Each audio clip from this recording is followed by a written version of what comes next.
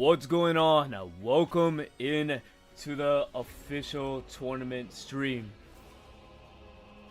Appreciate you guys with the subs and everything. We are about to get this started.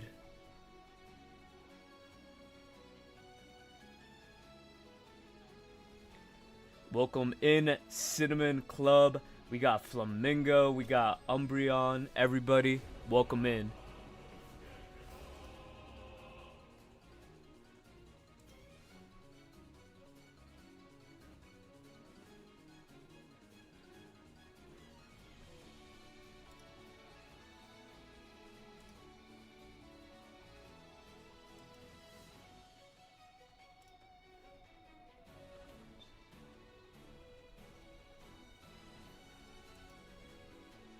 What's going on? Welcome back to the stream.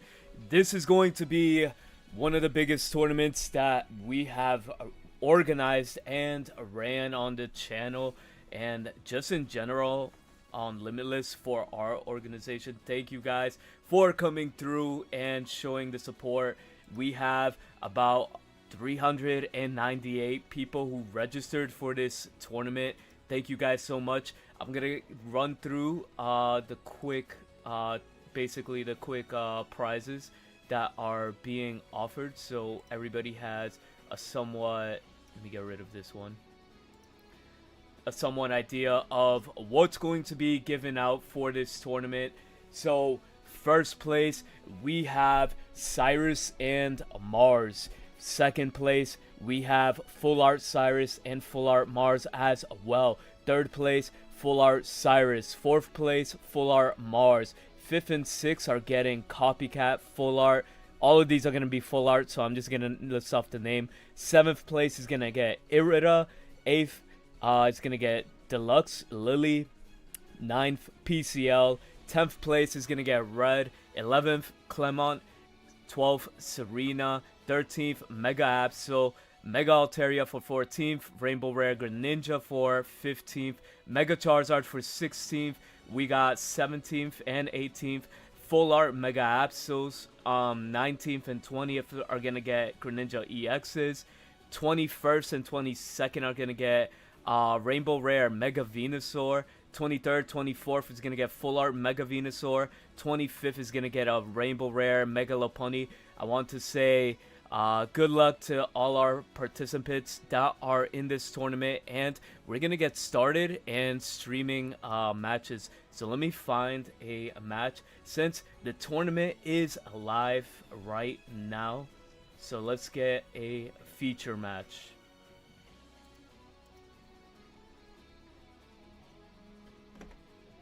There is so many. Let's check out here. I think this is a good matchup to spectate. Alright, here we go. We're gonna get started with Mega Lopunny versus what it looks like to me could be a variant of Magnazone or Ikorio. This is gonna be an interesting battle right here. Yo, what's going on, Thomas? How you doing today? I'm shaking things up with Suicune EX and Greninja. I see you, Flamingo. And then we have Umbreon. Gonna be an amazing tournament. How many participants today? There are 158 tables. So if we double that, it's like 300 and something. So we got a good amount of people out here. But anyways, we're gonna get into Mega Lopunny. They did not get stunned by the simple fact of, of getting hit by Chingling, right? There's not that many item cards that this fighting deck needs, but then again, they could be playing the Rampardos variant. If you are reliant against, Rampardos, that could be your downfall, right? But at the same time, if you don't really depend on it, you could just pop off as easily. Anyways, we have an Oricorio here, which is honestly going to save, the Magnazone player, because, your opponent can't really do anything, and he has no way to get to the Magneton. Wait a minute, did I see Magneton? This is Mega Lopunny and a Magnemite? Hold on. this might be a first because I've never seen the combination of Mega Lopunny and Magnazone. Maybe this is a first. But then again, this could be another, this could be another deck that has been sleeping and that could potentially pop off for the ranked season when January 9th comes. But the good part of this, he did end up finding his Magnemite. And the problem with this Oricorio, you cannot commit to attacks, because if you do end up committing for that attack, you put yourself at knockout range with that Rocky Helmet equipped into Lopunny. So Lopunny could definitely attack here and make the Oricorio confused. It doesn't matter what you flip, right? The main purpose is just to confuse them, but it really depends. The Lopunny definitely has 1 point right now. And let's find out if they were able to find any other Pokemon, because they need to stack up this board or they're going to be in trouble. They were able to find the Chingling, which is not the best thing in the world. If you're playing that deck, you really need to start seeing your Magnazone, because your opponent definitely has the boss monster on the field. And, you really can't afford that Magnemite to evolve. Plus, the other thing is, your opponent can't really do your opponent can't do much right now anyways. He needs to get the Magneton in order to attack with the Magnemite. But the Baneri could come in here and just win the game for him, right? It just takes 2 flips. 2 flips. He's going for it. He's going for it. Is he going to get it? This is going to be big. Double heads? If we get the double heads, this will be insane. Okay, no double heads. Actually, no heads, which is going to be putting the Oricorio in a very advantageous position here. The best deck, yeah. This deck, I don't know. Mega Lopunny EX and Magnazone is a first for me, and this is definitely a deck I do want to keep my eyes on, because this deck looks kind of crazy right now. I'm not going to lie. It does look a little crazy.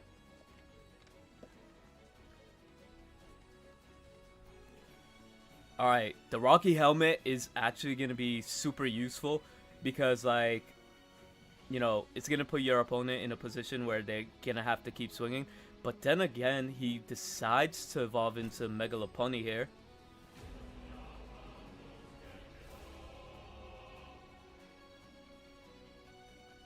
The Magnemite is definitely, Magneton is definitely needed in this situation, because right now this guy is just surviving off Oricorio, and he's able to get the Pokeball here. Wait a minute, he is not playing Magneton, he is playing Shinx. Shinx has just come out on the field, and this could be deadly, right? For many reasons. You could just swap in the following turn, Rare Candy, Luxray, and then you could just use Volkner, and then attack 120 into the bench, into the damaged Lopunny.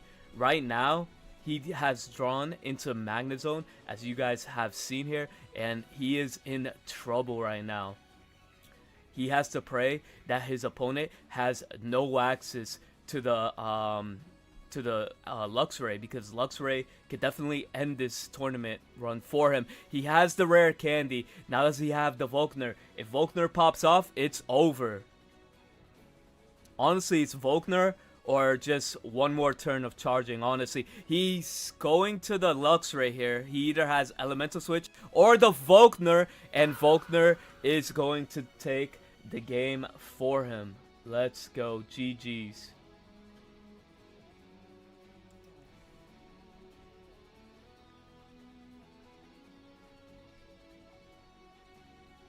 Alright, let's see what we have. He has played his matchup. Let's go spectate another person. That was just insane ending. He did have the Volkner. Volkner was here popping off, and just overall good gameplay in the beginning. But here we have a Silvally and what do you call it? We have a Silvally slash Mega Lopunny. It does look like Mega Lopunny is super popular in this tournament right now. We will take a look at the metagame after round number 1. But we do look like we have an electric slash dual energy water and electric deck with just playing Zeraora, Oricorio, and Greninja, which actually makes the Greninja, you know, able to attack, and that's pretty huge in this scenario. But let's keep going. He does have a very established field here, right? But the problem is, Oricorio is not going to really do anything in this matchup because Silvally is just here and getting ready to, you know, just eat up the whole board of all Oris and Greninjas. So he didn't have another... He could have attacked with Greninja here, but he decided to put the energy on the Oricorio in the back row because regardless of what happens, if the Mega Lopunny does come out, he is going to get revenge killed by that. So right now, he's just trying to figure out, should he use Will or, you know, just Oh, it looks like he's going to use Cyrus instead because Cyrus is going to be able to take out the knockout on Greninja EX, and all he has to attack with right now is that Oricorio that has double energy right now. Which, granted, you're going to be able to get the kill on Silvally, right? But the problem here is, how are you going to deal with the second Silvally in the back, right? The second Silvally has a fighting energy and is ready to attack. And our opponent definitely, well, the Mega Lopunny definitely has a bunch of cards in hand, so definitely a lot of supporters that he could drop at any moment to just, you know, start winning this game. He is 1 point away from winning this game. Eski, welcome in. Your Highness, welcome in. How you doing? Pokemon TCG Network, what's up? People are playing creative deck, not just something looked up on Pokemon meta. I do agree. I really love the fact that we're getting something more diverse here, right? The fact that we're getting diverse, you know, decks here is just amazing. It can only advance, you know, the format in a very positive way. So let's see if we can find more people to spectate.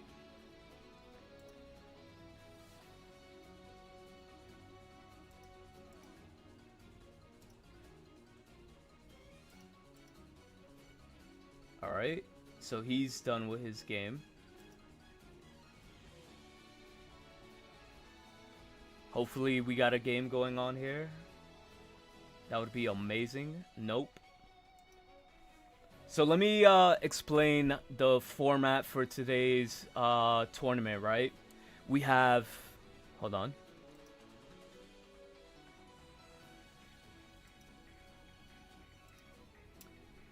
Yeah, let's go into the desktop stream because I definitely want to go over everything.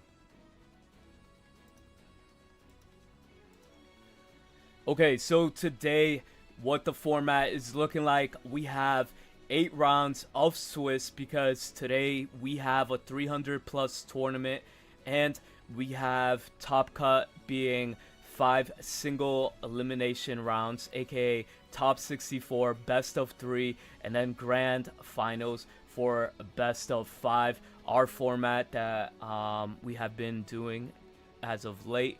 And then the meta game right now. Actually, let's look at the pairings because we definitely do not want to miss out on anything. We have 151 matches out of 158 matches completed. Now, that being said, the meta game here, we do have 66 Suicunes, right? We have 30 Magnazone Mega Absol decks. We have 21 Hydreigon Mega Absol.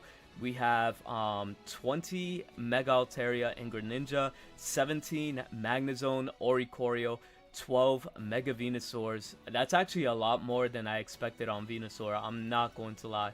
I feel like that deck is really RNG based at this point. We have 11 Mega Altaria with Furfru.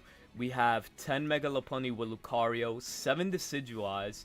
We have 6 Greninja Oricorio.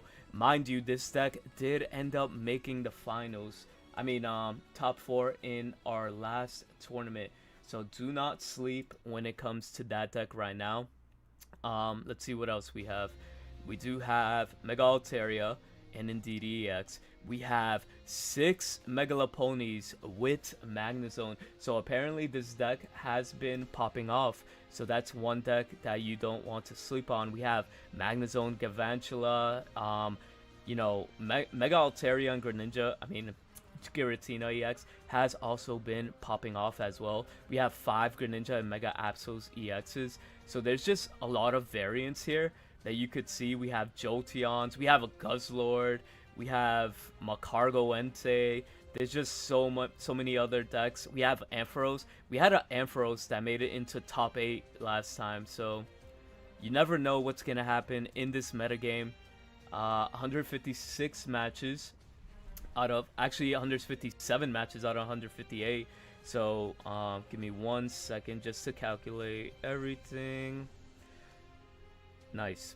So we have just about 316 people that joined this tournament fully. This is going to be an amazing tournament. We are waiting on 1 match, and I do not want to scroll over all this, but we could take a sneak peek at what decks have been successful. Look at this. To kick it off, we have a Mega Steelix popping off in round number 1. We got to give the shout out where the shout outs are due, because you never see these decks popping off like ever since the first week, right? The first 3 days as it came out, this deck really popped off. But in my opinion, I feel a lot of people figured out the matchup and how to play against it, so there's not that many gimmicks going on anymore. And yeah, we do have Helios and Magnazone. But this deck is still solid, and you know, people haven't had the actual luck for this deck, but I feel like it's just waiting to pop off. But yeah,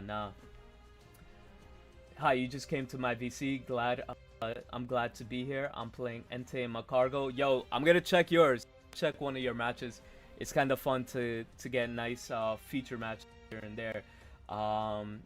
One thing I do want to say, if you see my pinned message, if we end up getting 50 likes, if we get 50 likes, we are raffling off a shiny Oriole to anybody in chat, one of our viewers. If we get 100 likes in this stream, we will give away a rare Indeedee to one of the chats. So make sure to like this stream, and also if you want to support the channel and become a member and have access to these cool emotes to spam during the finals or during at any point, that would be super fun as well.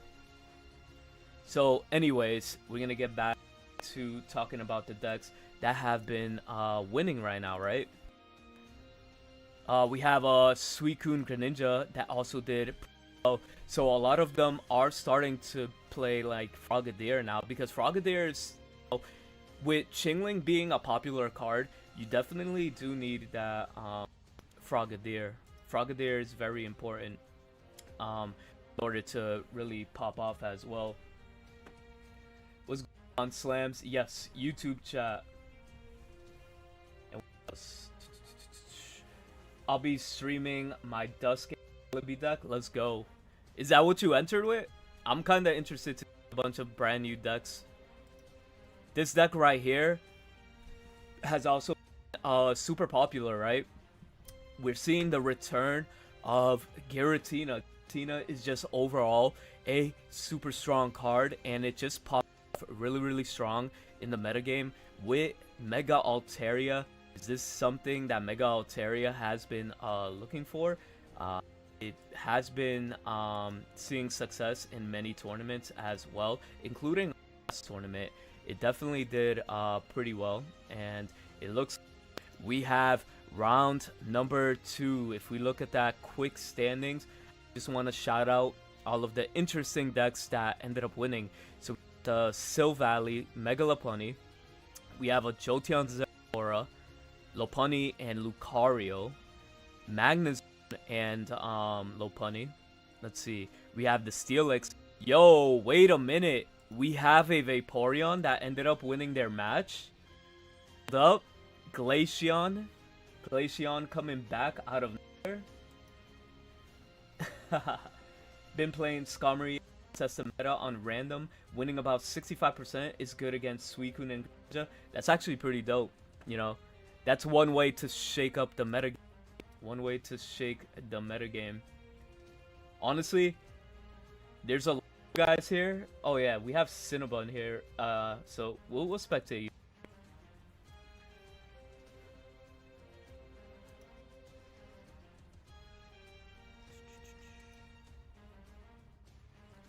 Alright, it looks like they're trying to connect with their opponent.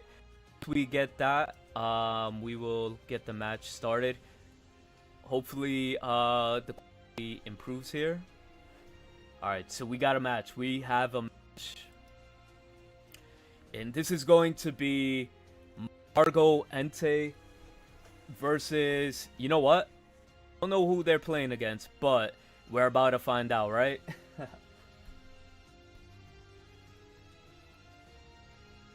Alright, off strong with the Entei. So the thing that's pretty cool with this, you get to have like a nice little draw engine. And then the Chingling is coming out with Magnemite, meaning that they are definitely playing Magnazone, well, Dark Zone because of the dark energy. So now Entei is here. We're gonna Professor's Research to draw 2 more cards, drawing into the Leaf and Flame Patch, dropping the Slugma here.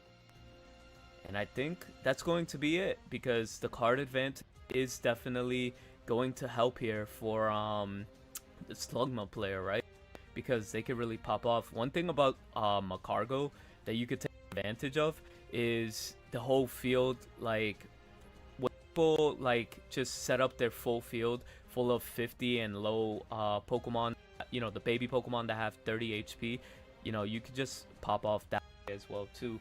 But kind of interesting that he gave the energy into Chingling. He could have just, you know, had that on the Magnemite, just overall speed up.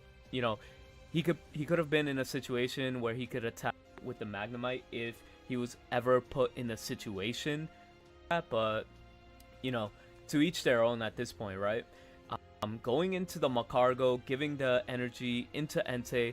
The reason we want to give the energy to Entei because you just want to, you know, threaten that you could start attacking, right? Having that threat on the board is crazy. And Cinnamon is having like a seizure here because he keeps going into his discard pile, which is funny, but with 9 cards left in his deck, he's going to get red carded here, and he's gonna lose his resources, right? One of the resources that he had access to was what do you call it? He did have access to Flame Patch, which could have probably potentially helped him out. But then again, now he could just start, you know, attacking all of his opponent's monsters, start racking up points. But at the same time, you know, he does have access to Mars. You guys see when he drew, he could get rid of that hand just in case, but it looks like we're gonna opt in just for the free point here, and going to pray that he does not have access to the what do you call it, Magnazone, because Magnazone could put him in a stall situation where he has to pray that he has to flip heads in order to get his attack, and that's a position nobody likes to be put in. So now we're going into a double Magneton here, which is the super clutch move if you're a Magnazone player, right? You're going to charge up both Magnetons and potentially drop a Magnazone here and start swinging, which we are going to see the Magnazone, and Magnazone is going to win for the quick 90 damage on the Entei. This is huge. But as you guys saw from the Entei draw, he does have access to Flame, right? He could always retreat. He could always retreat the Entei and then start popping off. Or he could just, you know... Wait a minute. If Grunt hits for all 3, it's crazy. He hits 1. Okay. I'm sorry, but if that hit for more than 1, the RNG has been insane. It looks like we're just gonna flip for heads. And he gets it. That is insane. You want to know why that's insane? Because he puts that, what do you call it, Magnazone closer to the kill range of Magcargo's, you know, RNG. And you don't want to be put in a situation like that early game. What's going on, Mr. Flo? Welcome into the stream. This is round number 2, by the way. Round number 2. Sabrina's gonna come in clutch right now. And not only that, Magcargo has 3 retreat costs. Now the problem here right now is he's not gonna get. He could get enough energy. No, he can't get enough energy, right? Because he doesn't have anything in the graveyard in order to use it for Magcargo, right? So now he's probably gonna have to depend on the brand new Slugma to pop up.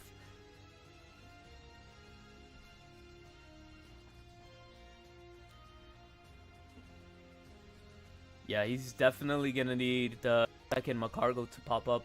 Then again, he does have 8 cards left in his deck, so it's really gonna come down to, you know, could he pull or find the cards that he needs. He is in a tough position, I am not going to lie.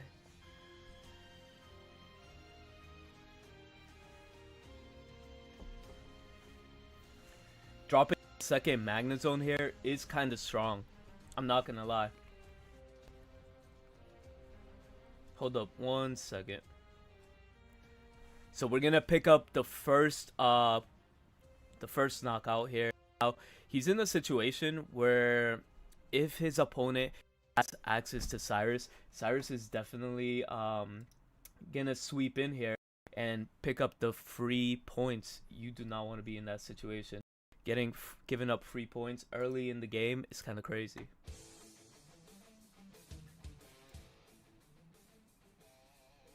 But it does look like we get to concede, so we're gonna move on to the next match.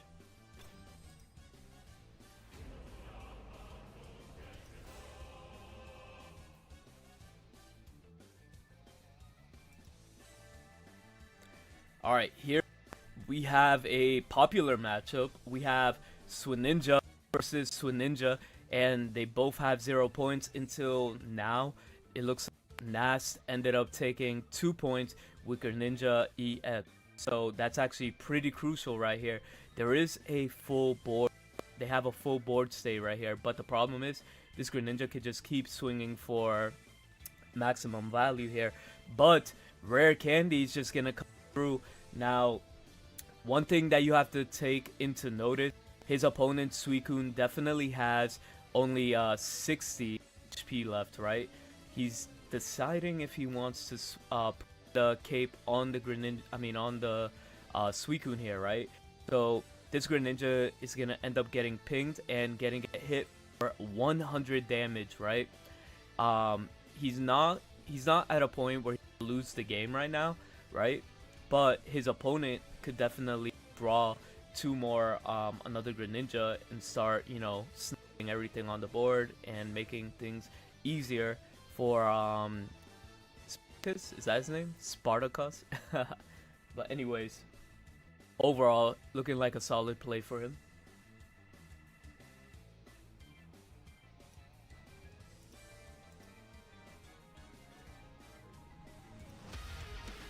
Yo, always forget, thank you for the gifted membership. Yo, you are the GOAT, bro.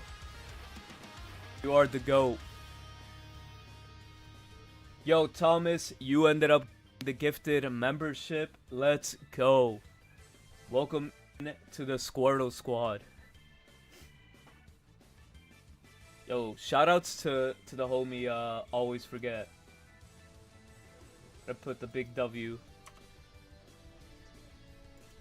Now, Thomas is probably in a match right now. My day is going well. We are here hosting a 300+ man tournament. It is popping off right now, and we are seeing some high level Greninja play. It does look like he wants to capitalize on getting 120 damage, which he actually did.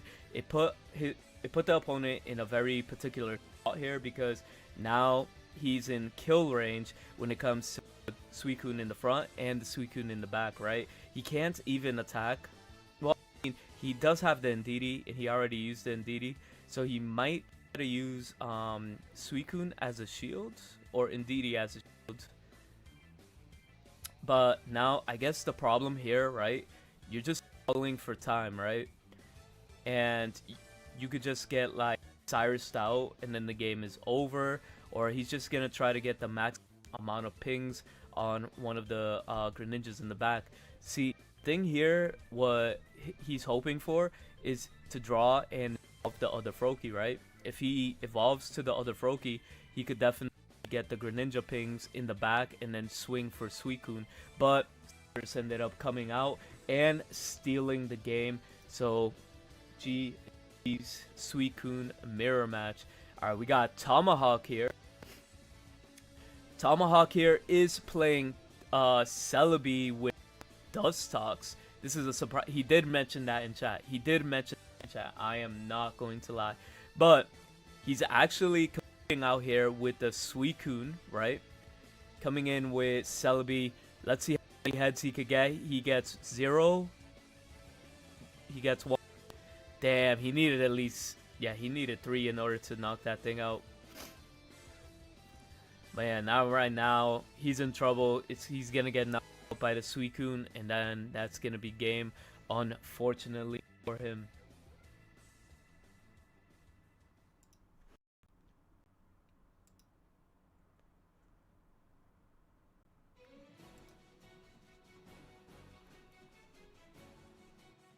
Oops. He ended up his match, so we're gonna leave. It looks like most people are finishing up their rounds. So as soon as we could find something, I'm pretty sure there's a match going on somewhere.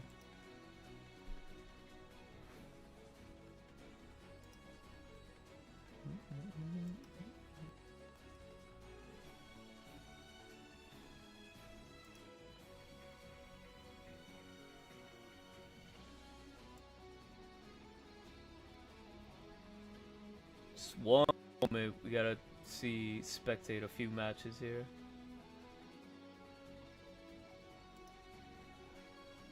Let me double check how many people are playing right now anyways, because that could be... Yeah, there's only like 6 matches going on. Oh, wait a minute. Let me step in here.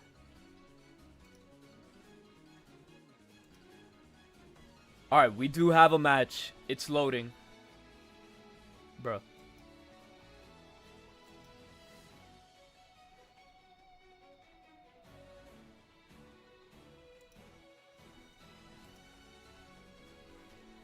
We had a match, but he thought it was somebody else.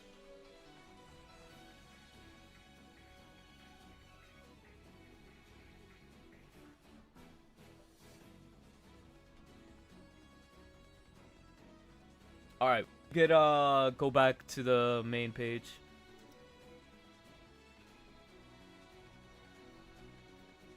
I've been making people rage quit today, and the event was Serena and Ditto. That's actually a thing.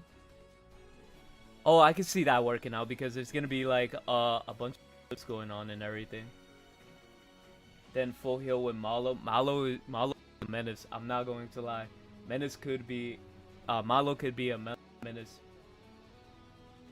I just know of fire decks and hate when you use cards from their hand back into the deck. Yeah, nah. God didn't want to show his screen. He got scared that somebody was stream sniping him. But anyways, that's fine because we can actually start seeing what ended up winning. There's only 3 games that are playing right now, and we have an undefeated Venusaur right here that is playing only the Bulbasaur line, right? And 1 Pokeball, so you second one. I guess there's no reason to get another one, right? So in Ariados deck is S tier. Everyone is using it. It just sucks at the game. Well, the Ariados Whimsicott is really good, but at the beginning of the format, but I feel like it fell off. I'm not gonna lie. I feel like it kind of fell off. Yo, Moki's still undefeated. 2-0 with Mega Steelix. Keep an eye out. This sauce right now. This deck is pretty strong. Telling you. Alright, let's see what this guy's playing in his variant, because it does look like he ended up winning his matchup as well. Does looks pretty similar. The reason I prefer Magnazone Ori is because you get access to Guzma, which most decks are not accessing Guzma. Guzma is one of those cards that people are not respecting, and people are just dropping Rocky Helmet everywhere, left and right.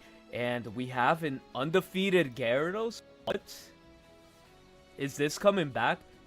Oh shit. Sorry. I'm so sorry, chat. I've not been showing you guys the stream. Anyways, we have an undefeated Gyarados, which is only playing the basic one, not Mega Gyarados as well. Yo, Thomas, having access to the membership, you do have access to special emotes. You have Pokemon TCG Pocket emotes, just like this one. I haven't even looked at Mega Steelix, even though I have 3 rainbows. Bro, you gotta use it. You gotta use it. Venus is good. The hardest part is getting it out. Yeah, 1000%. The fact that it's just overall a tough card.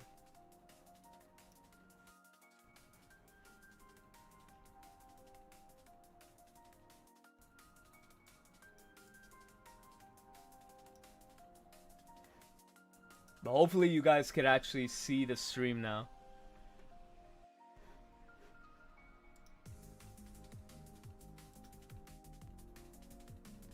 Alright, so we're still waiting on one more match. I'm trying to spectate and view like interesting matches. Hold up, we have something nice here. We have a Altaria Sylveon deck. Remember in the beginning of Rising, where people wanted to make Sylveon work with Altaria? It looks like this player is having success with that, because you're getting access to a free draw engine, which could allow you to see most of your deck, and you know, you have cards like May to make Sylveon a little bit more consistent, so you could keep drawing into cards, drawing into Swablues and everything like that. And it ended up beating Suicune Greninja and Hydreigon Mega Absol. So 2 very competitive decks. That's another thing that we have to see. Wild Swing Gyarados is scary, 1000%. Holy shit. Always thank you again for the other membership. Yo, bro, you're popping off. Congratulations to the second person, whoever got that. It doesn't tell me. Yo, how many does one how many does one have to win for top cut? Like 6-0, so there's 8 rounds. I'm pretty sure you could go like X1, I mean X3. You could talk to the judges and they'll give you a more concrete answer. But again, thank you so much. Always forget for another membership. This guy is popping off. Thank you so much. You're the GOAT. You're the GOAT. Right, let me just make sure everything is running well.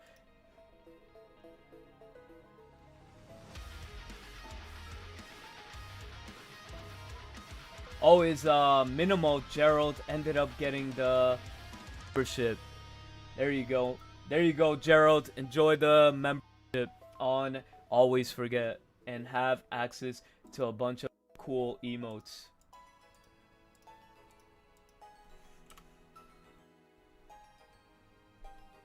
5-2-1, you could definitely make it with 5-2-1, sure.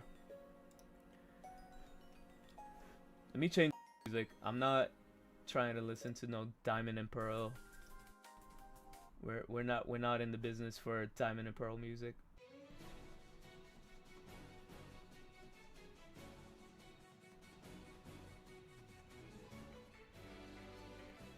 I'm gonna continue with this song because I love this song, and then we can switch into something else. Usually 6'2 or 5'03. Yeah, definitely. Just go 8. Yo, I like the way you think, drunk little man. This is going to be an 8-round tournament. 8-round tournament. It looks like all the matches are completed. So it looks like we're gonna let the judges handle the next rounds. And as soon as we get that, we're gonna be able to start streaming the next rounds.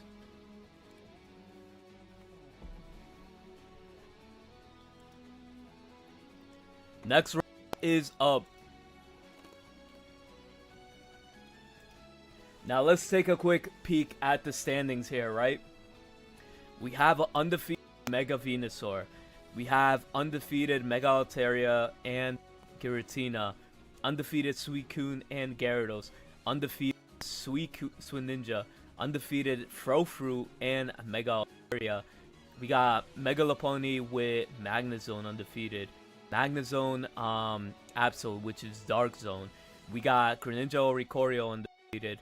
We do have a bunch of undefeateds. We got a second Venusaur undefeated as well. We have a bunch of Swinjas here undefeated as well. Decidueye undefeated. Glaceon is still undefeated. Holy, what is this guy playing against? Mind you, this guy beat Dark Zone. This guy beat what do you call it? Swinja. Holy, is this the start of Glaceon's comeback? This deck right here is popping off. I feel like the Misties are flipping. The Misties are flipping everywhere.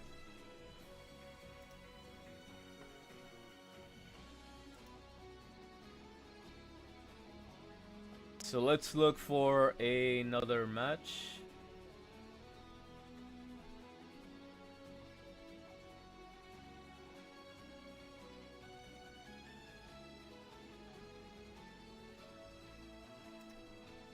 Hold on 1 second, chat.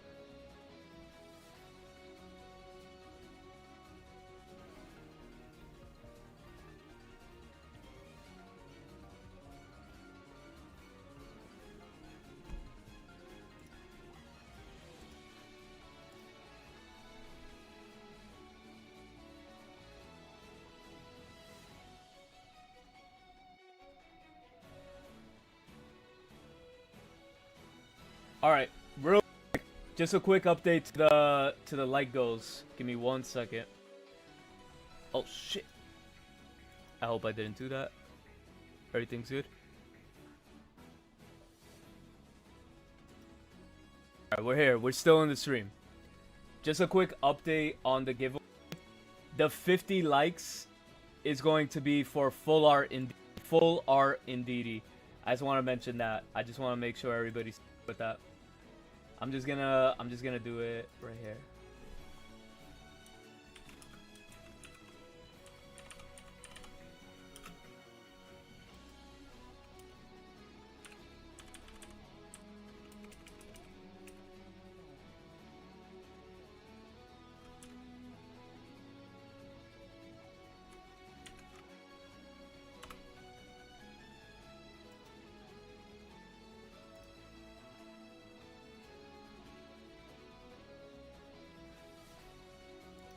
Perfect. It's all fixed. Now, let's get into the commentary. Here we go. We do have a Mega Absol Hydreigon that's also taking advantage of Furfrou, right? Normally, people do play Absol, the one that you could ping the back row, but it looks like Aki ended up using Furfrou here. His opponent's playing Dark Zone and has the maximized field advantage. The reason I say this because he has a full Magnazone with 3 energy, he has a Magneton with charge, and he has a Darkrai that can start pinging for 20 now. So now he's in a situation where he has to find the evolution. Is he going to find an evolution in time in order to win? He ended up drawing the Copycat, but the problem here is Copycat is not that great when your opponent has only 1 card, and it looks like he's just gonna pass and end his turn here.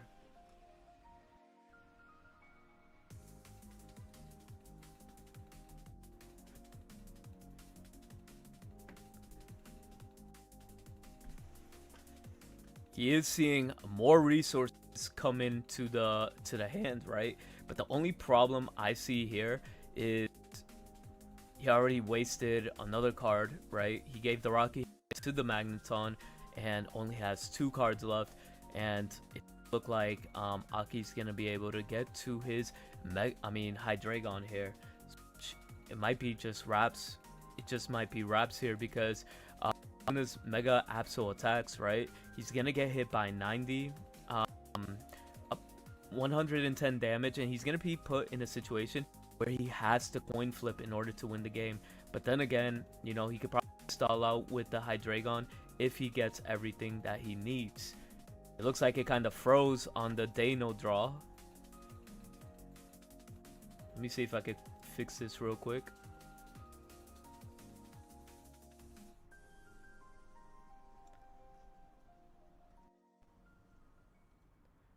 Alright, it looks like that stream died. So let's get into maybe a Decidueye game here. Alright, we have Decidueye Furfrou versus regular Decidueye. I feel like we're heading into a format where people are just throwing Furfrous just anywhere out in the field, which is kind of insane.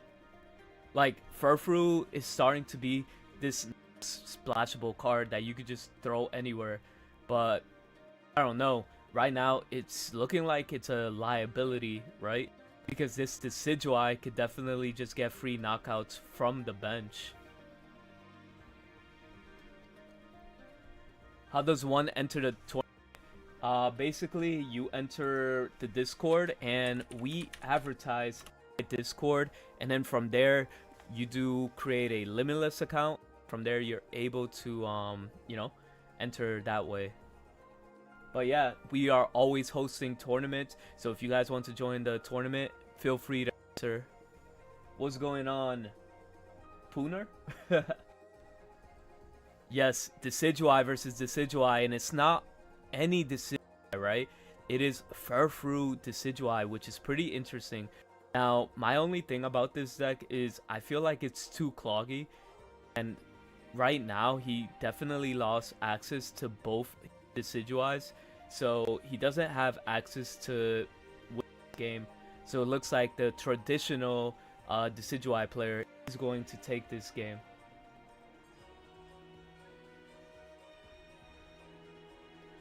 But he's not giving up because Furfrou is just hit for 30. He's going to play it out to the very end. I respect it. Is Decidueye good right now? I feel like it's pretty bad. No. Honestly, I think the Decidueye is not the most ideal to play right now, while there's other better decks. But the problem is, I really do feel like it's the strongest, like against like Rogue, but not against the current meta right now. But Quick Roll makes it a little bit more consistent.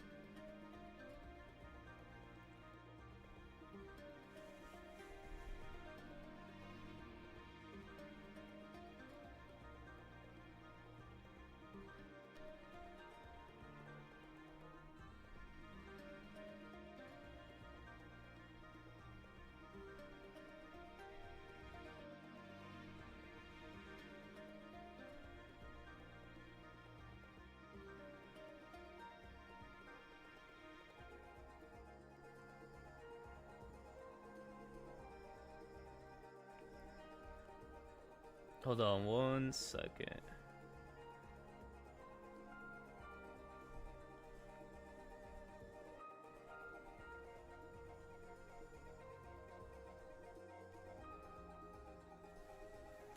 Alright, so we have a Decidueye EX coming out in the board, but it's going to be enough to wrap up the game here.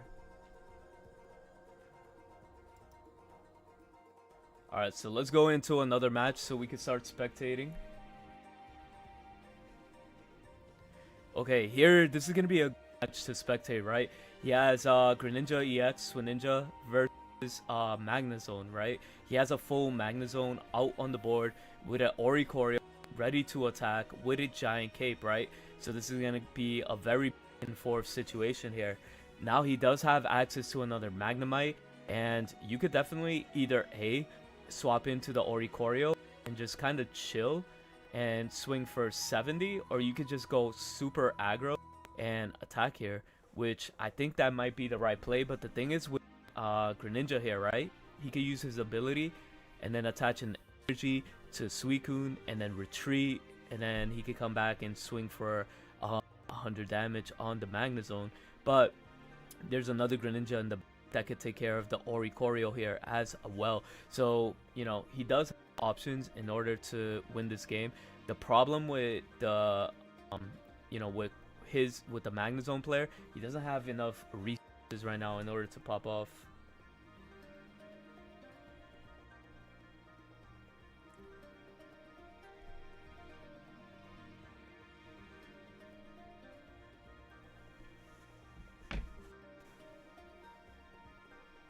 One-year match, finally, let's go. Miss, you're popping off with Duxtrot, whatever it's called, the Wurmple evolution.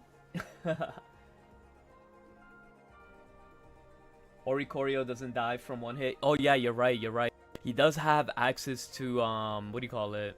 To Giant Cape, but the problem, he will be able to die in one hit here because he does have access of pinging him from the back row. So that's the only problem that I see here, and then he's gonna get the free hit with the Greninja EX. He took a little too long and ended up just going with Greninja. I would have probably went with the Suicune here.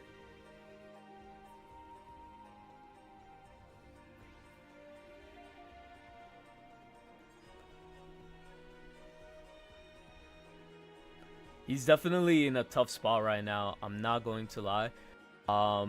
He has to choose, you know, wisely on how to use his supporter cards in order to stay relevant in this game right now. So it looks like we're gonna play to our strengths here, right? We're gonna Magneton our way back to 3 energies. And Oricorio is going to get the full heal here, which is very important because the opponent's not going to have a way to knock out the Oricorio in one hit right now. Because that 20 ping early in the last turn would have been devastating for him if he did not have PCL. PCL is pretty good, I'm not going to lie. But, you know, he doesn't have access to any Sabrina. He would have used it by now. Or he already used. Never mind, he has access to Cyrus, which Cyrus is gonna get the game for him. Jeez.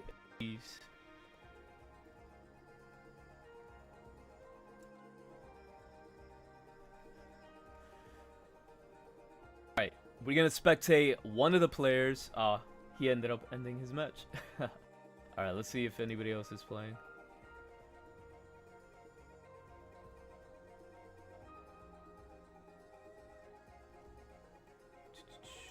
I think we might be coming to the end of this round.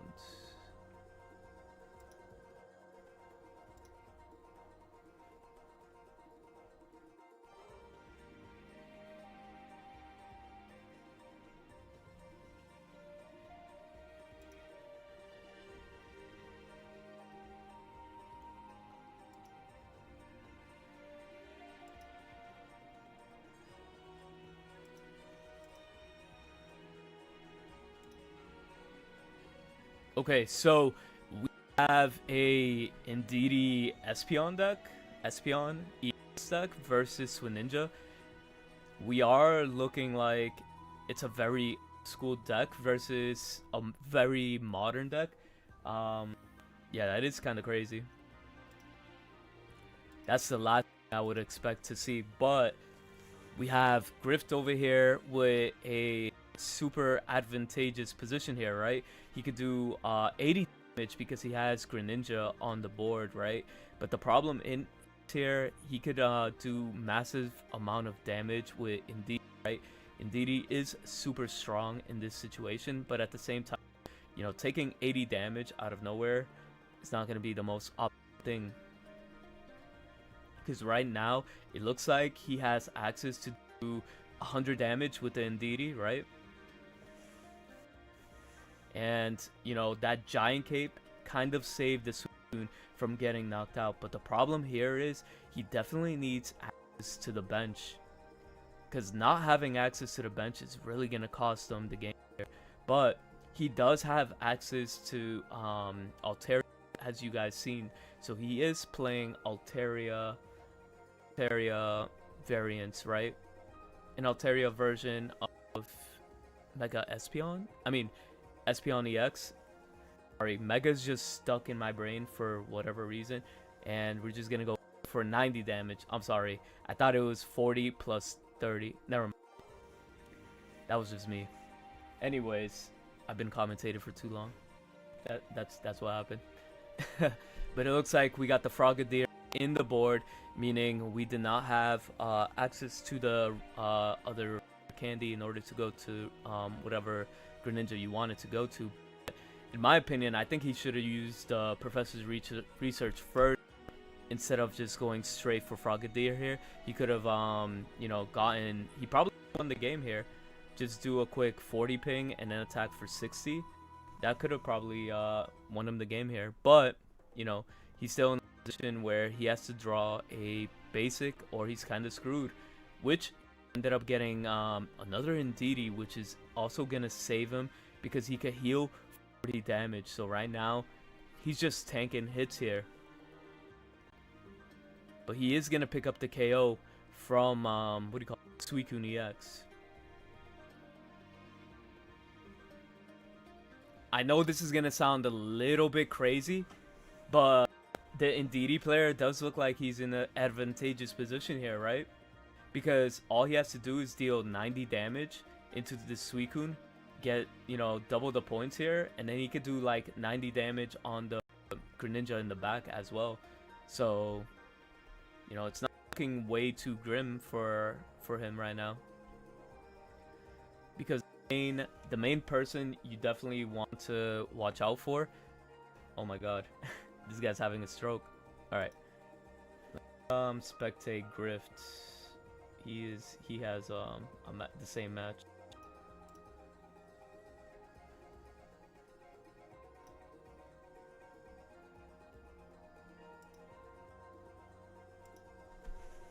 Okay.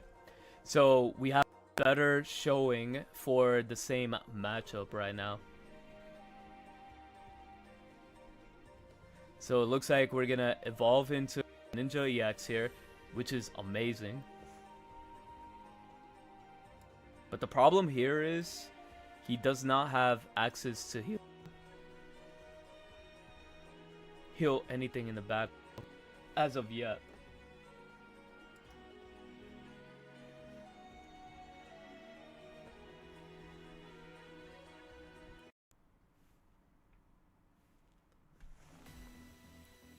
Right now, he's basically in a situation where he has to get out of this, like, the most optimal way. And he's going to keep healing all the way back with Indeedee. The fact that you could heal with Indeedee and deal so much damage, kind of insane. Switching out to the second Indeedee is a smart here, because all you have to do is heal yourself once from that Greninja ping, and you could just, you know, guarantee 2 turns with the current Indeedee. And we're gonna swap into the Greninja.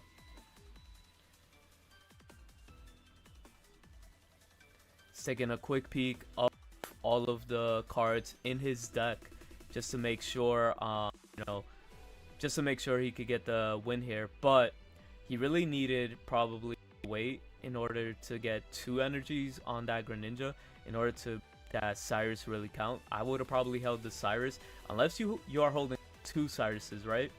If you have 2 Cyruses, it would have been good, but now we're sitting in the same situation.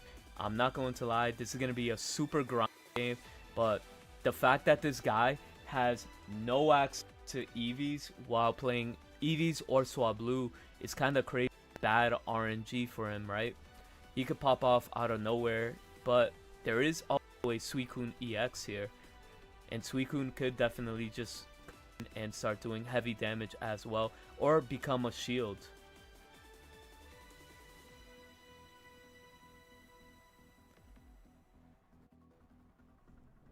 Now, here's the crazy part, right? Ended up drawing every single card from his deck, so he had all of the available resources in order to pop off here. So he's in a really good position, and we finally get to see a different Pokemon hit the field. He does play double Eevee, so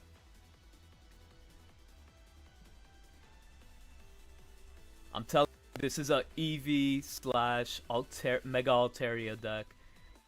We're seeing a lot of unique decks, but this is a very back and forth type of a battle. It shows you how strong Indeedee is in this metagame right now.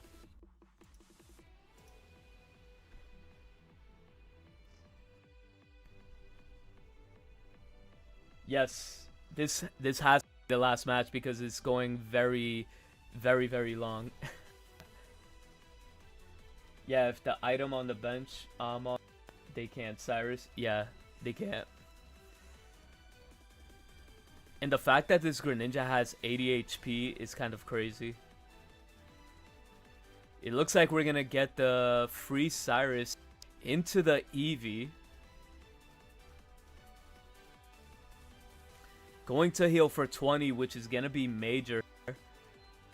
And we're gonna get rid of Eevee. Now, the reason you want to get rid of this Eevee, right? Because the opponent had a situation where he could heal 30 and then heal 2 times for 20.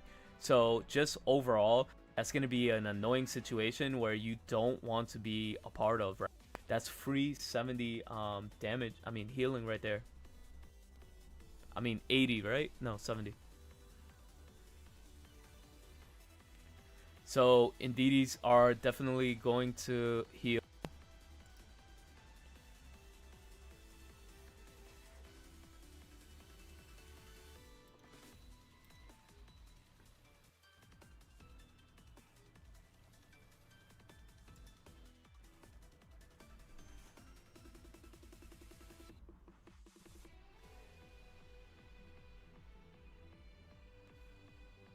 Now he's trying to figure out his next move here, right? Because the thing is, you're going to need you're gonna need to survive all these hits here. You could only deal 90 damage, but the game is going to go into Grift because Grift has access to Cyrus, and he doesn't even have to use the Cyrus.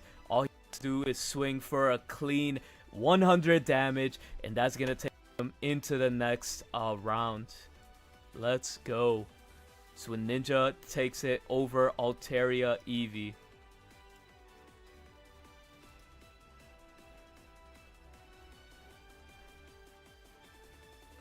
Alright, so if we go back into the desktop, let's take a quick look at how everything is going. That was like the last match apparently we were waiting for in order to finish. Because right now 148 matches of 148 are completed, so we could start moving on to the round number 4. We're halfway done with Swiss. Gonna move on to you know, top 64 after round number 8. Now look at this Gyarados deck. This Gyarados is undefeated. This Gyarados deck is undefeated. It's just using Suicune and Gyarados, bro. And Pyukumuku. You can't sleep on Pyukumuku. Pyukumuku could pop off at any time. Any other interesting decks that are still undefeated? We do have a Whimsicott deck that's also undefeated. The Steelix is undefeated. Mega Lopunny Silvally is defeated. And then everything else is just like regular meta, right? I wouldn't say like it's worth mentioning at this moment, but we do have a lot of Dark Zones, Hydreigons, Swinjas, and anything like that. But let's find you guys a solid next round. Yo, always thank you again for another gifted membership, bro. Bro's gifted 3 or 4 memberships. Yo, thank you so much. Yo, guys, shout outs to always. I feel like it looks like SoFlo ended up getting a membership from Always. Congratulations. Again, thank you so much for the support. I appreciate you, my guy. Now for real. Always forget.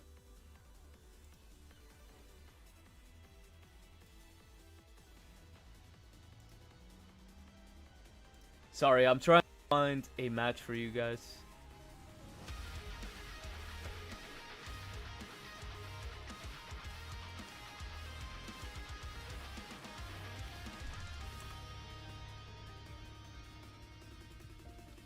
Big W's, big W's. Alright, so, wait a minute. We have a match for you guys right now. We have Mega Absol EX versus Magnemite. Magnemite Oricorio. But again, always thank you so much. I appreciate you. Why do you always forget his name, bro? His name is Always Forget. read his green name. Read his green name.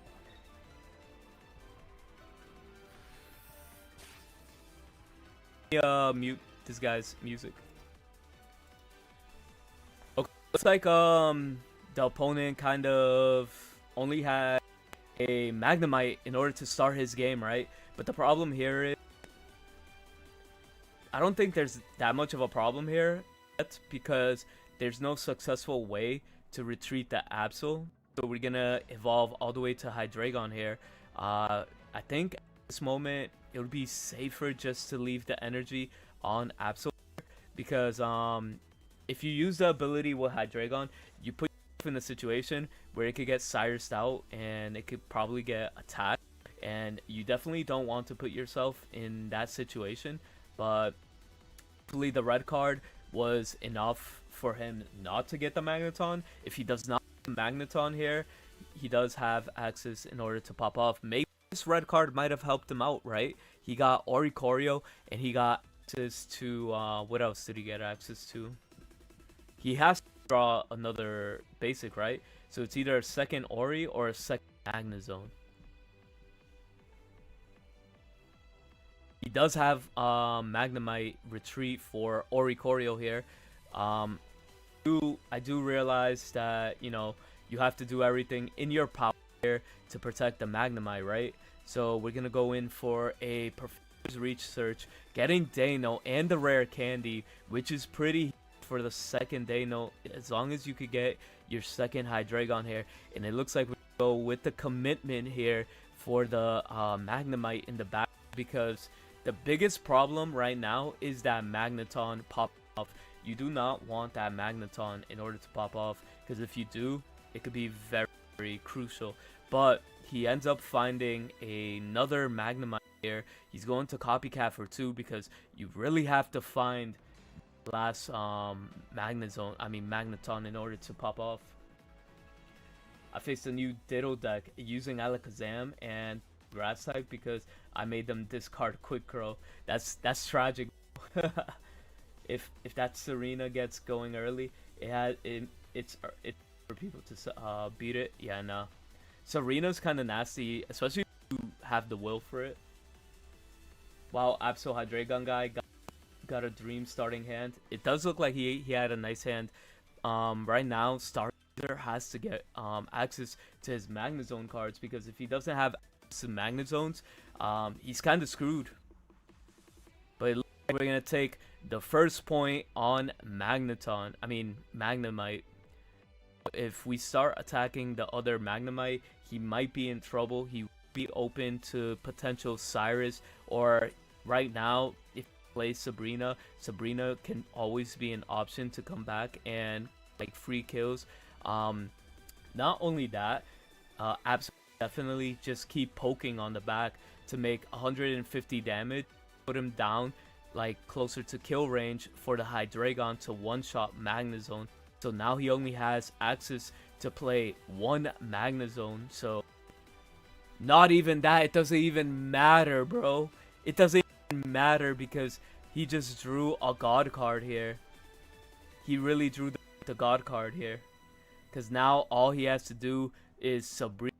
And basically you just win the game here. You win the game from here.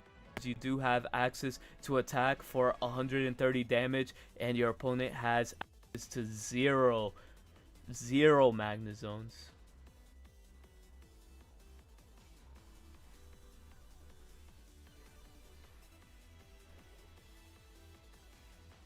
You already won your game? Damn, that's quick. The rare Magnazone brick, yeah, it happens. It happens here and there, but with Clement being a thing, it's not that rare anymore. That Absol ping puts Magnazone in Hydreigon Rage. Yeah, for sure, for sure. Let's go into... Okay, we got a match. We got a match.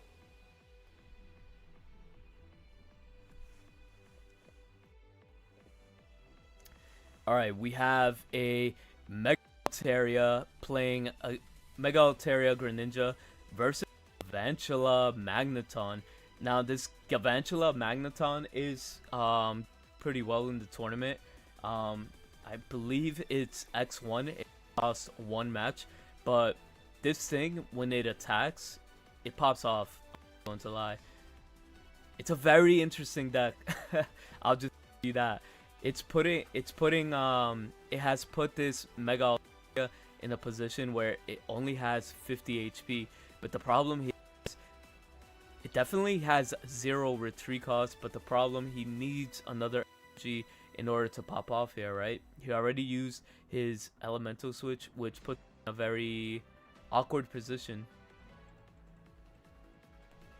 Yeah, there's no way of coming back, unfortunately.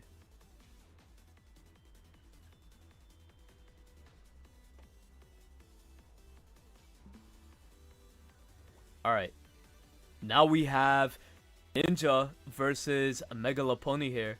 So this one, Ninja player has the regular Greninja out in the main. He probably got Cyrus in potentially or something like that, or he might be willing to sacrifice it because at this point, his opponent has 0 points, and you know, at this point, do you really need access to Greninja? Well, then again, he does have access to do 100 damage on the Mega Lopunny, but then again, he'd be put in a coin flip situation. And then there is another Mega Lopunny in the back just waiting.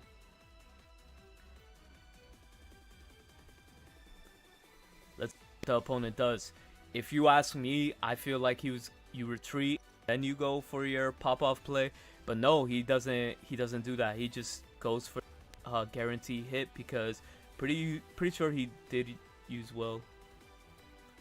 Not sure if he used it this turn. I kind of maybe but anyways, he definitely has access to do 100 damage here because he does have another basic in the hand, and you know, at this point he's also in a situation where he could lose to Cyrus himself. So that them both are gonna be in a situation where they can lose to Cyrus. Now, being said, you know, what do you want to do here, right? Because like, no matter what, swinging is going to be your best option. Praying that your opponent has, you know, no Cyrus is really gonna come down to, unfortunately. But it is what it is.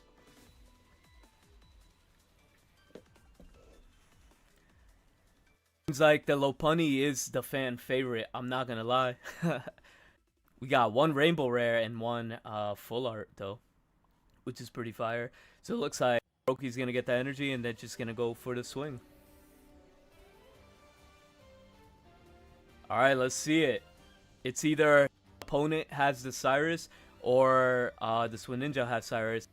Gonna come down to that one card, and Cyrus is a dropped, and it looks like Lopunny's gonna take this game and move on.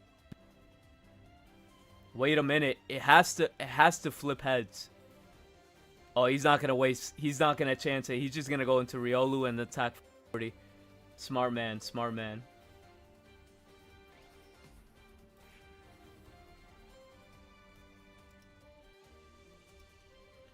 Guys, we do have access to Mega Venusaur gameplay right now. Oh, no, we just saw that Mega Venusaur won. Never mind. I thought we had access to Mega Venusaur. They just won.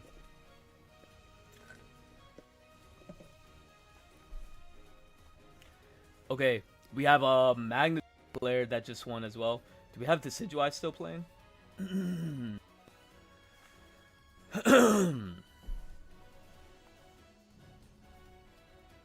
Let's go, Tomahawk. Alright, it looks like Decidueye also done. It looks like most of the rounds are completed right now. I just want to make sure. Looks like most of the rounds are completed, so we could safely go back on the desktop.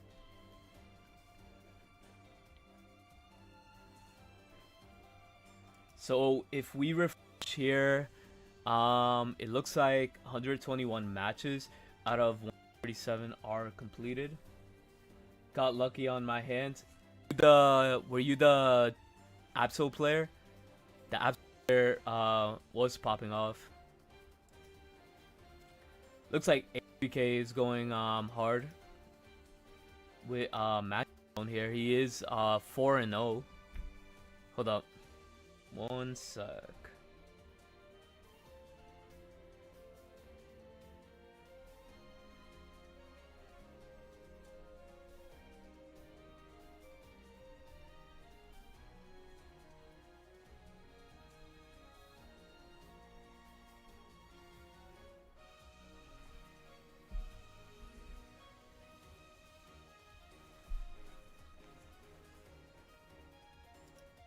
All right, so we do. Oh, it was the Absol player that ended up winning.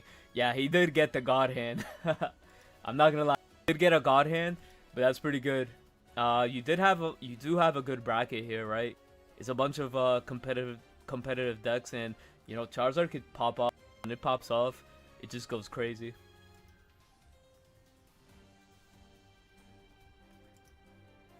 All right, we do have playing the same deck as last week. I'm pretty sure that's what he played, and this deck was also pretty much successful. So you know, keep an eye out on this deck. This is insane.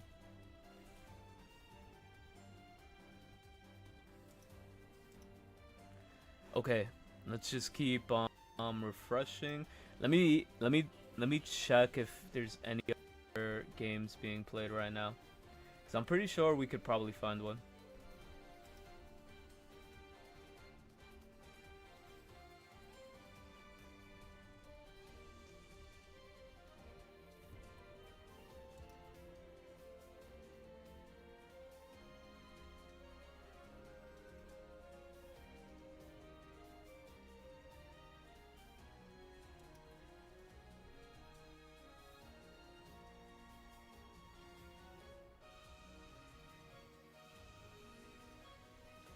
Okay, we do have a Guzlord.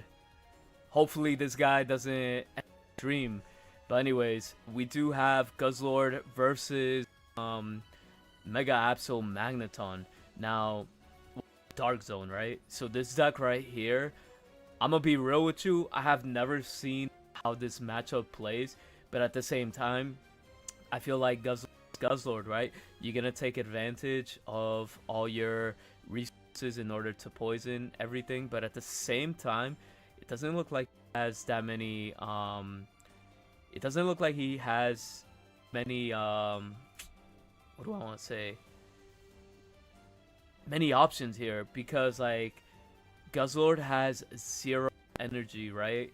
His opponent has 2 points, so he's been knocked everything out. But the Darkrai is poisoned, so he did send out Guzlord in order to stall here. But it looks like the Celesteela is going to get out and is gonna give him the win, unfortunately.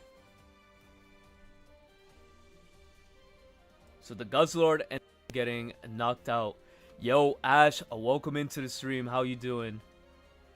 Oh, wait a minute. We got a Venusaur deck. Venusaur versus Magnazone. But this guy has 2 Venusaurs out. But the problem is here, he has 2 energies left. 2 these on the Mega Venusaur. So I think he just got Cyrus'd out and is just getting punished for having 2 Mega Venusaurs. He's not going to be able to retreat the Venusaur. So Venusaur is just gonna be knocked out in the next turn, and that's just gonna be the game for Mega Venusaur. For Fredward, unfortunately.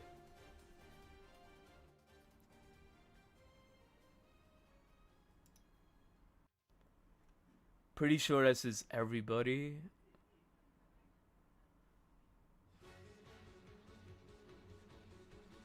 Just want to make sure everybody, just want to make sure we're not missing anybody.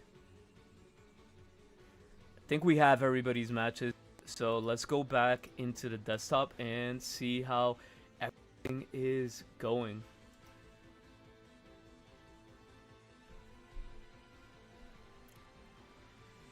Okay, so we have 135 matches out of 137 done. Let me just check something out.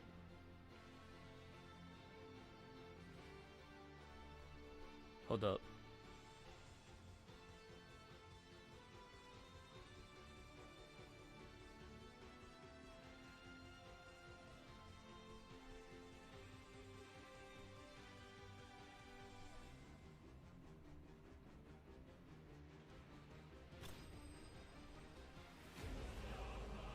Yo, thank you so much for the sub. Hold on 1 second.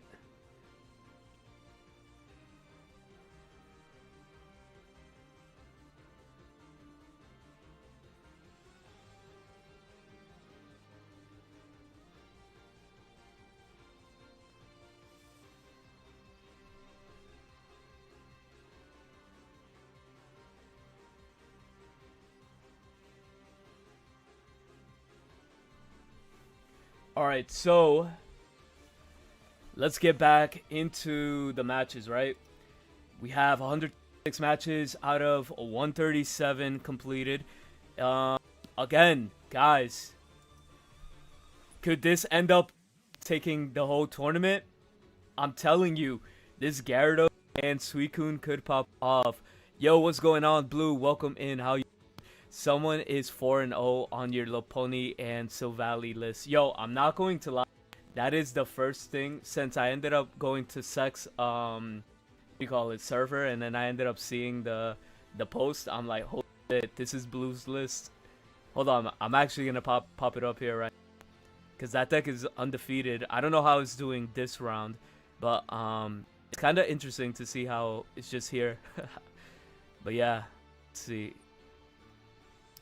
Yeah, there's just so much going on. But that Gyarados, the fact that you don't have to use Mega Gyarados in this in this build is very good, right? You could just utilize many different situations. But we do have Lopunny and Silvally going undefeated. The matchups are Greninja, Oricorio, Blaziken, Whimsicott, and it just beat up Swinja. Swinja is considered one of the best decks in the format now. This deck right here is popping off. Are we seeing this return of Silvally here? Maybe that's why Crimson Blaze gave us shiny Silvally and shiny Type. You just never know what's gonna happen in this game, and the fact that we're seeing it happening here in our tournament is pretty fire. Don't look at my score. Nah, don't tell me it's one of those days for you, bro. Don't tell me it's one of those days for you. It'd be like that. It'd be like that. I'll respect it. I won't look at the score. Damn. But this is one of the biggest tournaments that we did. We have over 300 people playing in this tournament. Again, I want to highlight the more of the, unique. It's like this right here. I hope is undefeated. No, it just lost, but this Vaporeon deck, I really don't know if he's getting lucky with Misty or Glaceon is the new tech for this game, for this metagame. But like this guy has been popping off with Glaceon. I don't even know what this Glaceon does. I'm gonna be honest. This attack 50 damage to one of your opponent's Pokemon, so it does 50 on the bench. Which actually, hold up, that's actually a cook. Think about it. Magnum are 50, Swablues are 50. That's kind of crazy. Glaceon with 100 HP could pop off with Iridas. Starting to see the vision, I'm not gonna lie. that could work for the Magnazone because they drop Chingling, they drop Magnemite, Swinjas. You could get the Froakies if you beat them to that. Venusaur, I'm not sure what happened with the Venusaur deck, but they kind of just wrecked the Venusaur deck. So again, let's see what else is popping off. The Steelix does look like he's X1 now, right? No, Steelix is still undefeated. I'm telling you, deck looks kind of crazy. Mega Steelix just overall is a strong pick. So, you know, you can't sleep on this because, I'm not going to lie, if you don't know how to play against Mega Steelix or don't have the matchup experience, you could get really screwed in this matchup. Or if they set up the Oricorio wall while they can build Onyx in the background or bide for some time for, you could just, you know, do that as well. So there's just so many different scenarios here. Yo, JCR, thank you for the subscription. Appreciate it. Blue, by the way, the person who's playing the what do you call it? The deck said shout out Blue. I lost to him earlier. Oh, never mind. He just said I lost to you earlier. I thought he was playing your deck. Yo, what's going on? Welcome in. How you doing?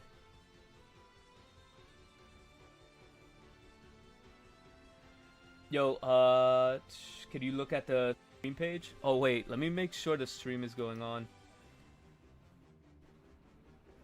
What's happening in the last match? The last match is probably still going on. Let me just double check with the...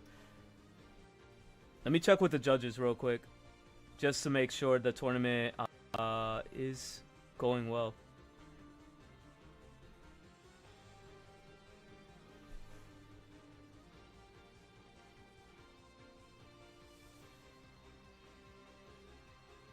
Hold on 1 second. I'm just gonna see what's going on for the last match.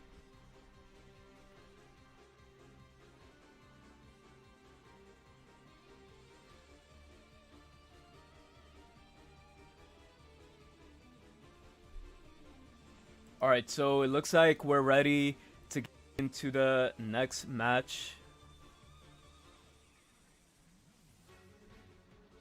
Okay, so let me just go over what's undefeated right now. We do have what round are we in? I just want to make sure we're right.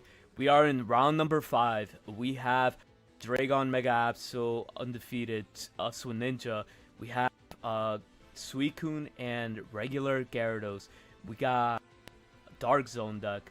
We have 2 Swinjas undefeated, another Hydreigon, 2 Dark Zone decks undefeated. We got a Mega Venusaur, a Dark Zone deck as well, 2 more Swinjas, another Zone and Ori, Hydreigon. Whimsicott is actually popping off. We have Swinja undefeated. We have Mega Steelix undefeated as well. Mega Lopunny undefeated as well. So let's see what decks stay undefeated. My bet, I do want to see the Lopunny, Silvally, Whimsicott, Venusaur, the Gyarados, Suicune deck do successful because, like, you know, I like seeing out of the box tournament, you know, decks popping off as well. Hello, good luck with the tournament. Are you 4-0? Nah, we're not 4-0. We are just casting the tournament, just hosting the channel right now. But welcome into the stream. Alright, let's get you guys a match because I definitely want to get you guys some content and potentially something meta-ish, right? Again, I don't know who that player is. The Gyarados, if I could find out who the Gyarados player, I would spectate that match in a heartbeat. But there's a lot going on. But let's go here.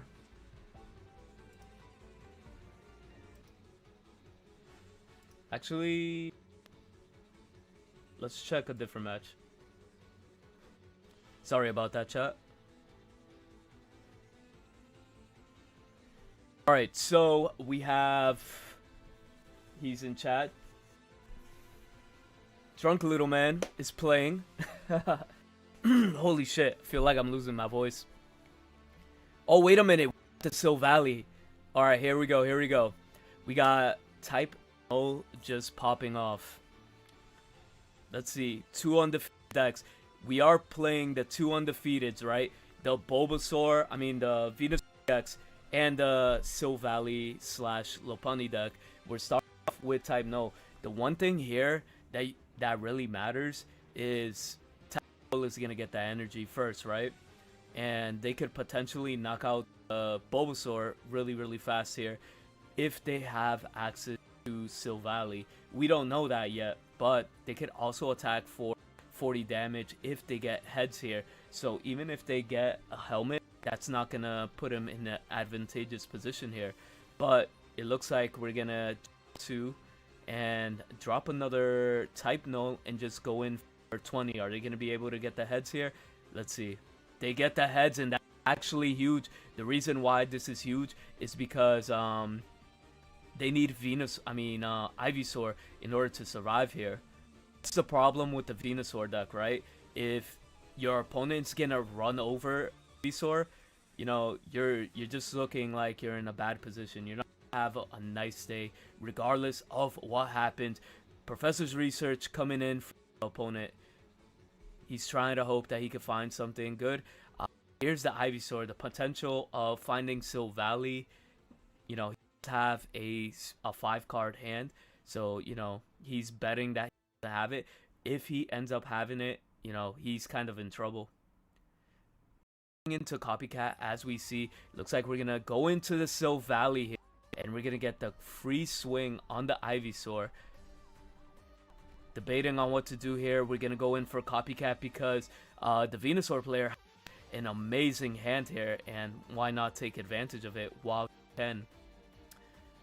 And as you guys saw, we see another Silvally in hand, which doesn't matter if I say it or not, because the game state right now is in a situation where the Venusaur player is not going to be able to come back and win. There's just like too many resources working in his hand right now in order to pop.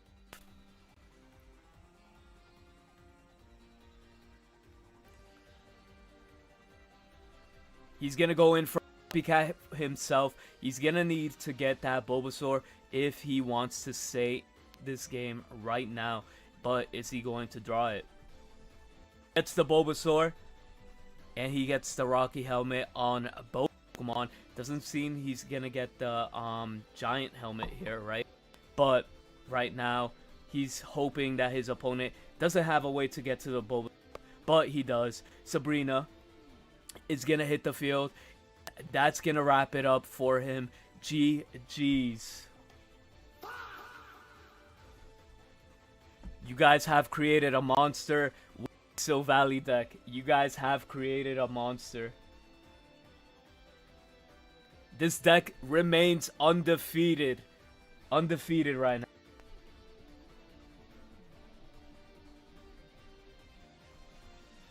Suicune Gyarados meta is coming. Yeah, I see that happening. Yo, but we do have a Decidueye versus Venusaur. It doesn't look like... So, I found out this the hard way yesterday, that fucking Venusaur is a bad matchup for Decidueye, and that's just something you don't want to be fighting right now. We're gonna go spectate HVK. HVK was also another undefeated. He is playing Dark Zone here, and he's playing against Swinja, so a very meta type game, right? What two best decks that one may consider in the format right now. But let's see what ends up happening here. So Magnazone is charging up for him. He does have the Magnazone here. As he flashed that, he could either go into it right now and start capitalizing on this Suicune, or he could just chill. But he does have the Darkrai, so he could start pinging, and he could definitely retreat here and do 110 damage into Suicune. This Suicune would have been in trouble if he did not have access to this, Giant Cape. So let's see what opponent ends up doing.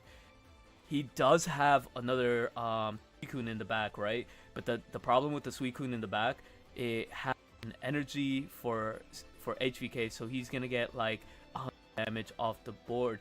But who knows if that Chingling was actually saving him from not dropping Greninja.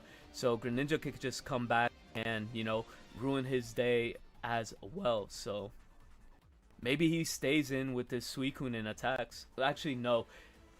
I do think that might be the worst case scenario, right? He's in a situation where he doesn't have Greninja EX. He's gonna have to manually attach an energy to the Suicune or retreat, or just put the energy on Suicune in the back. So right now, it's not looking good for Kid Angel, but he does have a lot of resources that he can work with, and he's going 20 ping Greninja in order to pop off here. But another thing that he has going for him, right? He does have access to this Darkrai, but he's getting pinged and Cyrus in.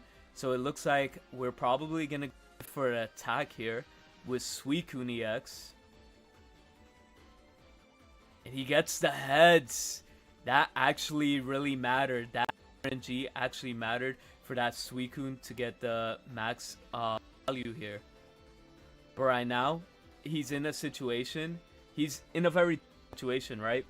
Because he's like one ping away from losing his Darkrai EX, right? And he's 2 pings away from losing the Chingling in the back. So he could easily just sit there and wall him out with the other Suicune EX if it comes down to that, right? But we gotta find out, you know, how he plays this out, because Magnazone could definitely be another nuisance for Kid Angel.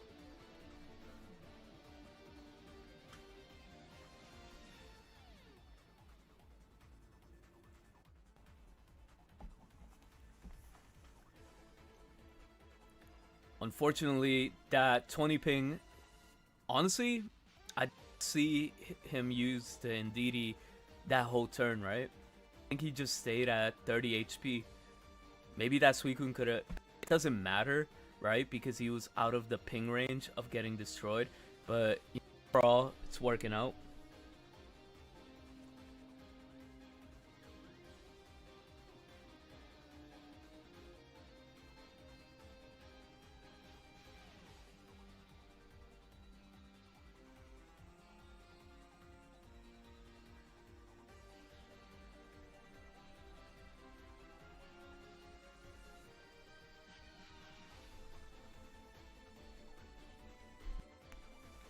Alright, looks like Suicune EX hits the field.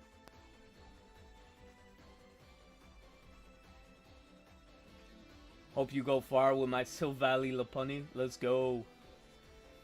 He's popping off. Blue is on the YouTube side of things. Well, alright, so he ended up getting Mars to 1 card. That's actually very detrimental here for him. But at the same time, you know, Suicune, he's in a tough position, right? Like, he's gonna have to swing here, and he's gonna have to ping the Darkrai to get 2 points, because he can't allow the extra chip damage to hit the Suicune.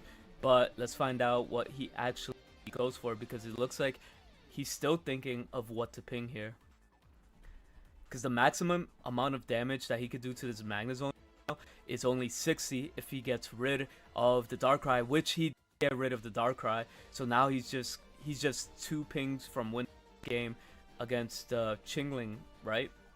But making his hand all the way down to 1 card is kind of brutal for him right now. But does look like he doesn't even attack. He's not even attacking with Suicune, which is actually surprising.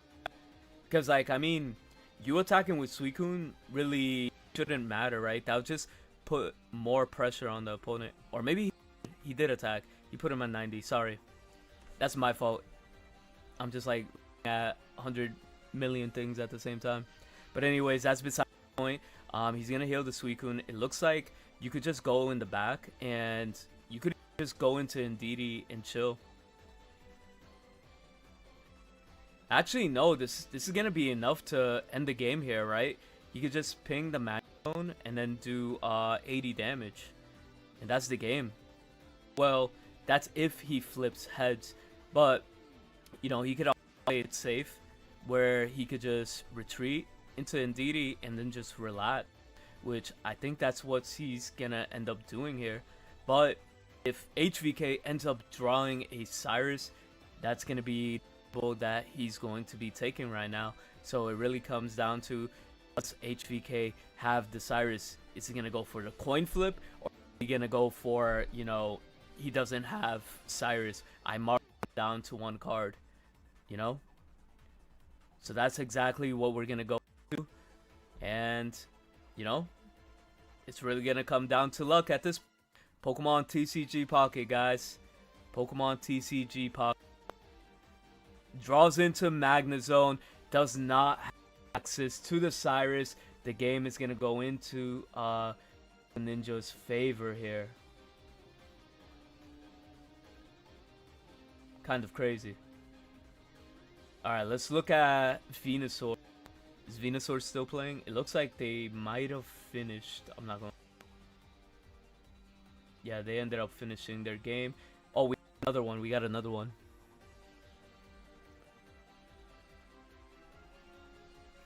Oh no. It looks like everybody's finishing their game. Holy. Alright. Those games that we spectated were taking super long. Hold.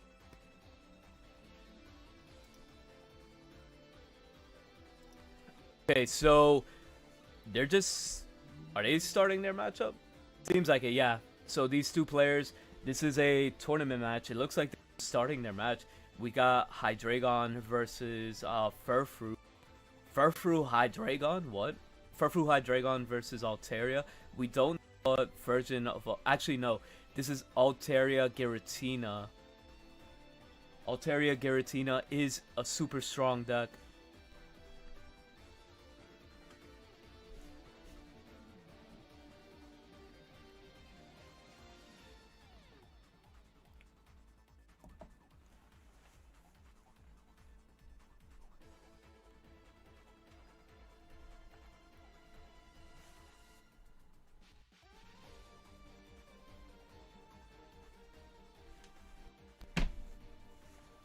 Alright, so we're gonna opt in for doing damage on the Swablu. Gonna take 20 from that. You want to get as much damage on that Swablu as you can. He has the opportunity to evolve into Mega Altaria, so he could like live longer, but I don't think that will be the right play here. Go into Sing depending on what he has on the back row as well. He also does play Giratina in this build. He does play regular wave Altaria, which, you know, does 20 damage for each of your opponent's benched Pokemon. So that's another Pokemon that we could see.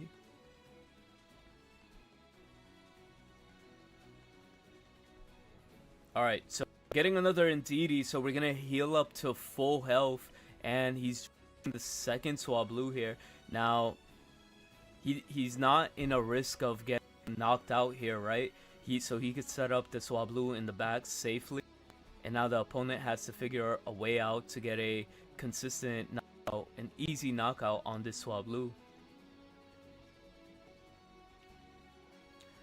We're gonna go in and heal the Rocky Helmet damage, and it looks like we're gonna go into Mega Absol with the energy and swing for a quick.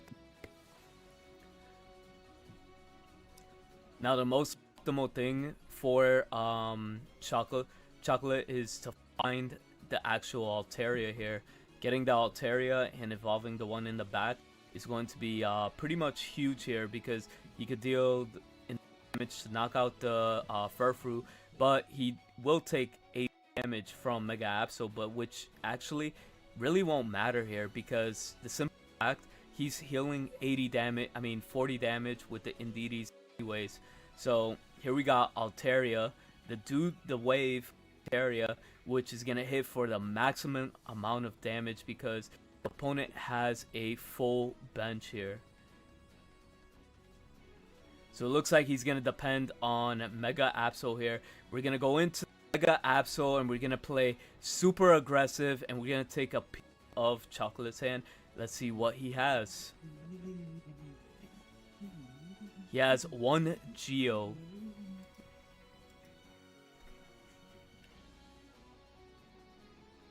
So we got rid of the Geo. The other card, I'm sorry, I had to mute the other guy. So I really looked away when that happened. But anyways, he does have access to got rid of Geo, which is very important for like late game situations here. But you know, getting hit for that amount of damage is crucial. If the opponent ends up drawing, what do you call it, into Altaria, you know, he's gonna be put in a situation where he loses the game. But at this point, I don't know if Mega Absol being super aggro was really necessary right now, right? Because you put yourself only in a situation where you could get Cyrused out and destroyed, and you really do not be put in this situation. So a blue is out here popping. Does he have the Mega variant? Giratina's coming out, right? That's actually not that bad of a card, because what he could do here is charge up, but no, he's just gonna use that as a body, and that's all he needs, right? In order to start just hitting the board for 130 consistently. But right now, what D's looking for, he's looking for a way to get the Hydreigon out to the field. As soon as he could guarantee that, he would be in a very good situation. Coming in with the Dano here. Top decks another Hydreigon, which is not the most ideal thing in the world right now. He's of copycatting, but that's only gonna get him 2 cards. He gets rare candy, and no, that's gonna get him 1 card. I thought his opponent had 2 for some reason. Nah, I think he kind of threw in this situation. Sabrina's gonna have him pull out the Dano, and then the Dano is just gonna get knocked out, and it's not looking good. Your boy is gonna get knocked out, so it looks like Hydreigon Furfrou is gonna lose to Altaria here.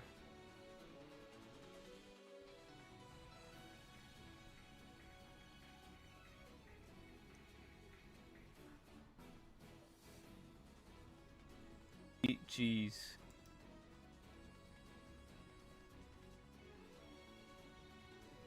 He did 60?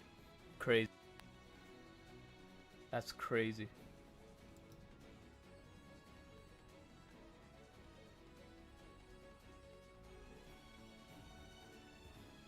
Alright.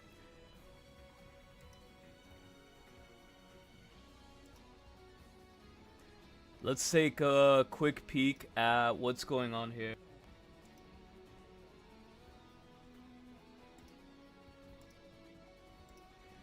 If we go into the rounds, everybody is done playing their matchup right now. Everybody is done. We are waiting for no one. We're just gonna get ready to, you know, pair this round. We're heading into round number 6. This should be a marathon here.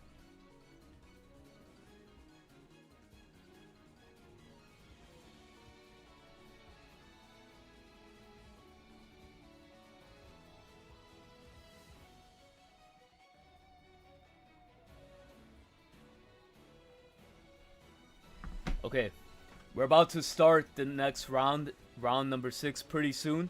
So just give us a quick minute so we could get that facilitated.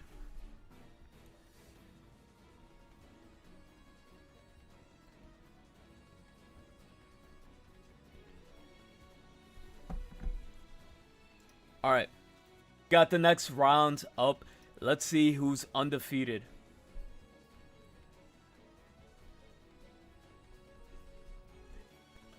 Undefeated right now that we have 5-0. We have a Swinja, we have Magnazone, Dark Zone, we have Gyarados that's undefeated, we have Swinja again, we have Lopunny and Silvally EX popping off, we have Suicune Swinja popping off, we have another Orizone, we have Mega Absol Greninja popping off, and lastly we have Hydreigon Mega Absol. So those are gonna be your undefeated for now.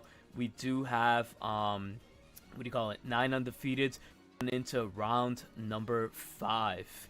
No Venusaurs are here, unfortunately, but you know, there's still a lot of chances to make top cut here. So I want to see if we could potentially get that. I kind of want to get the Silvally. Like, that is a fire deck to spectate. Hold on, I'm trying to spectate one of the matches. As soon as a match, we'll swap in. You guys already know the deal. Y'all already know the deal. And we have a match here.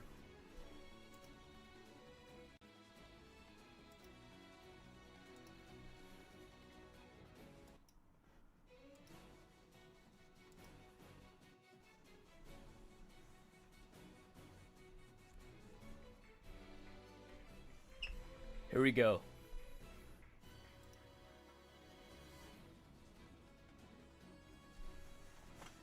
Alright, we have a starting type null, and they are playing against... Actually, I could get that information for you. Nah, I don't want to mess around with the statistics here. With the stream. It looks like Hydreigon. We're playing against Hydreigon Absol.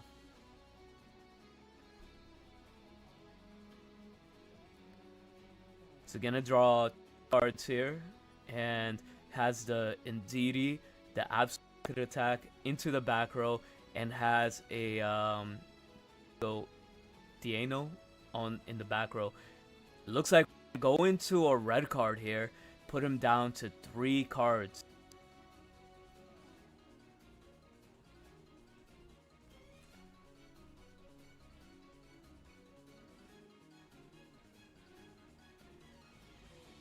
Now we're in a situation where this Absol could definitely start doing some damage board as well. So it looks like we're just going to stay in and swing and get the 40.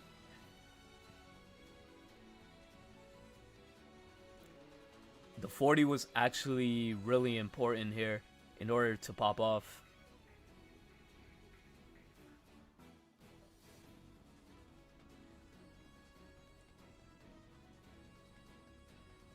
Yeah, I feel like Hydreigon is definitely the worst for this deck. It feels like Magnazone, right? I feel like Magnazone would also be a bad matchup against the Silvally deck as well. But he does get the Hydreigon active, ready to 130 damage as soon as this Absol is out of the field. Now, you do have to activate a supporter here to advance your game state here. So you have to draw, you know, you double research your 2 cards, and it looks like at this moment we're just gonna stay in and pray for heads. No, we're just gonna end our turn here.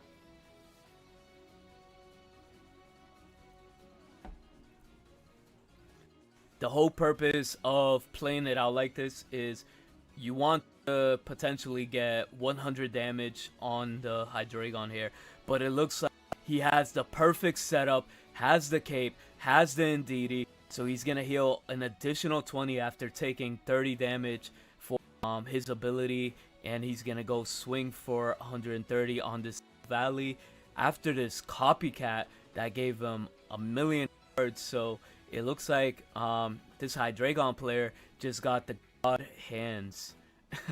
We call him the god hand Hydreigon.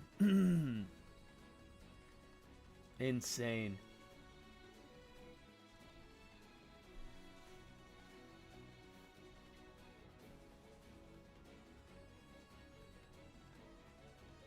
$11 left in the deck. What is the opponent waiting on? Definitely has to heal here, right? And then he's gonna have to swing. It looks like he's not gonna depend on Mega Absol whatsoever in this match, because all you need is Hydreigon to deal, you know, all that crazy damage. Now there is a situation where he could potentially come back, but he's really gonna need to be lucky here, because he needs to draw into maybe Baneri. Maybe Baneri getting into Mega Lopunny could save him here. He does access to the a Lopunny here, but let's see what he ends up doing. Because he could give the energy to Silvally, swing for 100 here, but he's gonna get the revenge kill. But if you go into Binary, you could pray you draw the Lopunny, right? Or you have to pray to get Lopunny, and you have to pray to get double heads. So you're just put in a crazy situation no matter what you do here. But it does look like the Silvallies and Hypnos are definitely out of the deck, right? Which you want to take them out of the deck, because if you get red carded or another Mars, it'll put you in a bad situation where you won't be able to draw any useful like Mega Lopunny in order to advance your game state here. But we'll see what happens. Because we're definitely gonna swing in with the Hydreigon, right? Why not? That would be kind of dumb if you don't do that, right? You have to, because this deck is mainly all about 1 points. But the fact is, Hydreigon, the simple fact, let's say if he gets the Mega Lopunny, right? He's still gonna be like struggling at 1 point, right? Because Hydreigon just has crazy amount of HP.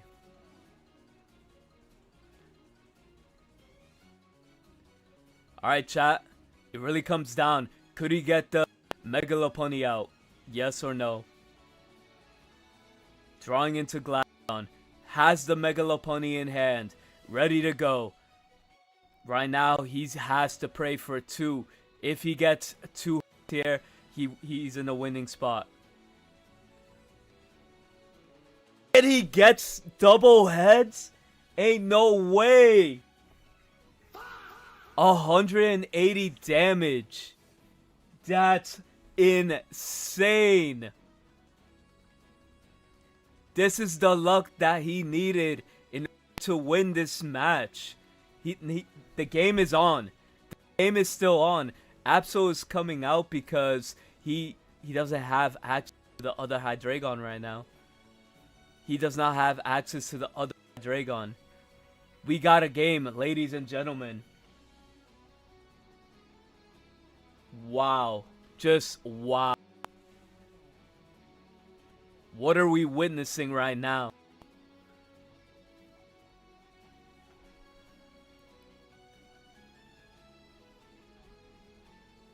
Looks like we're going for a swing.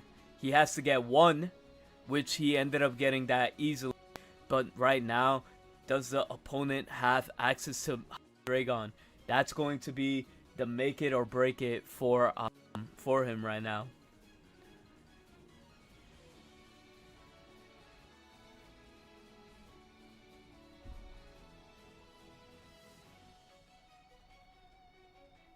What are we witnessing right now? What are we witnessing? We're witnessing the greatest comeback of all time.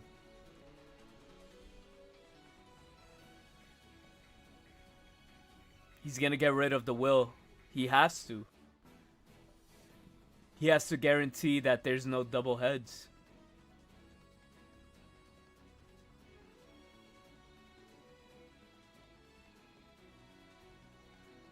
Right now? Oh my god. This is insane. He has Sabrina. That definitely changed the game here. But he's not going to Sabrina. We're just going to drop the massive amount of hands. Which is still good, right? You're going to be put in a situation. Actually, no. You're still in a situation where you're going to have to swing. Where you're going to have to swing and pray for 2, right? Because if he gets Hydreigon, that's 1. No shot. No shot. This guy got 2 heads for 2 different attacks, winning him the game. What have we just witnessed? Now, if that's not luck, I don't know what is. But GG's. Take it. I'll take it. That was the most insane game I have ever witnessed in my life. I gotta timestamp that. What timing was this?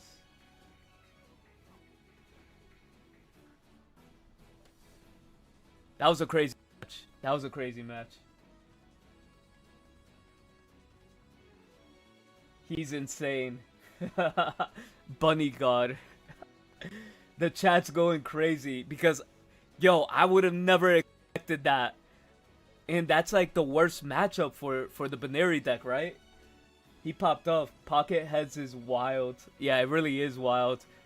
That's insane. That is the best quality pocket that we can. But anyways, let's move in to this matchup because there's a lot of great matchups like that. We have Furfrou and Mega Altaria with Suicune, Swinja. So both players have the most optimal, type of hand here. And, Boom has 1 point here, right? He can't attack. If he attacks, he loses. Thank you for the sub. I appreciate you. And then now he's in a situation where he's 1 point from losing. Everything on his side of the field loses one Greninja. Loses to one Mega Altaria. He has everything in his hand. Did he get rid of all his Pokemon? Nah. That's really what it comes down to. He has 4 seconds. Looks like he's just gonna... No. He just stayed there. Does he have another... Nah, he just swings and wins the game. I think it's over. It's definitely over right now.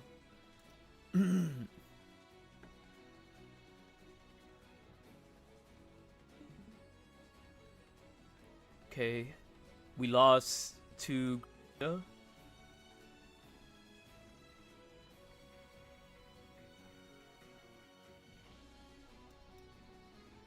Trying to spectate another, see if we got anything going on in the background.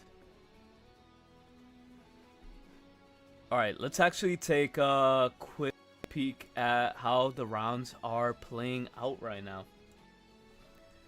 As we can see in the rings, 103 matches out of 106 matches are completed right now. Let's see who continues to be 6-0. We have Magnazone, Dark Zone. We got Orizone. We got Silvally Baneri. Undefeated still. We got Swinja undefeated. Another Swinja undefeated. And then that's it. Those are 4 undefeateds right now. I'm trying to see. Yeah, the Gyarados ended up losing. I want to see what the Gyarados was paired into. Gyarados was paired into Mag Ori, which arguably he did beat earlier, but I can see why this looks like a very bad matchup, right? Because all you do is play waters, and especially, getting hit for 110 damage is kind of crucial. Yo, Kinney, you got like double head. Yo, that G was kind of crazy. I'm not gonna lie. That your opponent is there right now too.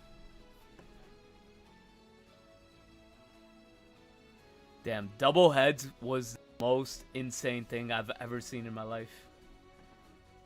On a mega Absol, nonetheless. Dugs is popping off with a what do you call it? With Mega Absol Greninja. This deck is still really solid.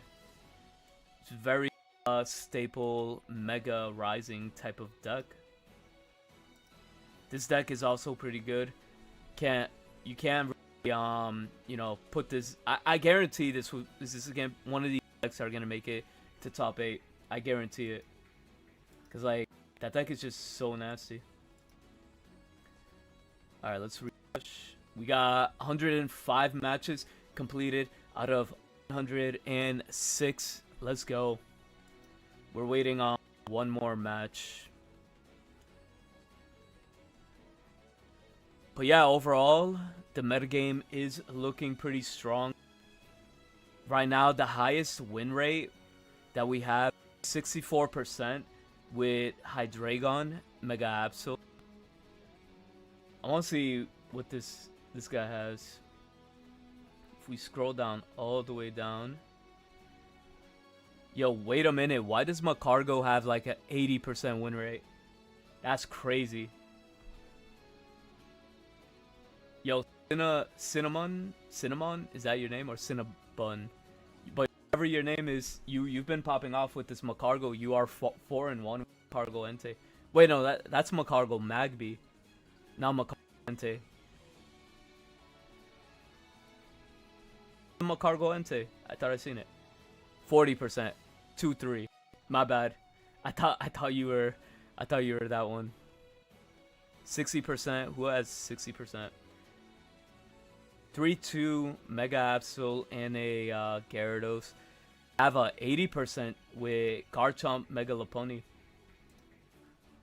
Damn, I can't find the actual. I have to go to standings in order to find it. But alright, let's find that Garchomp deck. That Garchomp deck is XN1, right? Garchomp. I just had it here like 2 seconds ago. So this deck right here apparently is XN1. So if you're a big fan of the Garchomp EX evolution, you definitely pair it with Mega Lopunny, but you're only playing Ordinary, which is kind of interesting.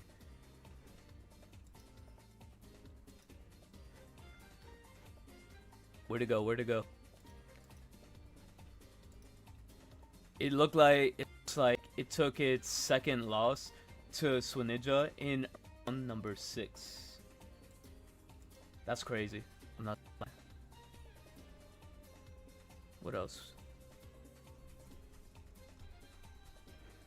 It's definitely a lot of Swinjas.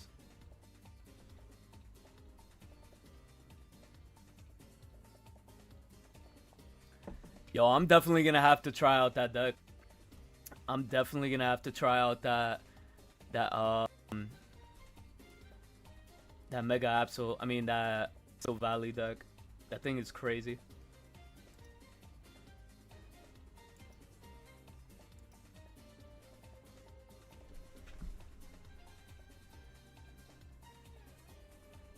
Hold on, chat.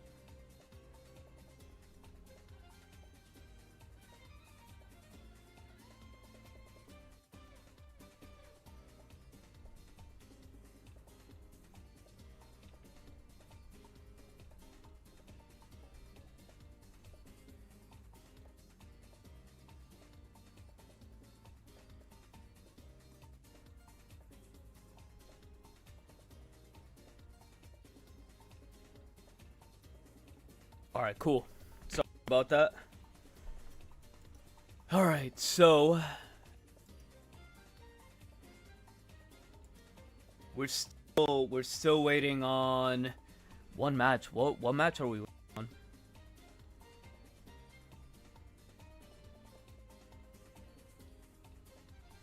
I feel like everybody's done, or am I tripping?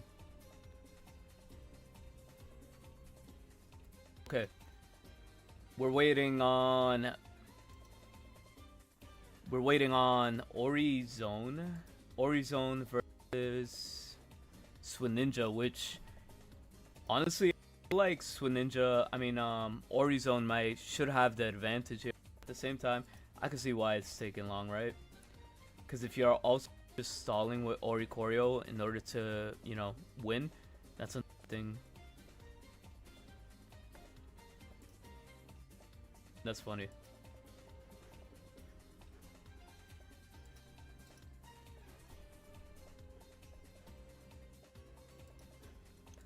If we go back to the details pairings. Okay, we're on round number 7, guys. Round number 7.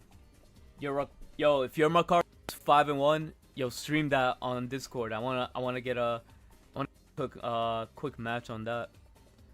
Alright, so we're gonna have a bunch of good matches here. Out of all the defeated.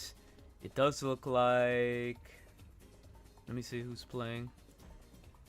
We got the Lopunny's gonna play Dark Zone. And we have the Swinja's gonna play the Ori Zone. Actually, I'm down to spectate the Silvally one more match. Because it's not a deck that you see every single day.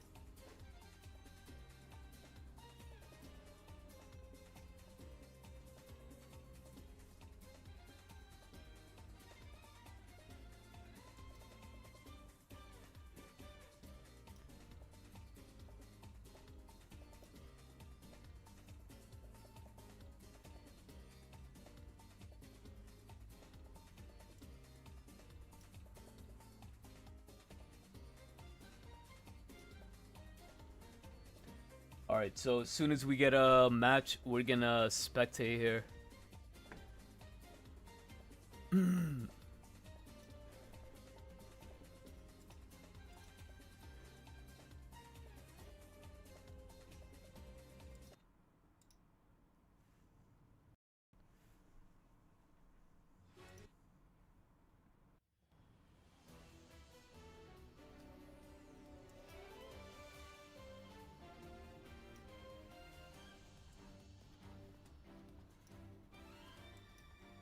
Alright, let's see how the deck performs against a Magnazone. And it's not going to be just any Magnazone. It's going to be Dark Magnazone. So starting off with a type null here. Going to drop the Larion here. Because you definitely want to start looking for more resources out here. And then Pokeball. Pokeball is going to get you... Baneri here, which is going to be optimal in order to, you know, build into like late game evolutions here and there. The opponent's definitely going to go in for a quick Licia. Another, what could he be looking for in a dark deck? He could look for like a Chingling or a Tyrogue if they even play Tyrogue anymore as well. He does have access to the, what do you call it, Absol here, but he didn't want to leave space open. He didn't want to leave the space open for a potential, what do you call it, for a potential Darkrai, because I feel like Darkrai would have been the better Pokemon to leave that space open. But at the same time, you don't get Mars. Not that I'm saying this list plays Mars, but at the same time, it is a open decklist tournament, right? But hoping he could get the heads here, because getting the heads would have made life so much easier right now, right? The thing about this deck too, you could abuse Will with type null for situations that you need to hit like 40 damage in order to advance your own gameplay. But at the same time, now he has 1 energy on Mega Absol. He has 2 electric energy on the Magnet. So he's just like basically 1 Magnazone away from getting attacks, you know, off. And then we got the Mega Lopunny already hitting the field here. Going to drop Silvally, and he's going to pray that he doesn't have access to a Magnazone in the next turn.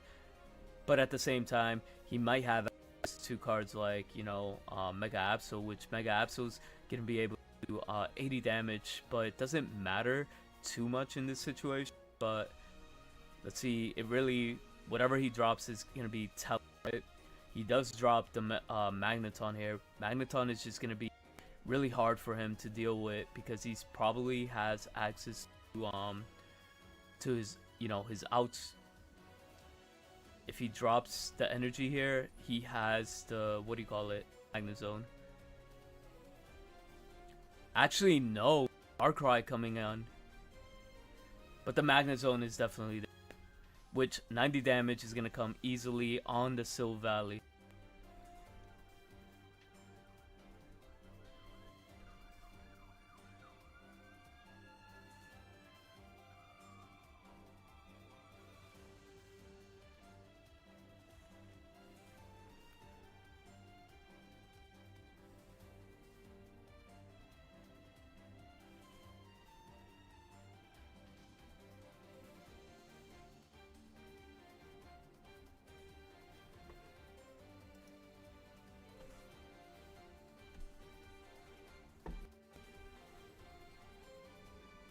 hold up. One second.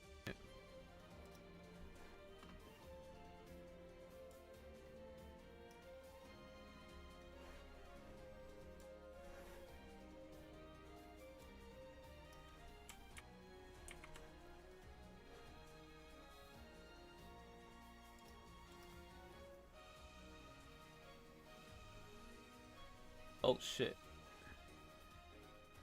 Sorry, chat. Sorry, chat. Give me 1 second.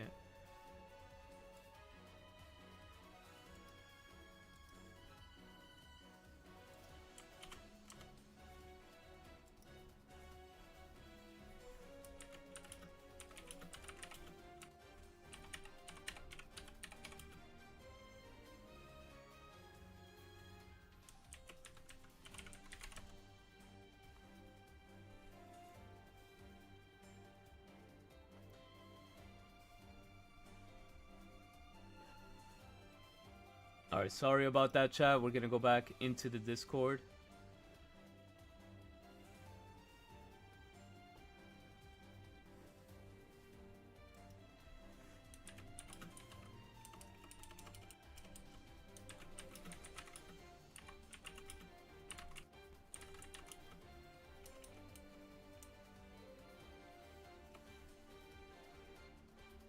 Alright, let's spectate another match. Again, real quick, if you could confirm that he did that, I would advise calling a judge. If I were in your situation. I don't know what game state he was, but yeah.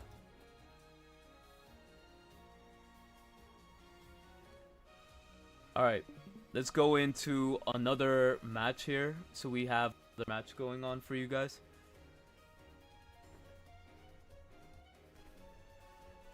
Okay, so we have Exorcist here. He's in the tournament. He usually places very well.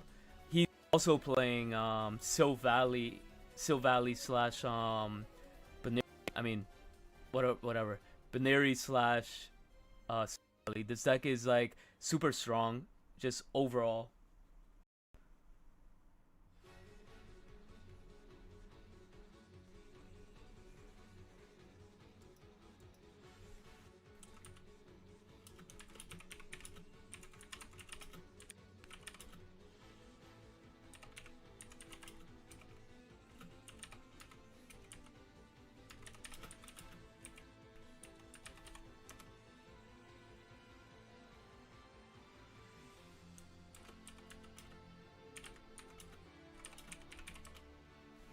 Okay, so here we have a star with Type Null in the back and Baneri in front. I'm not gonna lie, this is like a nice pimped out version of the deck.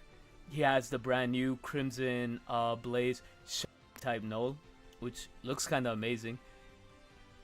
Going to draw into Copycat what it looks like. Going to evolve into Silvally in the back. Now it does look like we're gonna swap into Silvally because we're gonna, you know, we do value the Mega Lopunny being active and ready to go because the Lopunny's definitely your win condition card here, right? That's gonna be the one card that allows you to win.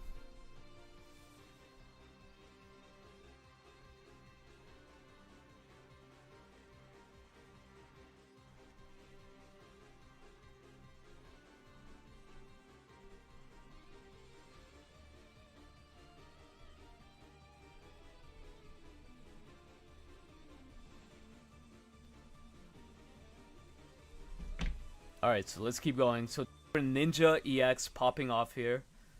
Greninja EX is going to be like super threatening here. But putting the Silvally at 1 here, the problem is you're not going to be able to do that much crazy damage on the Greninja EX as of, because like the problem here, even if you do get lucky and get 2 heads, you're not going to knock this thing out because it has Giant Cape.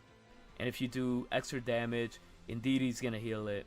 Not only that, you do have access to cards like, what do you call it? You do have cards like Irida that could help you heal. Right now, he is kind of in trouble. Maybe if he has access to hitting him for 40 damage with type no.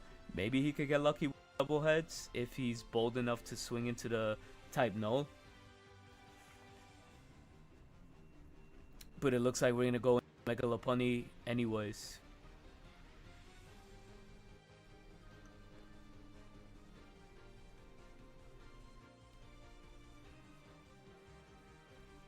Exorcist being in a very tough situation, plays giant, X speed here, and going to draw, 2 additional cards to what he had.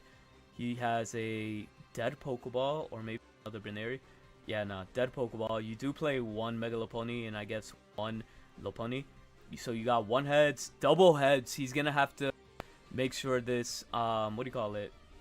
He's gonna have to make sure this guy can attack, but like the problem is, he just could definitely retreat into Froakie, put a energy into Froakie, retreat, and then come in and swing for 100 damage. Once you want to get the revenge kill, he does have axes to like what do you call it, Suicune in the back, but it looks like he's just going to Greninja, and Greninja's gonna get an extra 20 ping somewhere on the field. Wait a minute, what is he doing? He's gonna make sure this Suicune loses both its water energy? Is that what he's gonna do? Or is he gonna try to go for heads? I think this was a misplay on the opponent's side of the field. Because there was a play where he could have just left. There was a play where he could have just retreated back, but it looks like he's just gonna go in with the Suicune. I mean, you're essentially gonna do the same thing, right? And he's essentially gonna take the same amount of damage regardless, because there's 80 damage on the board. But yeah, I guess now you're put in a situation where you're just gonna have to swing with type no. Now, if he gets the head here, he's gonna be able to pop off.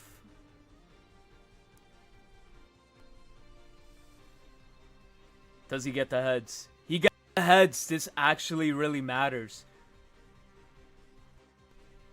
Even though type no definitely was a mistake,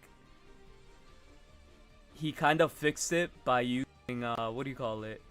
By flipping heads here. Now, if his opponent draws Cyrus here, it's over.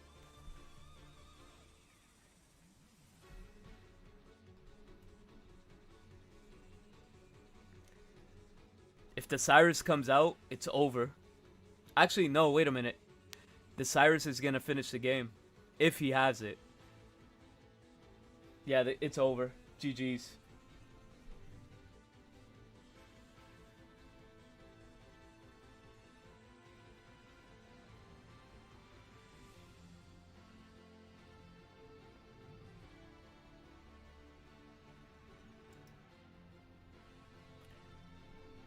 Right now, I'm gonna see if we find one more match for you guys to spectate before moving on to the next.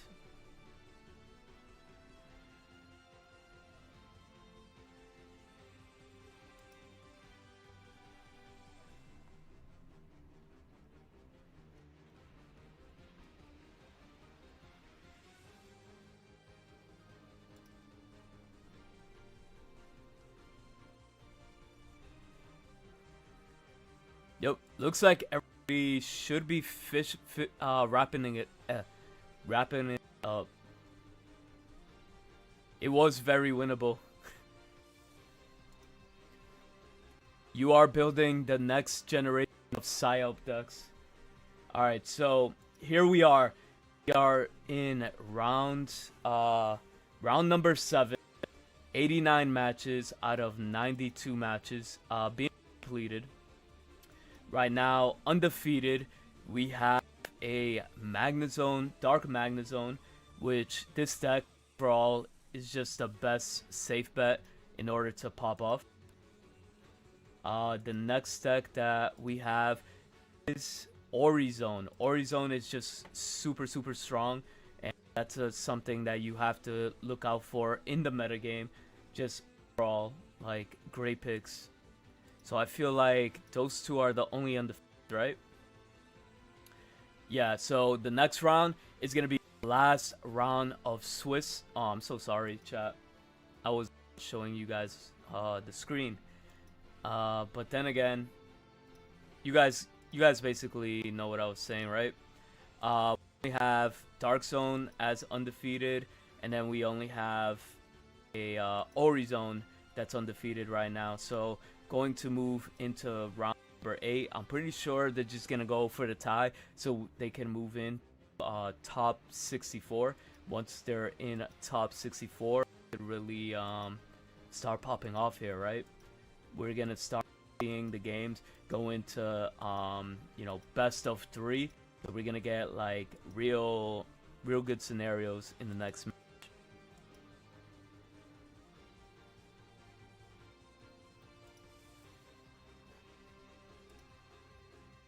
So 91 matches out of 92. We're waiting on one match.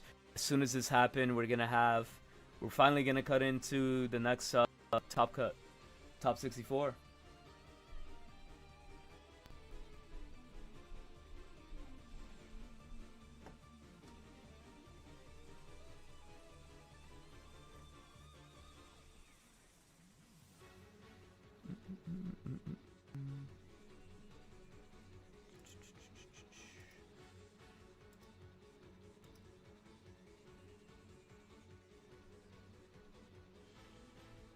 Okay. So now I'm kind of interested. Okay, we got a Magby here. This Magby Magcargo has been super successful in today's tournament, right? Right now, it's 5-2. It has to win one more match in order to make it to top 64. I believe it could still make it because the victories it has, it's beating Magnazone and Magnazone Oricorio. It's beating Mega Altaria, but it lost to Mega Altaria Giratina, and it just lost to a Swinja. But it does play really well into maybe Swinja, right? They don't play like full like board here, right? You could just get away with summoning a cargo and blowing up their whole field after they get their Magby. So I can see why the deck performs a little, but I hate to see it. I was really rooting for this Vaporeon Glaceon. They are 4-2. They could definitely make top cut. They lost to Decidueye, but they have been beating Meta. They beat Dark Zone. They beat Swinja. They beat Venusaur. They beat Magnazone and Baneri. So you never know. You never know. They could just come back and just win the whole tournament. That's the funny thing about tournaments. They can make the greatest comeback of all time. But this deck that I've been talking about for the last 10 hours is still doing really good. Suicune and Gyarados. What did they play against?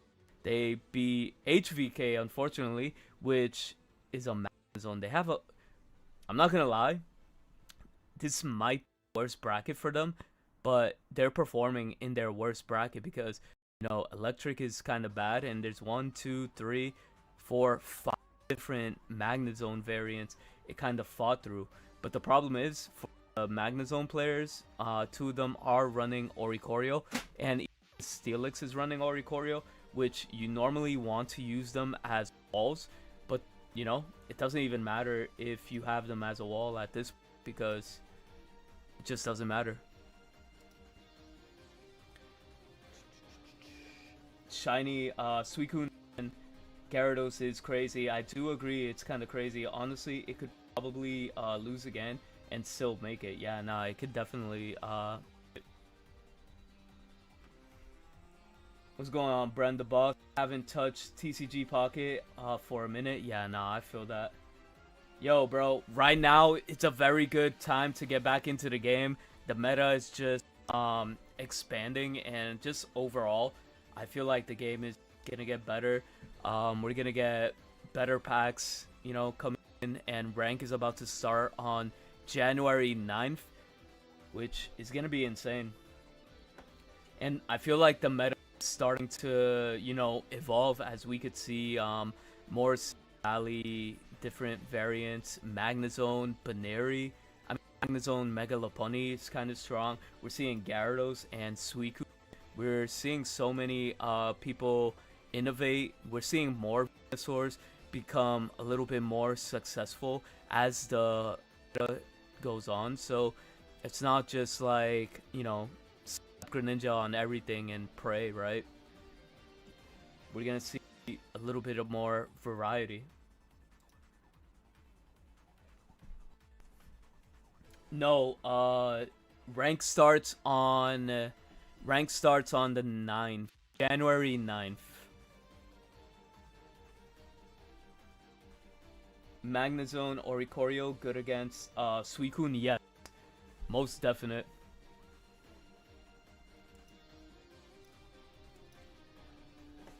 Hold on one second.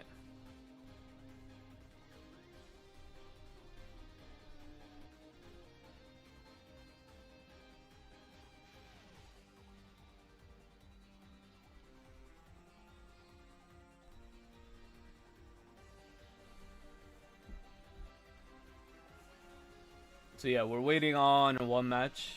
We gotta see what's going on with that. You know how it'd be useful? It'll be useful to have this on the other page.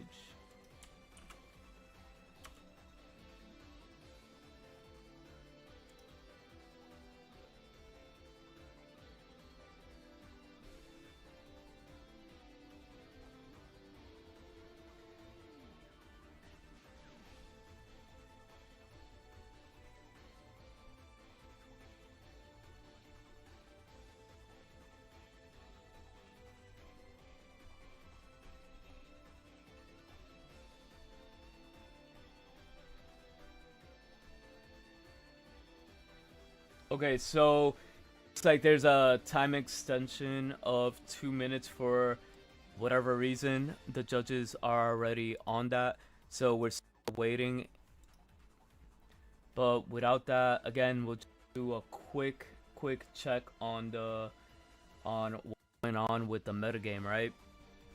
In this metagame where we have over 300 players playing, we had 67 Suicunes with a 50% win rate. 30 Magnazone Absols with 58%, 60% on Hydreigon, which is kind of crazy. I want to point out another good one. What's up, Logan? Welcome in. How you doing? There's only gonna be so much more tournaments coming up next year as well, so I hope you're ready for those as well. Yo, what has a 62% win rate? Mega Altaria and Giratina EX, which is kind of crazy. This deck is performing well as Greninja Mega Absol EX. 80% win rate right now. We have 2 Mega Lopunny and Silvally decks, so those 2 decks are popping off as well. We have a 66% win rate with Decidueye and Jolteon. Hold on, Decidueye Jolteon? What is this man? Decidueye Jolteon. Have you guys ever seen a Decidueye Jolteon deck?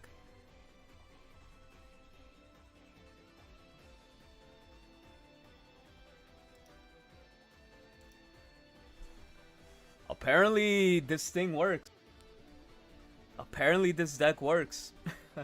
But he's 4-3 right now, right? I don't know.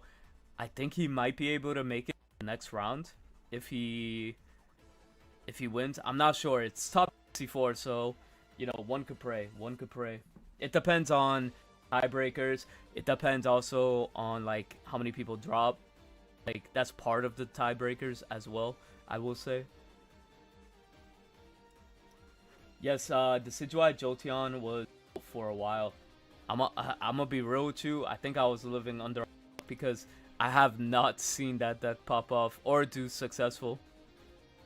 I'm gonna keep it a stack. Decidueye, a strong splashable mon. Yeah, nah. But the thing is with Decidueye, you have to run grass energy. Wait, are they playing dual energy? Very good AV cards. Silvally Lopunny is cooking. Yeah, it seems like that's a fan favorite in the chat. It's definitely a fan favorite in the chat.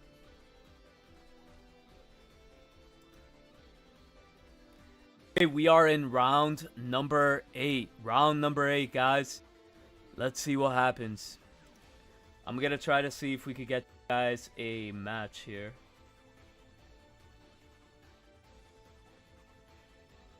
Potentially someone who's actually playing out their match.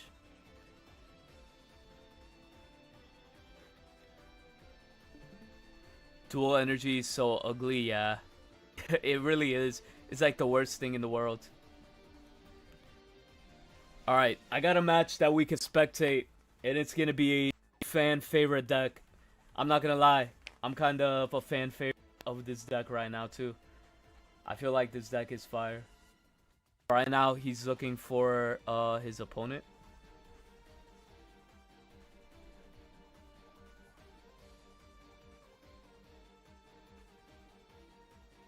Let me see if somebody else has their opponent.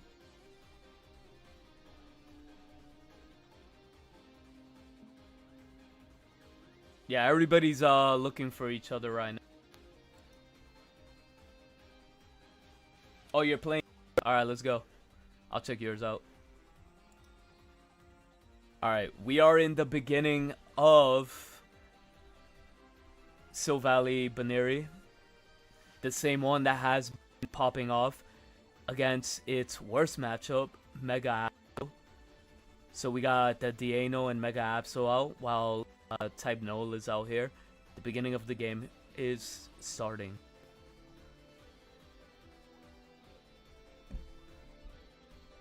We're dropping in Chingling here, going in for the hardest cat because he's about to draw free 5 cards. Now getting those 5 cards is going to be major because, you know, you're going to be one step closer into getting that Mega Hydreigon, Hydreigon live. And it looks like he might have the Hydreigon here because he's just going to chill with the Diano in the front. He's not going to swap out, so this is actually very telling right now.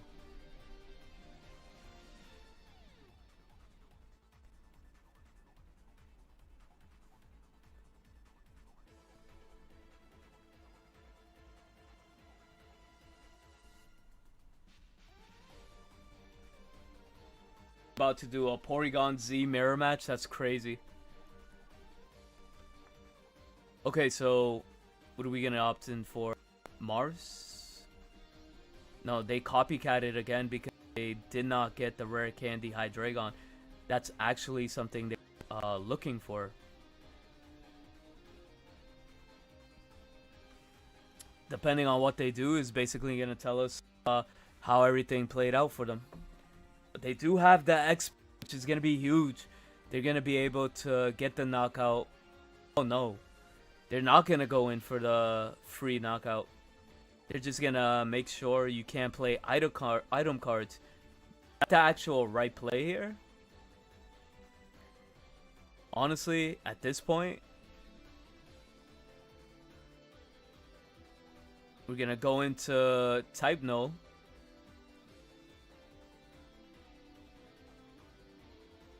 Want to spoil what he has in hand. He has the Mega Lopunny. Mega Lopunny is popping off.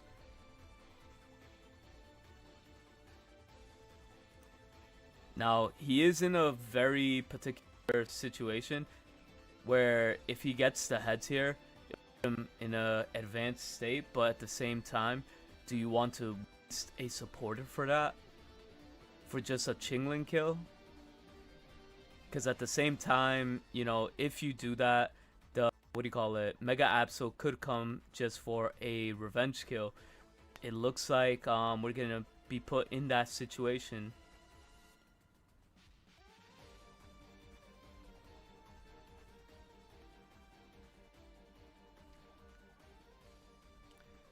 Mega Absol hits the field, has the Rocky helmet,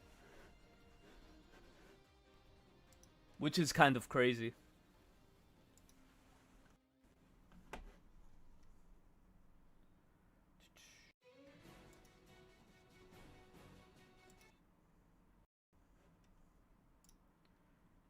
let me get you guys another song while we wait.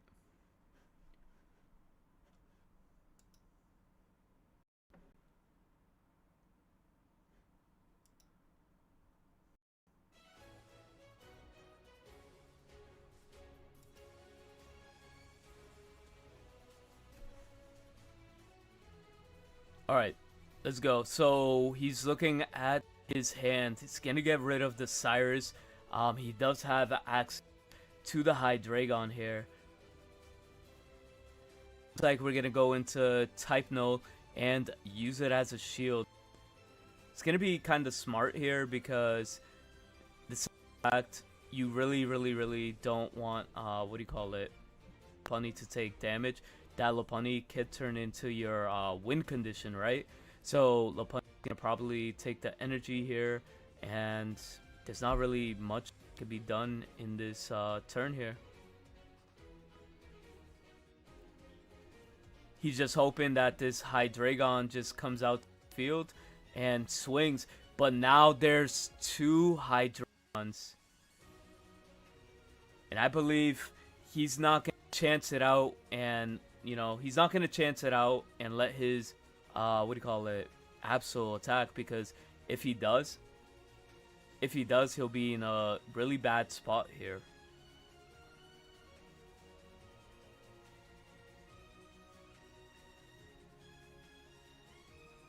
Yeah, right now it's because double Hydreigon ended up hitting the field. He's definitely gonna get a guaranteed 130. The problem that Absol does not have damage. It looks like it's at full health. It being full health just makes it like not Cyrusable. Not like Sabrina is not even gonna be that much of a factor here either. And the Rocky is definitely gonna, put some damage on it. So anyways, let's find out if we can find another matchup, because unfortunately I just don't see how he can make it out of this. Pokemon Sentinel Lady is actually here, healing the confusion, which is huge.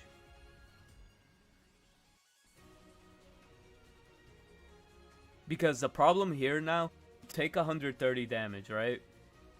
Sure, you knock out the Hydreigon, but the Hydreigon just comes in for the revenge kill and it's over.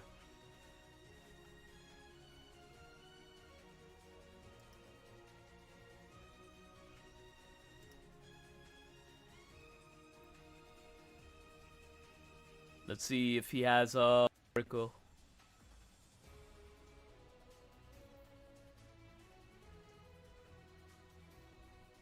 Going to go with Sabrina.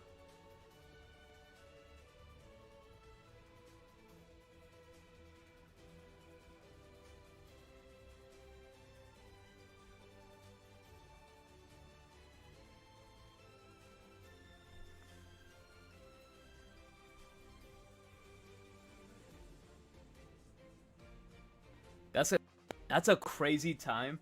That's a crazy time to get the double heads.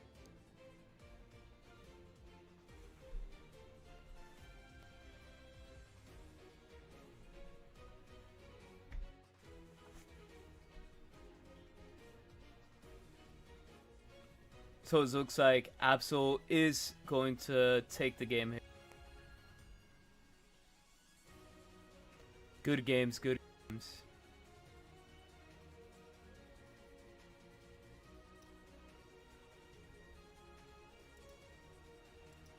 Watching TikToks.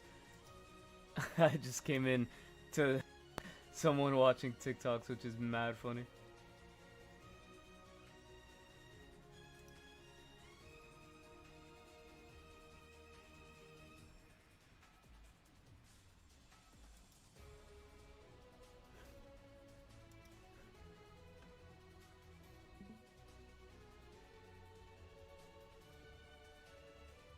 Is going to be like a super fast round, by the way. The reason it's going to be a fast round because a lot of the people are going to going in for ties.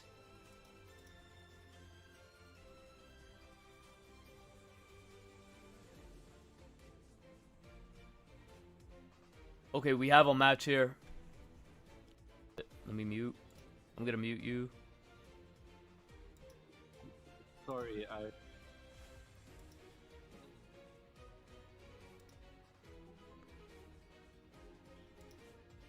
Alright, so we have a matchup going on here. So we have Magnazone and what do you call it? Mega. He has a full board here where he has the he has the Magnazone. I mean the Magnazone. He has Mega Absol. He has every answer in this Ori match, which Oricorio is gonna be put in a disadvantage because the simple fact Magnazone is just there getting hits no matter what you do, right? And not even that. As soon as what do you call it? Their Magnazone comes, they're gonna be taking damage from Darkrai pings, which they could just come in, hit for 80, and after hitting for 80, they could just definitely just swap in.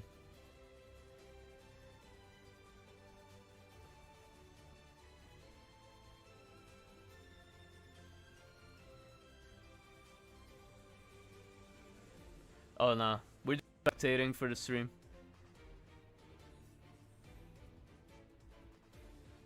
Oh, he thinks he... Let me just send him a message so he knows he's good.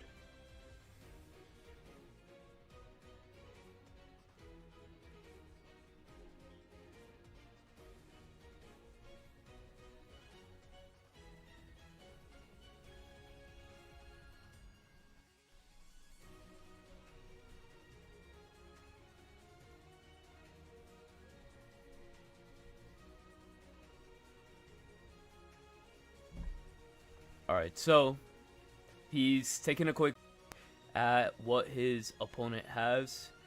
So now he's just trying to make sure, you know, he's playing this correctly, right? It is a open deck decklist tournament, so you want to make sure you have the answers.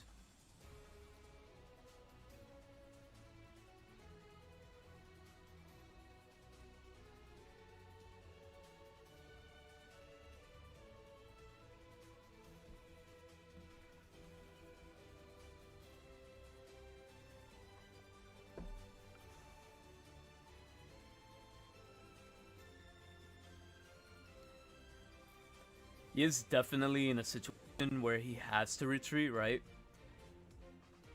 But at the same time, he could just put in like free 60 damage on the opposing Magnazone, right?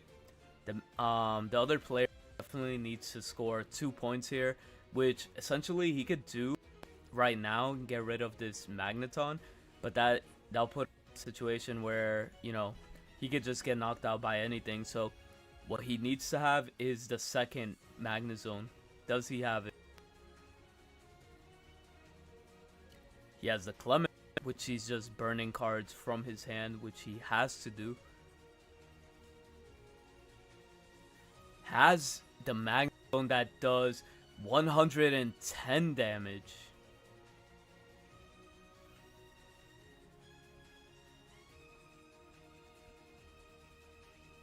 That is kind of brutal. You do have 140 HP here. You could wall out everything, but he does have access to Cyrus, and Cyrus is gonna wrap up this game, and the game is gonna go to Raphael.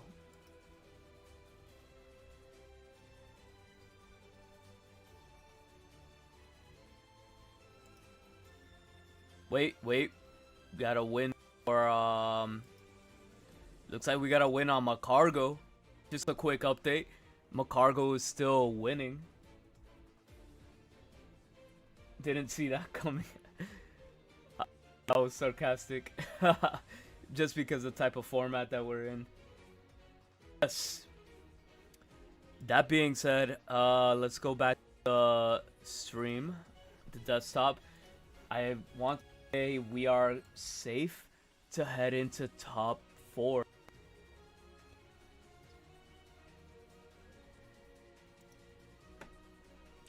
Now, based on what everybody has been seeing, what do you think is going to win the whole tournament?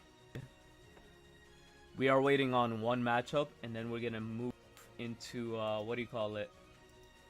We're gonna move into the top 64. Sorry, I don't even know what I was saying.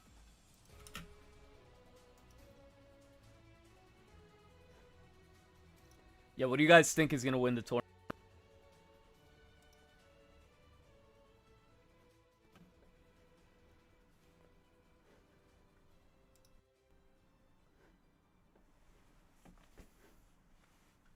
So, we're here just waiting. A bunch of ties, because everybody that ties, you know, could definitely make it into the next, you know, the next set of games, which is a guaranteed top 64.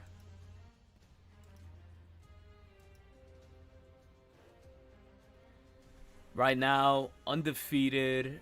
Let me see. 8-0 right now. 8-0 is Dark Zone. Dark Zone, this is the undefeated deck for today's stream.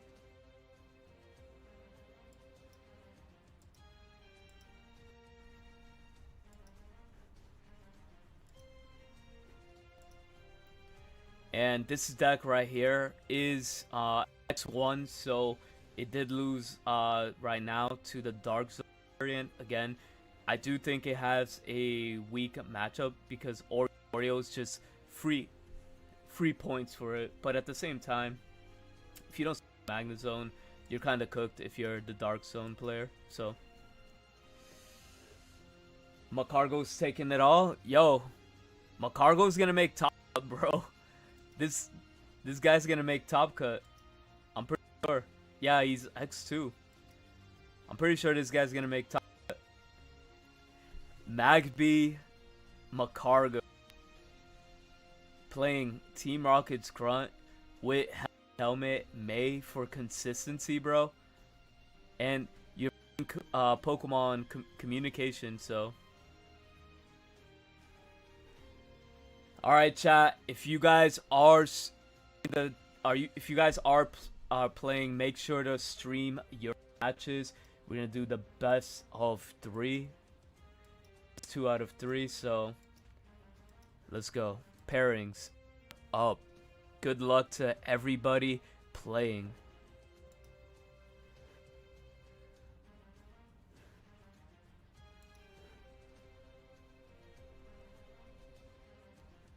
We're gonna view. Should we view the Magcargo? That'd be funny.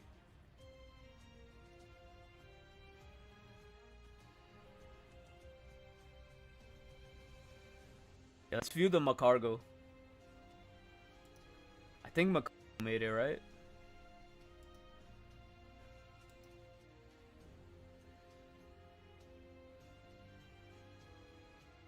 Bro, why is his stream having a stroke?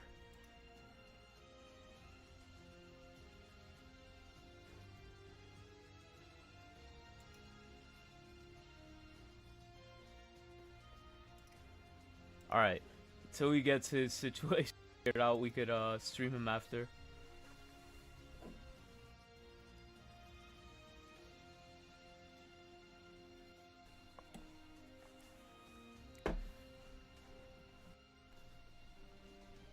Almost got it. 5-3. Damn, that sucks. You didn't make it, bro?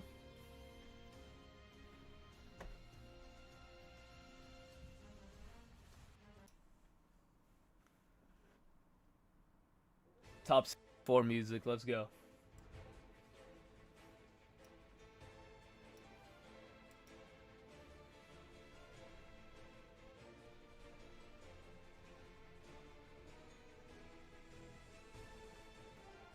I'm waiting for this opponent to connect. As soon as he connects, we could definitely get a match. Oh wait, we got a match. We got the Magcargo.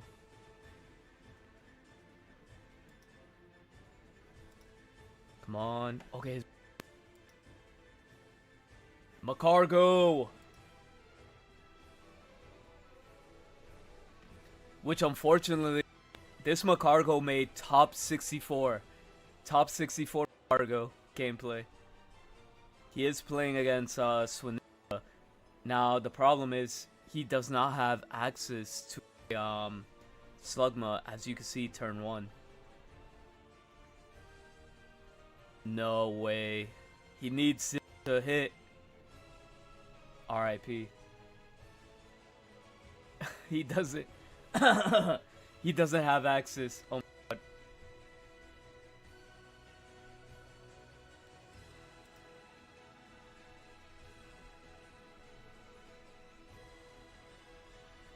Oops. He's still trying to connect to his opponent. We do have the Decidueye player though.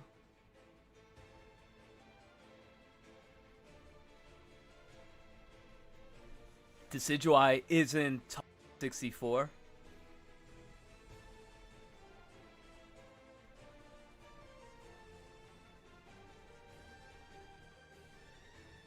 So it looks like we got a Dartrix right front, as well a Rowlet in the back and a Chingling. The opponent's side of the field, he does have access to double Oricorio and double Might, which is really good in his situation right now. But the only problem is he's gonna have trouble doing damage to Oricoreos. But at the same time, he can start taking out like all those pesky Magnemites. So even if he gets a Magneton, the only thing he's going to be able to hit with is a Ori.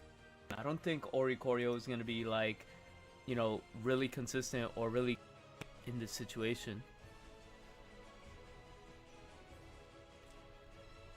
But wait a minute, we have PC healing up the Magnemite, so, you know, the Magnemite is not in a position to get hit by this Decidueye. Decidueye is the only one that's in a bad position at the moment.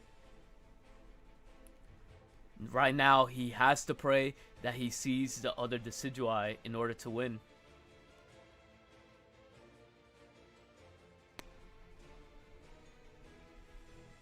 Right now, he's going to retreat and he's going to snipe. He's going to go for a quick snipe on the Magnemite in the back.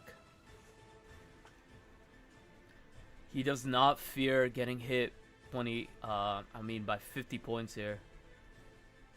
But then this could be risky because if this Dartrix gets in, he does, you know, lose the ability to attack Oricorio and can only attack with Chingling. He does not play like Rocky Helmet in order to like do anything to it, but no shot, he drew an answer.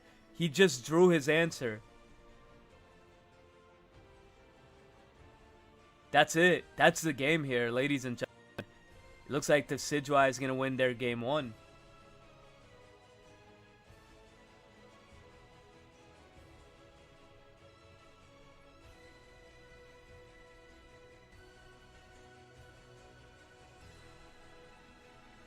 Because now he has zero access to all of his what do you call it, Magnazones.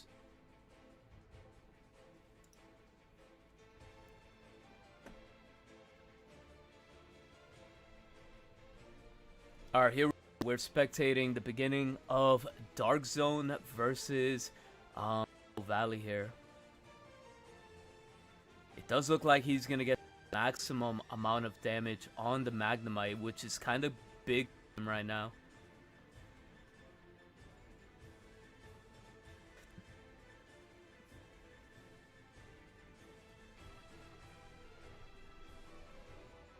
Gonna charge up the Magnazone. I wonder if he has the second one, because at this point I don't even think it matters if you evolve into it, because, you know, he gets access to what do you call it, Silvally. He could just get out regardless.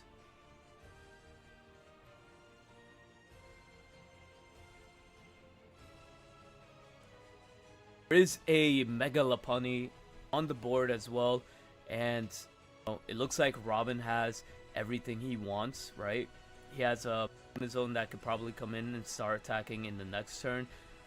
He has a Darkrai that could be pinging. So we see a Gladion here.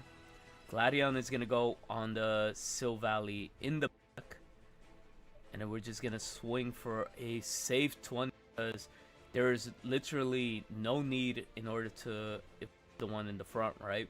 You want to put that energy on the Mega Lopunny back because the simple fact is you want to have that Lopunny ready to attack whenever.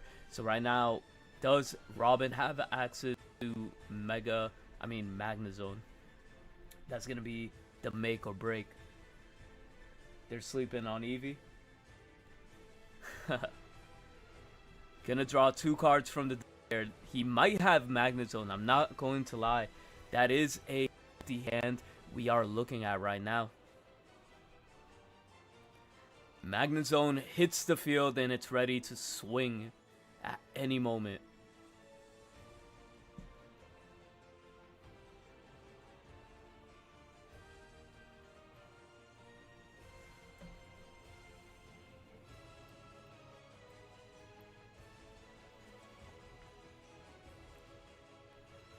Okay, so Robin ends up getting the point. Now, what he gonna do here? He can send Silvally here as a shield, or he could just go all out. So it looks like we're gonna have a shield, right? You definitely don't want to be in a position where, you know, Mega Lopunny takes unnecessary damage. It looks like we're gonna do it anyways. Mega Lopunny, he's praying that he gets double heads. Getting double heads here is gonna be like super major to the gameplay. And this guy has been getting double heads. He's one of the luckiest players I've ever seen in my life. Once, oh my god, I almost got scared.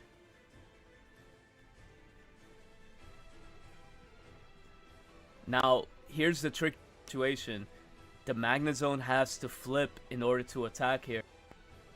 So it's getting a taste of its own medicine.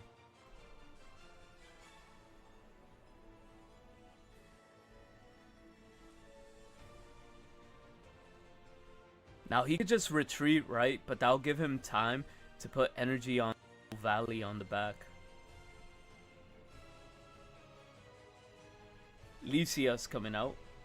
Doesn't get any more on because he does not have any more targets, meaning everything is already being used. It looks like he's just gonna swing, gonna do the Darkrai ping and try to swing for heads. Damn, he gets the tails. That's super crucial in this match. Because now, this Silvally is going to be ready to swing. Now, think very, very hard to Sabrina here or not. Going to bet on double heads here. Gonna try to bet on double heads. Is he gonna be able to get double heads? One. No shot. There is double heads for 180 damage. It's gonna win him the game. Hey, yo.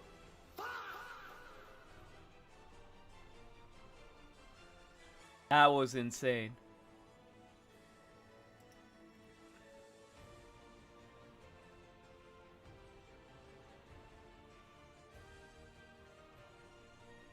Holy. Talk about high roll.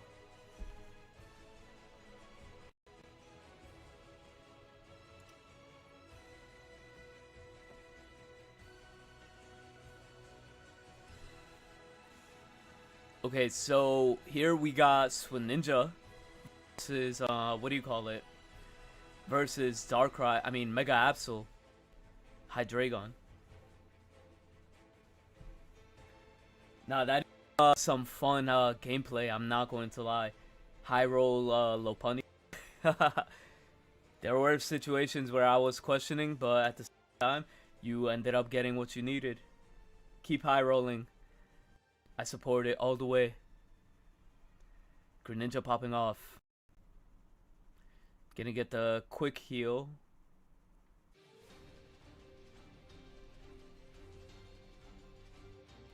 Does look like Greninja. I mean, Suicune's gonna be ready to swing here, you definitely do not want to see a Hydreigon hit the field, because if you see the Hydreigon, you'll be stuck in a very tough situation.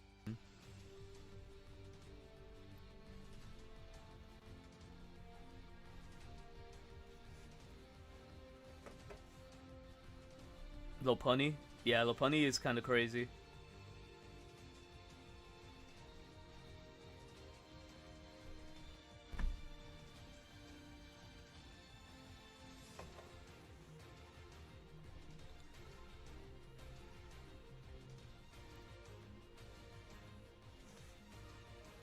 Oh yeah, that deck looks crazy.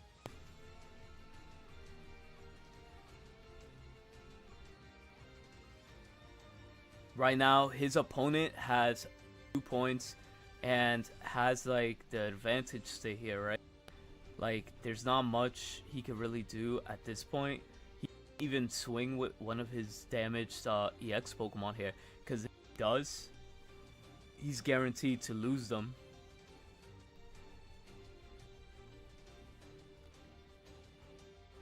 I mean, he could always just stall, right?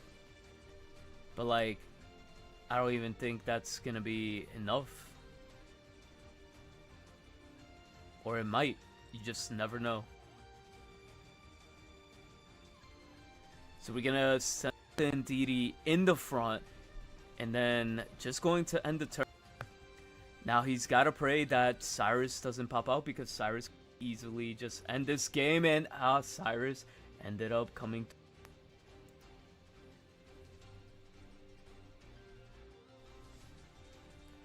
Alright, let's go back into the Lopunny deck, because that is the fan favorite right now in top 64.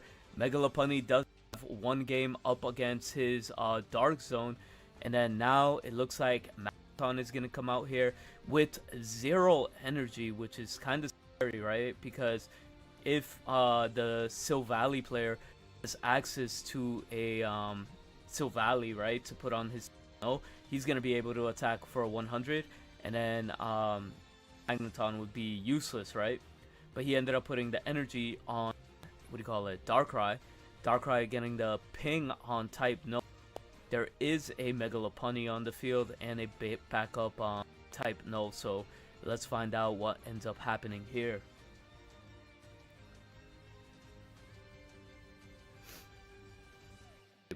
Getting the will is pretty strong in this matchup, and it does look like we have access to the Silvally, but now you got to make a decision. What card do you want to play here?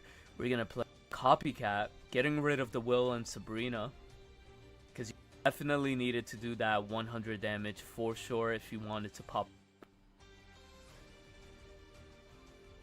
Now right now he's stuck in a position where he has to swing with Mega, right? Mega Absol is going to be the only thing that's going to allow him to get that free kill that he needs.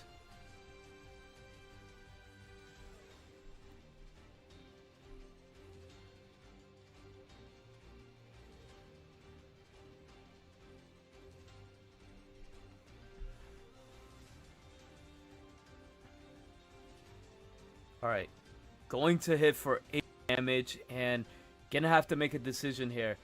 Getting rid of the Gladion or the Sabrina.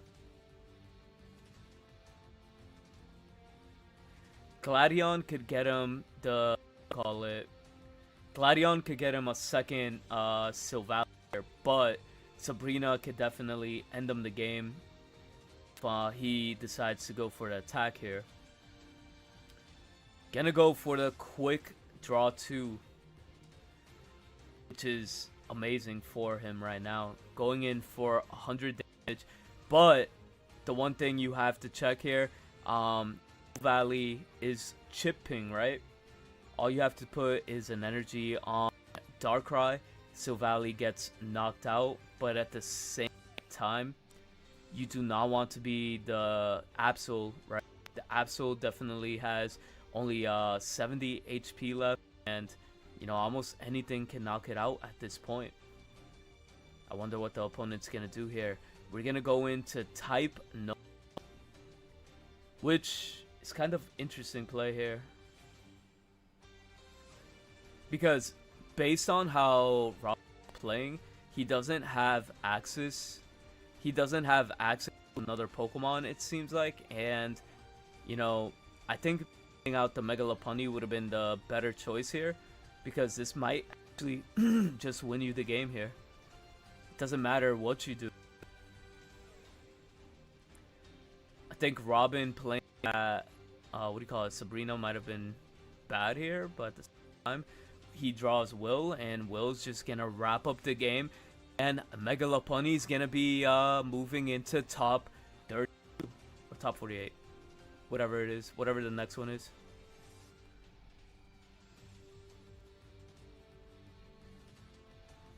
$32. Boom. All right, let's see if we could find a match. Good games, good games.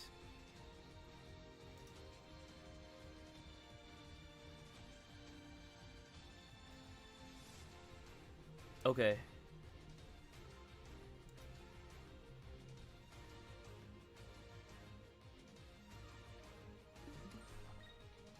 Okay, this is a good match to spectate.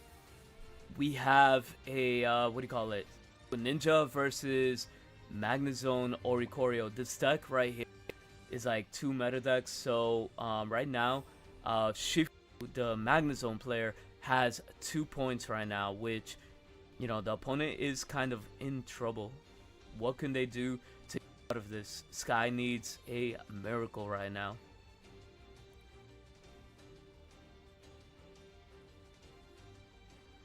Because I'm assuming, as we walked in here, right, that Magnazone did attack the Suicune EX, and attacking the Suicune EX is kind of bad right now for... He's in a bad position right now, because, like, the Magnazone could do 110 damage, but, you know, he needs to start points on the board right now in order to win. Which he ends up getting the first point on the Oricorio, which is kind of crazy here. It looks like right now Magnazone just has all of the advantage right now. It's kind of crazy how this is playing out. And Cyrus is going to be able to end it. Cyrus is going to end it, and either they're going to head into a game 3 or just keep playing it out. What is he waiting for? Swing. All he has to do is swing.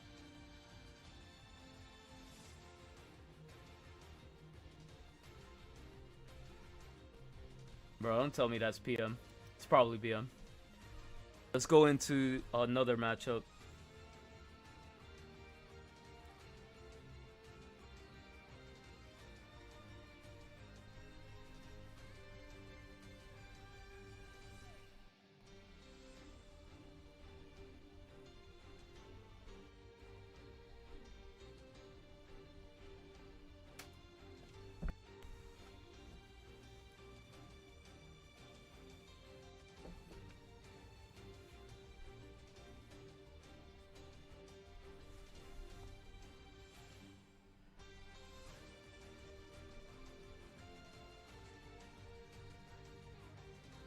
Alright, hold on 1 second.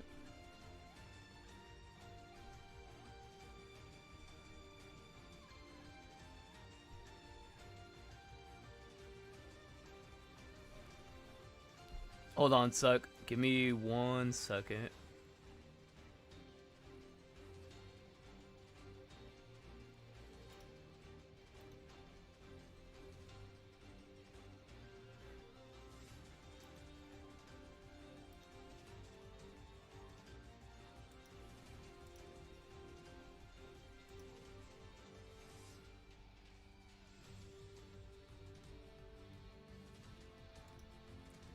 Alright, Sakaru, I think we can hear you now. Yo, what's up, everybody? How you doing? Oh my god, what was that? You sounded so muffled. No, I said that shit. I said that. I love that. I'm not gonna cap. Yo, what up? How you doing? I'm chilling. I just got off work. Hold on. How's the tournament been going? What's going on with your mic? You sound strange. Wait, let me check the input on.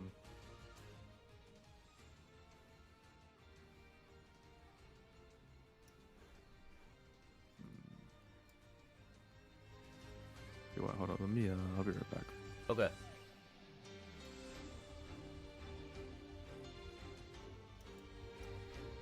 Alright, chat. It does look like I have commentary from Sekiro. Sekiro will be joining us really shortly with some commentaries. Do have another commentator, so you guys don't have to only listen to me. Alright, give me one sec.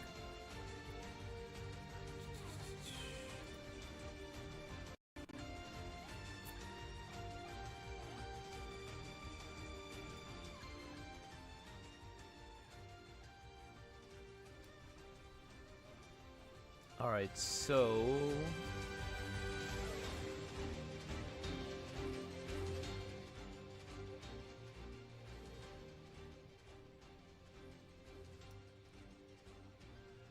Okay, so this is I just fixed the audio, so whenever he does come back, yo. I checked OBS, did like a recording, and it sounded fine to me. I don't know if maybe Discord is dumb. Nah, it was me. Oh, Talk. okay, bet. Yo, what's up? Okay, I think you should be good. Chat, press 1 if you guys hear Sekiro. But anyways, what's going on? How you doing? No, I'm doing good. What about you? How's the tournament been going? Yeah, the tournament has been popping off. Actually, your boy over here, Boo, right? His deck list has been popping off. Silvally, Mega Lopunny has been super successful so far. Oh, damn, that's actually, I did not expect that to pop off a lot, not gonna lie.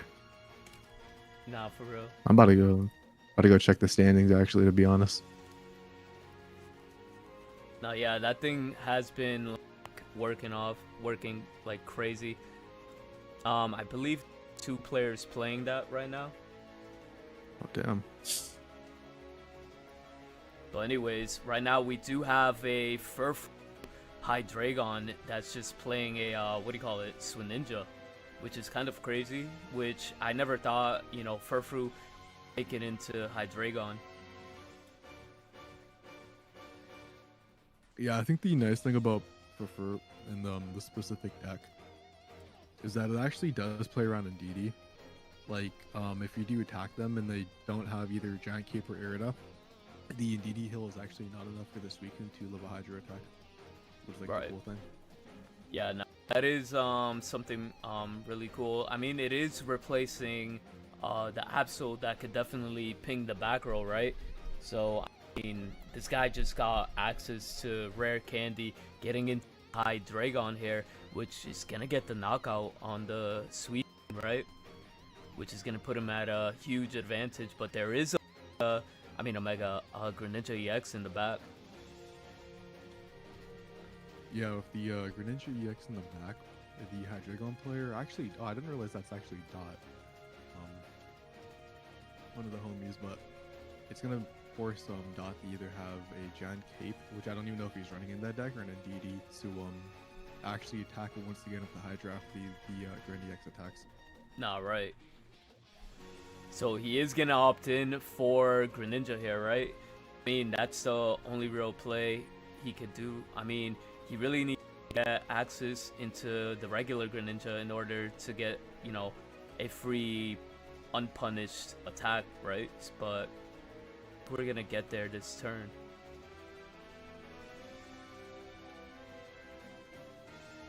Yeah, I think with the combination of the Mars and now the newly found DD, and the fact that the even if they did draw a way for their Hydra to be able to attack next turn, they are actually energy locked. So I think the Suicune is kind of just chilling right now.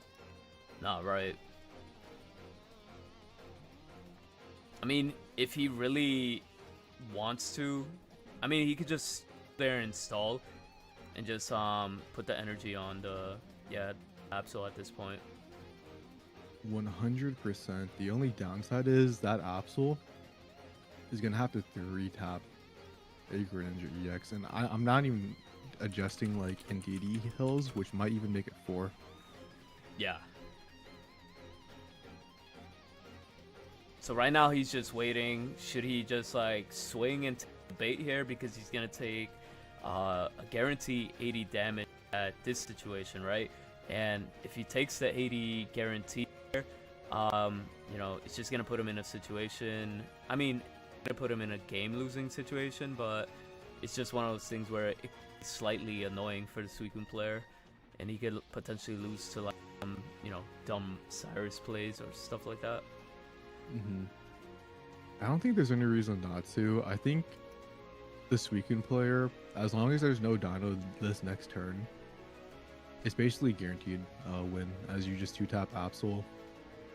And like I said, the Absol just doesn't do enough damage to the Greninja specifically, because like the 190 HP. Nah, for sure, for sure. So, So I mean, right now, since we're gonna get like we have to get a guaranteed attack Mega Absol. So depending if he has access to the Hydreigon, right, he's gonna discard like the potential Cyrus in his hand. So depending on what he discards is gonna tell us what his opponent has in his hand. But it doesn't matter. I guess he's not gonna have the rare candy Hydreigon, because for Geo revealing that. So now he's just gonna, I guess, get Irida at this point. yeah, I mean, 100%. It's actually kind of awkward because Cyrus still a lose condition for you too. you might actually. I think no matter what you do, you're not in the best position. Yeah. I think you had to get rid of Cyrus because it's never possible for the Hydreigon player, obviously, to have a 3-card combo with the Hydreigon and Cyrus. So even if they did get rid of the Irida, all the Suicune player had to do was swap out to the Suicune attack, and then they win a Cyrus next turn. No, right. So at least with this play, the Absol has options. Exactly. Potentially. But yeah, nah, it looks like at this point, the most optimal thing to do is just put as much damage as you can on Absol. Get away from like that, you know, Hydreigon, you know, that Hydreigon, you know, kill damage. At the same time, you never know. You could just top deck a rare candy and have a Hydreigon, right? Already, or vice versa. You never know his pocket. But he did actually play Professor's Research here. Yeah, that is true. A Oh, actually, I might have like another win condition here. yeah. If he has Cyrus, that is a win condition. I don't know if I didn't realize he had the bench Absol. Wait a minute. Doesn't matter. So you can top deck Cyrus, bro. Tell that has been told for 3 months. Exactly. This is gonna be what we're seeing in rank. I mean, honestly, Absol was kind of good in this situation because he put Indeedee in a situation where he could have just got one-shotted, you know? But it looks like Swinja's moving on. Exactly. Alright, let's take a quick peek. Is Supreme playing? Yeah, let's take a quick peek at Supreme. Or we could take a look at Doug's. Nah, Doug's looks like he's not playing. Let's go to Supreme's channel.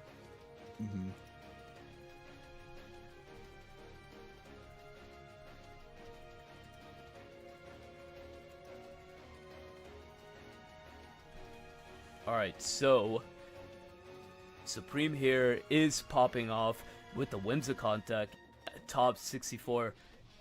Surprisingly, he was like one of the only ones that really entered this tournament with Whimsicott, and Whimsicott is actually, you know, being successful. I'm not gonna lie, this this stream, it kind of looks like we're looking at a slideshow, but yet taking the game here.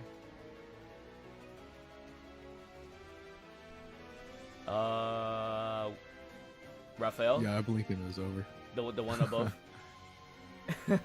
Let's go to the one above. Yeah.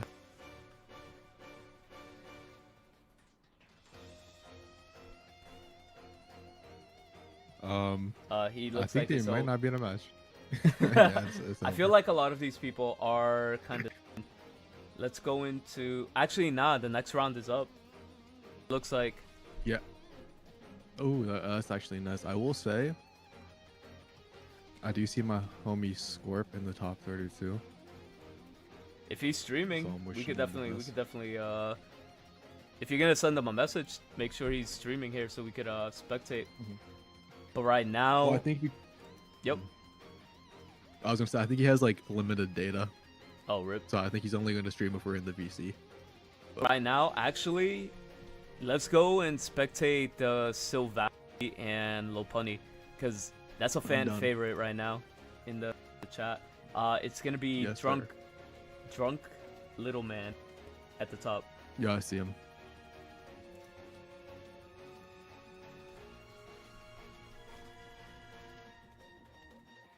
All right, it looks like he's trying to match up with his opponent, and I can pull up the data right now on who he's playing right now. So it looks like the current match. Oh, he's gonna be playing one of your favorite decks, bro.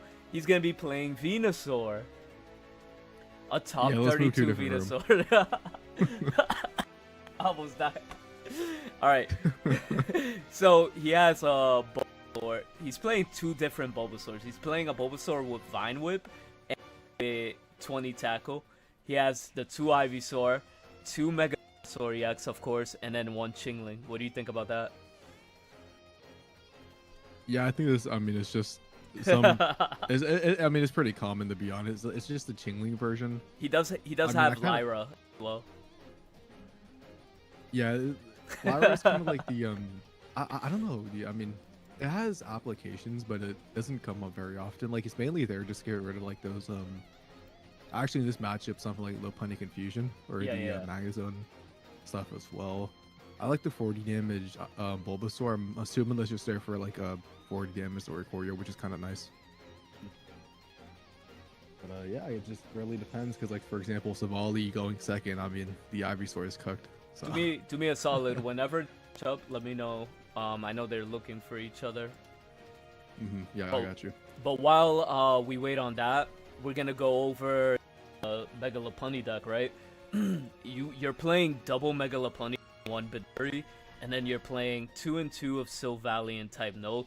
This deck only becomes a lot stronger because you get access to Will, 2 Wills, and the type No, you know, the coin flip that matters. You know, you could actually guarantee that with Will and get rid of, put necessary damage to KO certain threats, and take out Lings or any of the baby Pokemon too.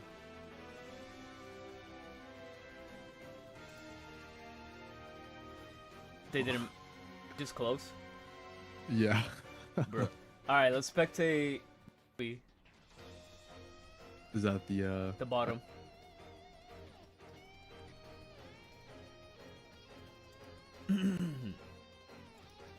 Oh, would you look at that? It's another Venusaur. This is just gonna be a long match. I'm not gonna cap. I did not see that happening, but we see a Venusaur here with Rocky Helmet and has a 3 energy. Yeah. So. Oh, wait. Let's just go to the other guy. I Back. think, yeah. I feel like it is gonna be a super long match. You're right.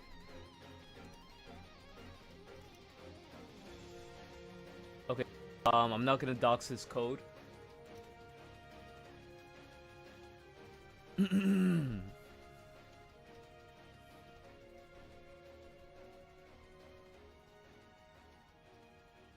Oh, it looks like they're not I'll let you finding each know other. when they. All right, cool. Yeah, I'll let you know when they're in a match. Actually, I'm gonna spectate Bobby. No, actually, no. All right. Anyways, this is the deck that we're about to spectate. Chat. It's definitely going to be crazy. It is a top 32 deck right now, and just overall has been outperforming in this tournament right now. And as we speak, he is definitely trying to match up with his opponent. Once we get there, we'll be ready to get the thing going. I'm a spectate Bobby, and then once they start, just come in here and pull me. Okay. Yep. Alright, so as Sekiro is going to do that, we do Mega Venusaur versus Magnazone Oricorio here. The situation, this is going to be a long game because he has access to healing. Oh, they're starting. Okay, cool. Yeah, I distract you. So. Okay, cool. Yep. Oh. All right, you see so that the Silvally is going second.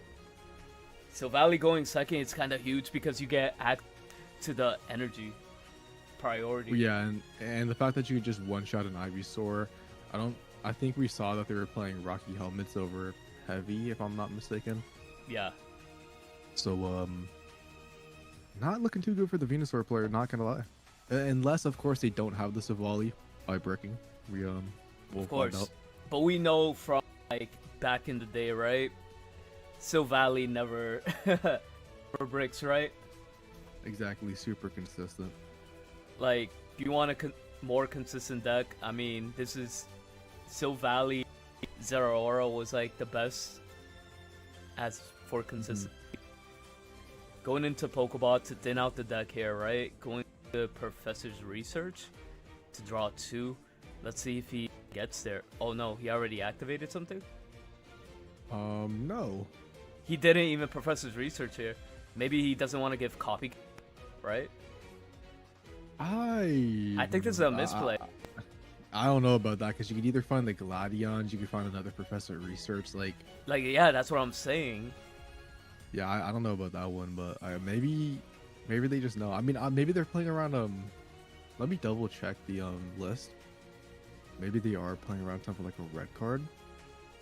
Let's or see. Probably playing around Copycat. Yeah, but I don't think you would care about Copycat because I think if you just want to find the Silvally because you're guaranteed to one-shot the Ivysaur anyways. And the Bulbasaur in the back. Yeah, exactly. And like even if they want to charge it up, I mean Silvally would just be able to one-shot something and like they wouldn't be able to ever charge enough for energies on the back by the time you just sweep through them. Oh, actually, I want to mention this.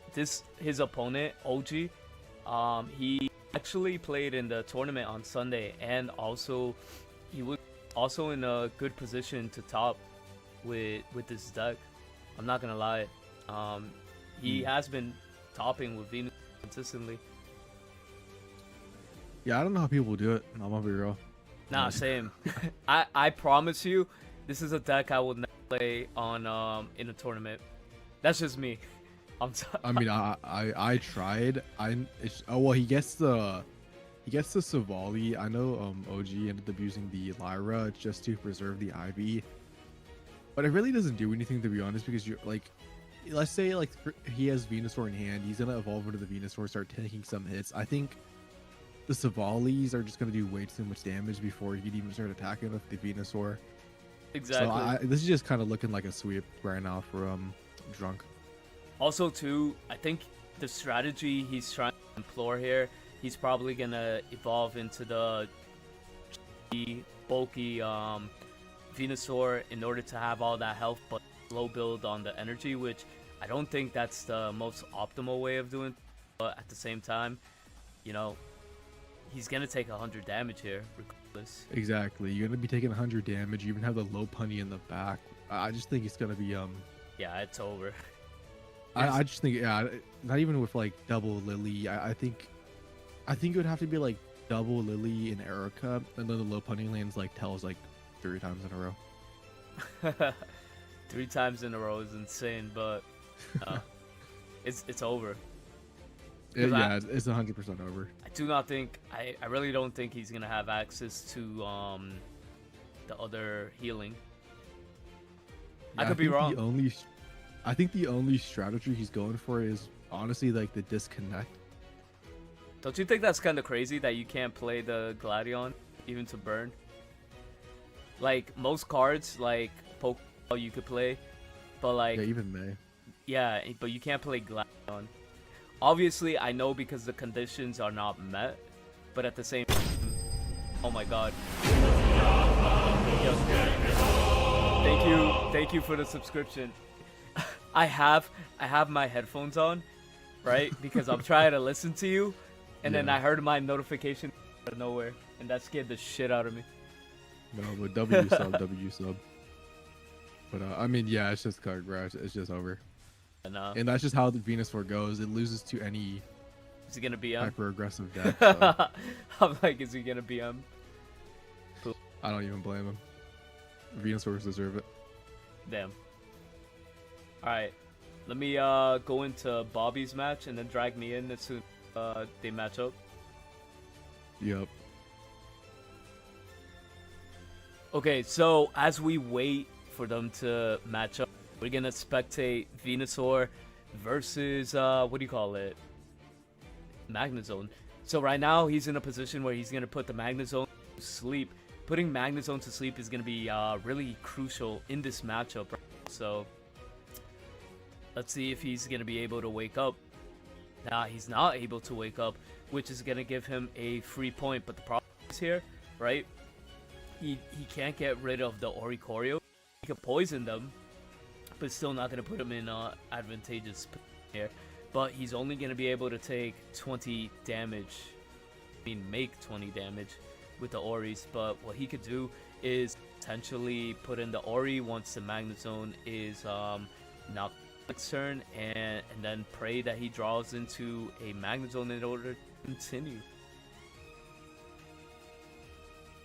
First of okay, we're back. We are back. They ended up going first. They ended up leading the Binary, but they had the X speed, so they swap out to the Type Null.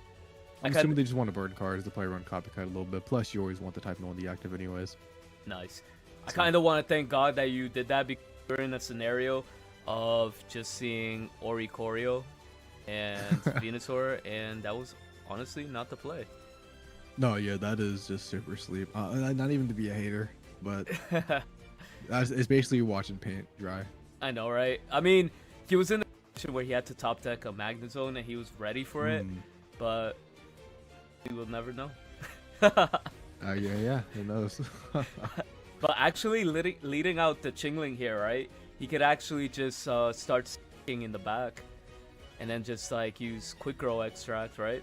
But yeah, the bad news is that the yeah, I mean, he has access to get rid of. Right? Are the hands blocked off? I can't remember. Yeah, the hands are blocked off just in case. Well, we're gonna see it anyways. Maybe not. I guess, but there's a way to one-shot this. Yeah, I mean, now he does have access to one-shot this, but the problem here, you know, he is gonna go in for the will and get rid of it. But like items, I feel like items doesn't matter because you're playing so many supporters, right? Yeah, I think Silvally and Type Null is literally the card that a Chingling would probably want to see the least because it has no effect whatsoever.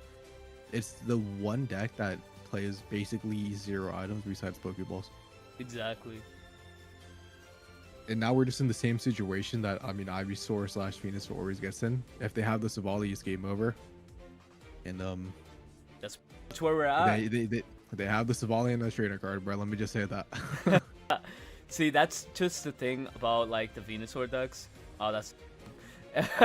But anyways. Well, actually, no. That's the game. Oh no, you have to. Yeah. My bad. I'm so used to.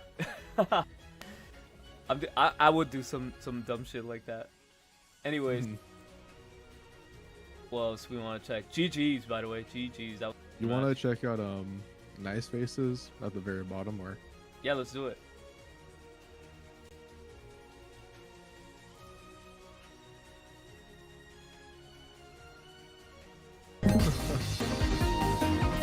I haven't heard the actual in-game music in years. Oh my god, that gave me like a destruction. It didn't even scare me. It was just loud out of nowhere. No, exactly.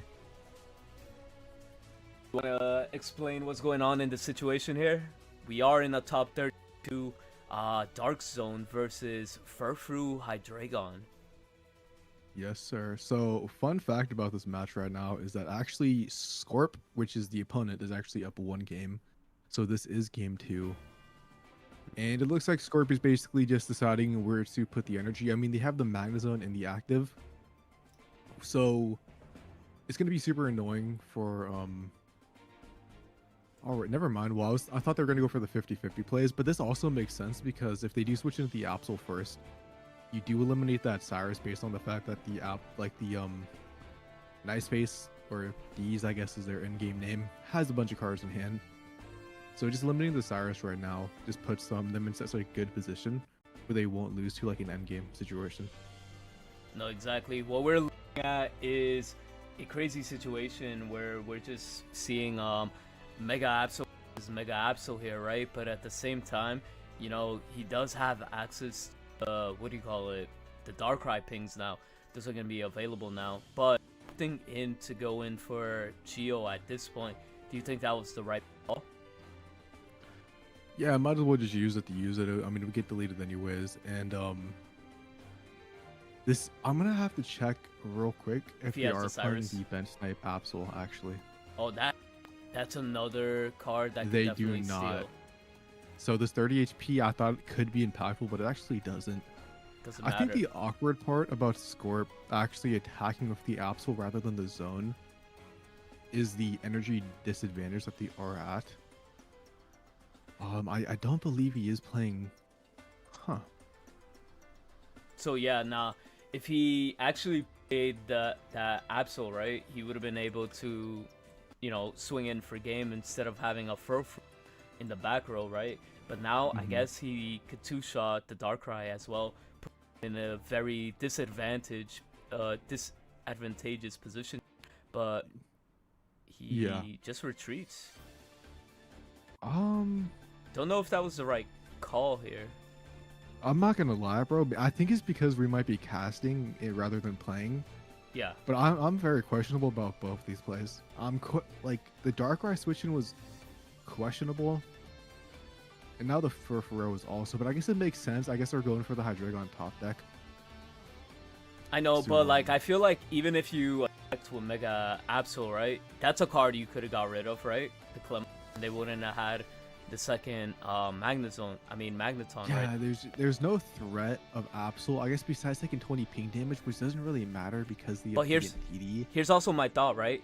He has 2 points, and if he would have attacked 80 points, he gets the Hydreigon. But anyways, if he had like the damage on the Darkrai, right? He got rid of Clement.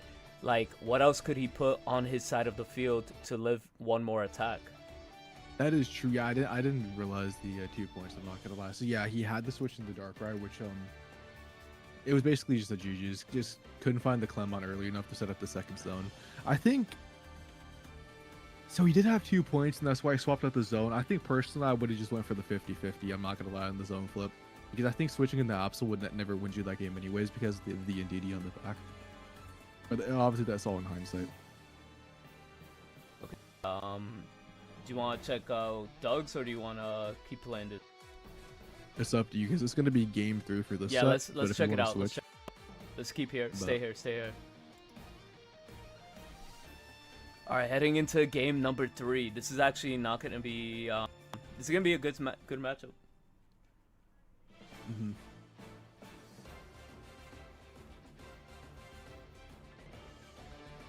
Going first with the Mega Absol lead, though. You don't love to see it. Yeah, not at all.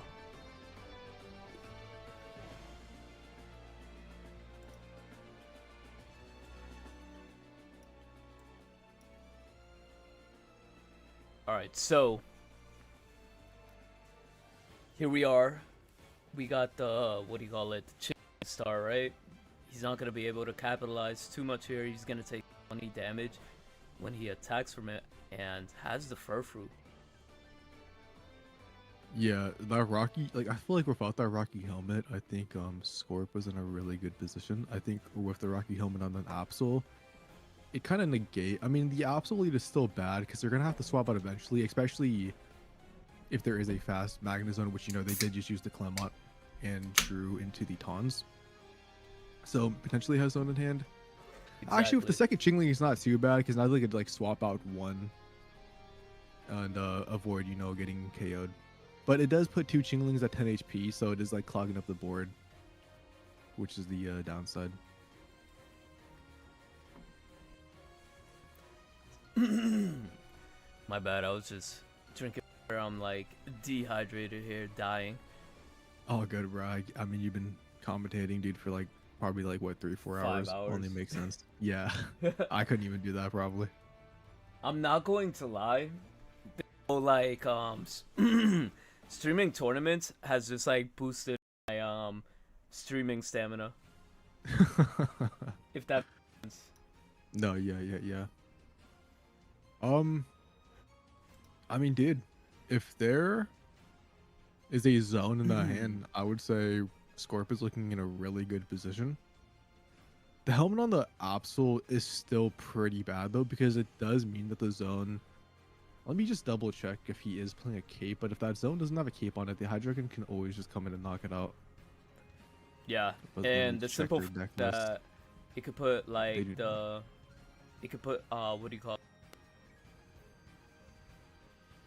My bad. It could put what do you call it?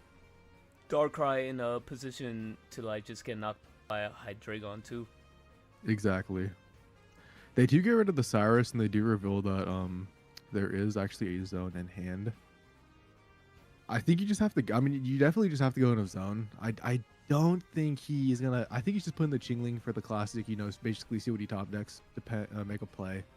Also, I just want to make a quick announcement. Sorry for interrupting. No, you're good. Everybody in chat, we did have what do you call it? Did hit 50 likes, so we will be giving away a what do you call it? Full art Indeedee, the one that you're looking at on the stream right now. So if you guys do want access to that, we're going to set up a giveaway bot in our Discord. Join the Discord so you could join that giveaway, and then once you get picked, you're gonna get you know, you get a chance to win that in the raffle. And also, if we get 50 more likes, we're gonna give away a rainbow rare Indeedee. So we're 50 more likes to give away a full art and a rainbow rare Indeedee. So make sure to join the Discord to enter that giveaway. Yes, all sir. right. Sorry about that. All good, bro. All good.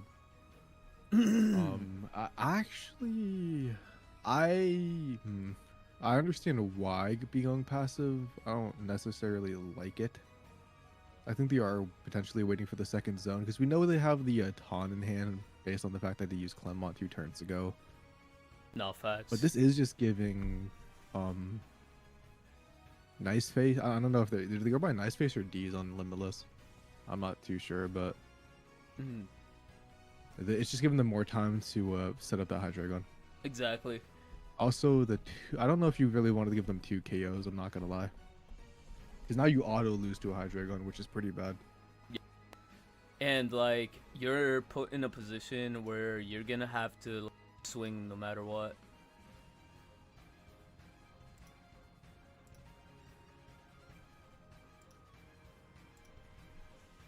But then like he has to draw the Hydreigon in order to get to that position too. No, yeah, exactly. He doesn't have anything to attack with. No shot. Yeah. I saw this coming, dude. I think you should were supposed to go aggressive last time. I think that's just the downside. I think you were not supposed to give them that Shin KO. Because regardless, the Darkrai is going to. You had the Darkrai set up to be able to attack. I know you didn't have the Mega Absol, but you at least had the Darkrai. But yeah, it's just that's just gonna be GG's. Yeah. All right, let's spectate another match. Hopefully, we could find maybe Raphael playing. I'll double check.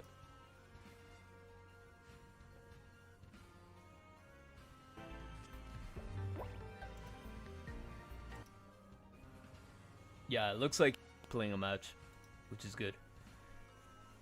Oh, he's actually playing one of our judges. That's funny. Oh, really? Yeah. So it looks like oh, mind you, this guy went undefeated. Oh, really? Right now?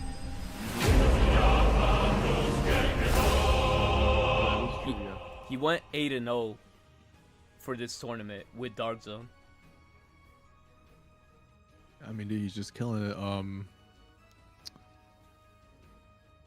But although he I mean, is 1 point away from like getting destroyed.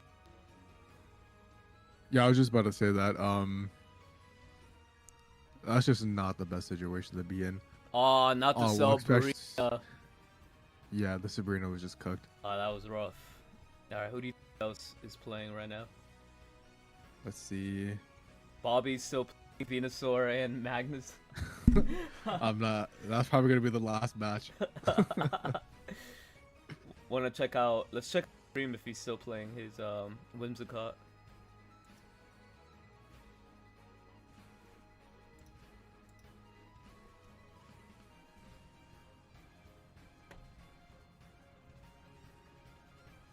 Alright, what do we got here?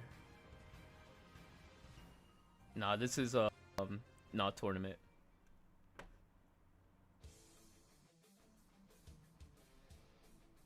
I feel like we're set when it comes to all tournament. Let me double check the pairings. Yeah, I don't think Houndoom Charizard is something. And yeah, it might just be Bobby.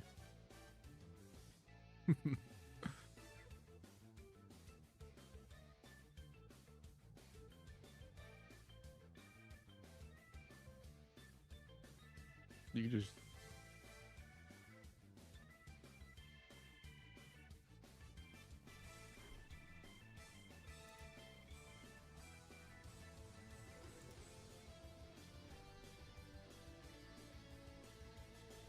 on. I don't know. Let me go double check what game that was. Alright, sure. That's actually pretty safe to... Let's see. Bro, I am blind. Let me just go to the standings. Look at the where's the Venusaur player.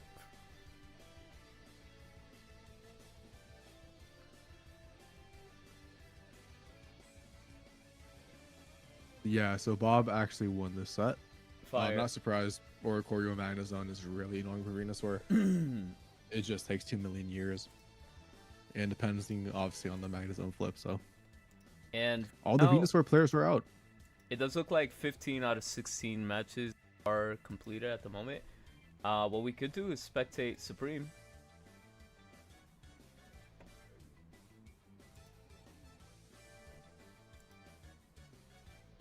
The only reason I came here, have some content being played while we wait for the next round.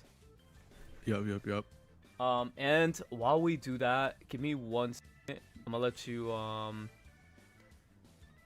jeez. Hold on. I'm gonna let you Okay, shit. Yo, so yeah, this is my stream now. Oh. Nah, yeah, you guys should check out Erico TCG, bro. Pretty close to 18k subs.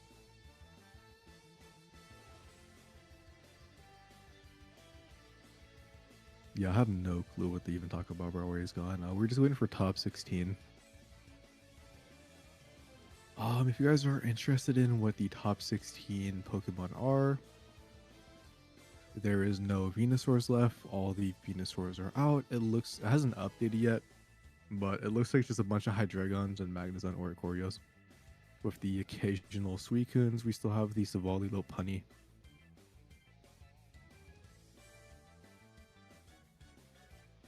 As well as a couple of Dark Zones that will probably end up making it through unless they all got eliminated, but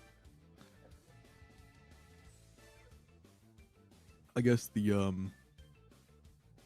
thing to note is I don't think there's any Altarias there's only one Altaria in the top 32. They lost, so it looks like there is hold up. Oh, there's actually another one.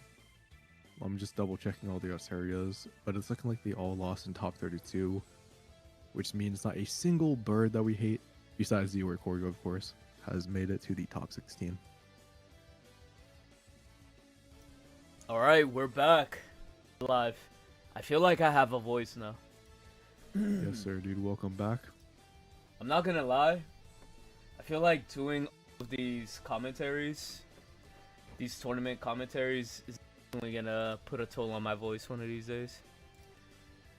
Oh, 100%. You're gonna wake up in like 2 days and just be mute for like a week. Facts. Yo, what the fuck? I can't But even. yeah, while you were gone, I noticed a fun fact is that there is not a single Altaria in the top 16. I thank God for that. Oh, 100% I am. All the Venusaurs are gone too, so my This is Venusaur gonna be... propaganda still exists. Yo, mind you, this is a big tournament today. Today we had like 316 or 320 people join. So Yes, sir. that could be another tell on what's going on in the metagame right now, right? That Altaria is finally getting pushed out because of Swinja, right? In the earlier matchups. Yeah, there's definitely two reasons. The main one is obviously Suicune. The second one is definitely Magnazone or Choreo. Which are arguably probably the two best decks in the game currently at this point in the meta development, which means Altaria is just cooked, bro. That bird has to just pack it up. It'll come back next week when the meta shifts, when all the Hydreigons probably come back. Which there is like a lot of Hydreigons so far. I'm not too sure how many are in the top 16 because it hasn't updated yet. There is still one match going on, which neither of them are streaming in the Discord, so we have no clue. But it is 1-1. I will say, prior to that, there's like 1, 2, 3, 4. 4 of them, 5. No, 4 of them in the top 32. Yeah, the Altarias, you mean? So yeah, I made sure to look at all of them, and they did lose. No, I'm sorry. I was talking Hydreigon. Oh, Hydreigon, yeah. And we saw 2 of them win. Yes, sir. So Let's see. Again, we're stating on one of the matches. Hopefully, it's not like a Guzlord versus Guzlord. So I just checked. All 4 Hydreigons ended up winning, which means there's gonna be 4 Hydreigons in the top 16. The last matchup going on is a Suicune versus a Magnazone. How is? Oh yeah, right. I was about to crash out. I was about to crash out for no reason. I was like, how is water and electric? But then again, you said Oricori, and I'm like, yeah. Yep. Well, I mean, overall, before top 32, the standings here, right? I mean, the metagame, we have a win rate of 57.34 for Hydreigon, which is pretty high, I guess. I mean, Suicune, Greninja Mega Absol is actually at a 58% win rate in the last top 64 metagame. Yeah, actually, yeah, in the top guide is telling me Suicune has a 70%, but maybe mine's not updated yet. Yo, I wonder if this... Yo, there was a Suicune Gyarados deck that was like, undefeated for the longest time, and then it lost like 2 matches. I know it made top 64. I want to see if they got knocked out or not. I think it might have. But yeah, I'm popping off. I'm not seeing that in the top guide. There's also a Glaceon Vaporeon deck that went 4-4. Yeah, that deck actually, in the beginning, he did win like 3-0. And then it went downhill. Yeah, fun little fact. Yeah, apparently against Bixie, he ended up landing like a 3 Misty flip going first or something. Which is just insane. Yo, Anon, when I said water and electric, I meant like water versus electric. Not water, not dual energy. Damn, they're playing it out, bro. Damn, I've been looking for this Gyarados deck, and I think you might have been just imagining it, bro. I don't see it.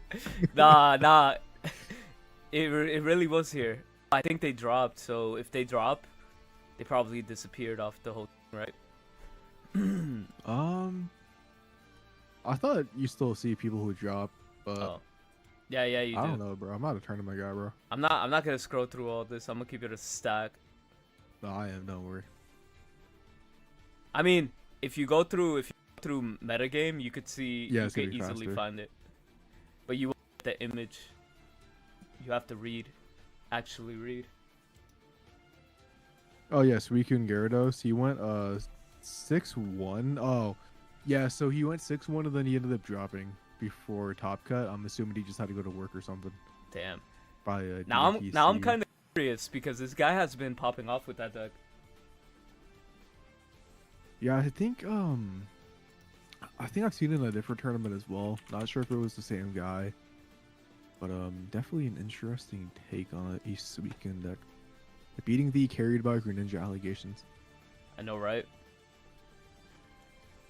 I did see also a Galvantula deck barely not make Top Cut, which is kind of disappointing. It was that guy from Boat. His name Yeah, Hyperion. Hyperion?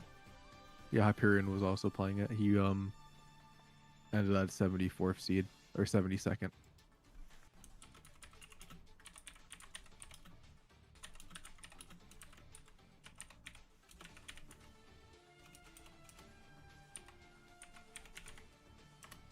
Also, chat, this, join the Discord for the giveaway for the for Indeedee.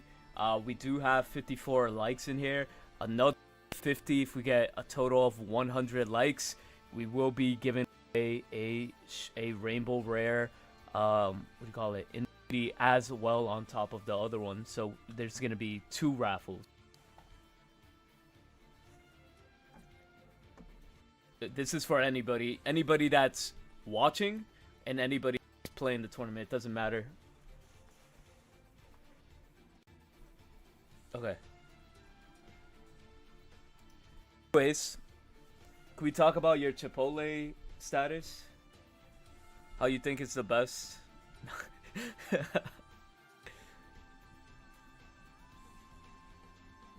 Rip. Sec died. I didn't realize I was muted.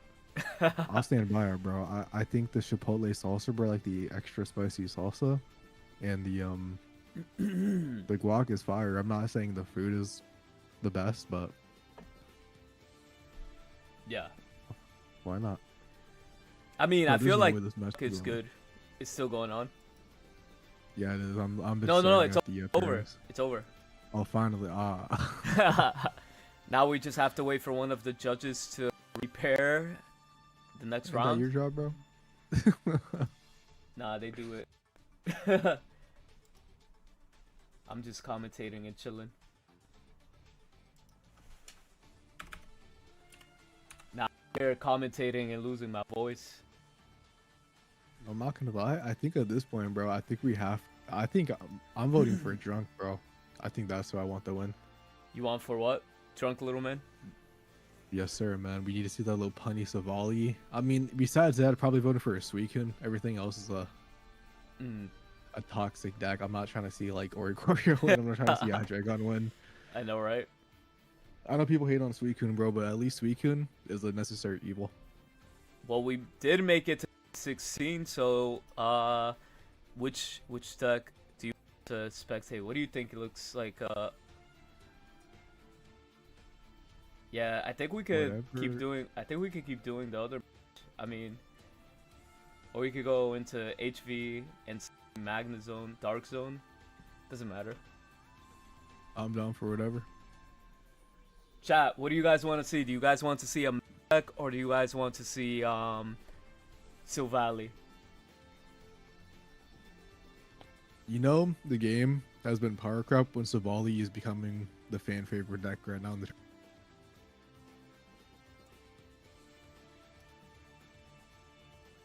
Sorry, I made a executive decision. All good, bro. As you were talking, I'm like, I'm used to it. all right. You're saying you know when Valley. Oh, it's becoming the deck people are rooting for. That's how you know the deck or this game has been power corrupt the hell. Yeah. That is kind of crazy because remember when everybody hated that? Still do, but You hate it? Nah, no shot. Alright, we got a match. Oh, playing HVK. This is gonna be a nasty. So it's Dark Zone. Dark Zone versus Silvally.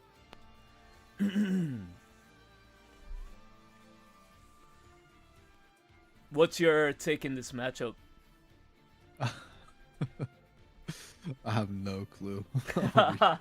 I feel like going second. I'm assuming the Silvally would be more favored, just based off the fact that the Lopunny can sweep the end game.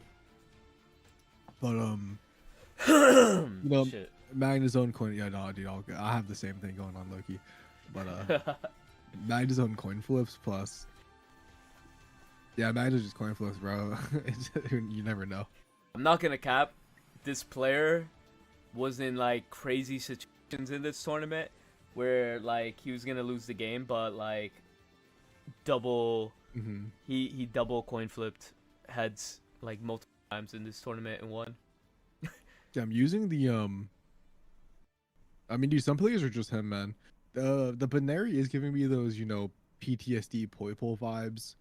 Yeah. From when I was, you know, fighting for my life on the line. I just needed to land one heads, and always just see those two tails, bro. I don't think I've ever been heartbroken more. Exactly. But it looks like Drunk at least landed one, better than nothing. So I think, you know, he just takes that. Oh no, facts. Well, he gets the Magnazone on curve, right? Yeah, this is very interesting. Oh, It okay, looks so like he that has actually. both. Yeah, so he has one other card. If it is the one copy of Zone.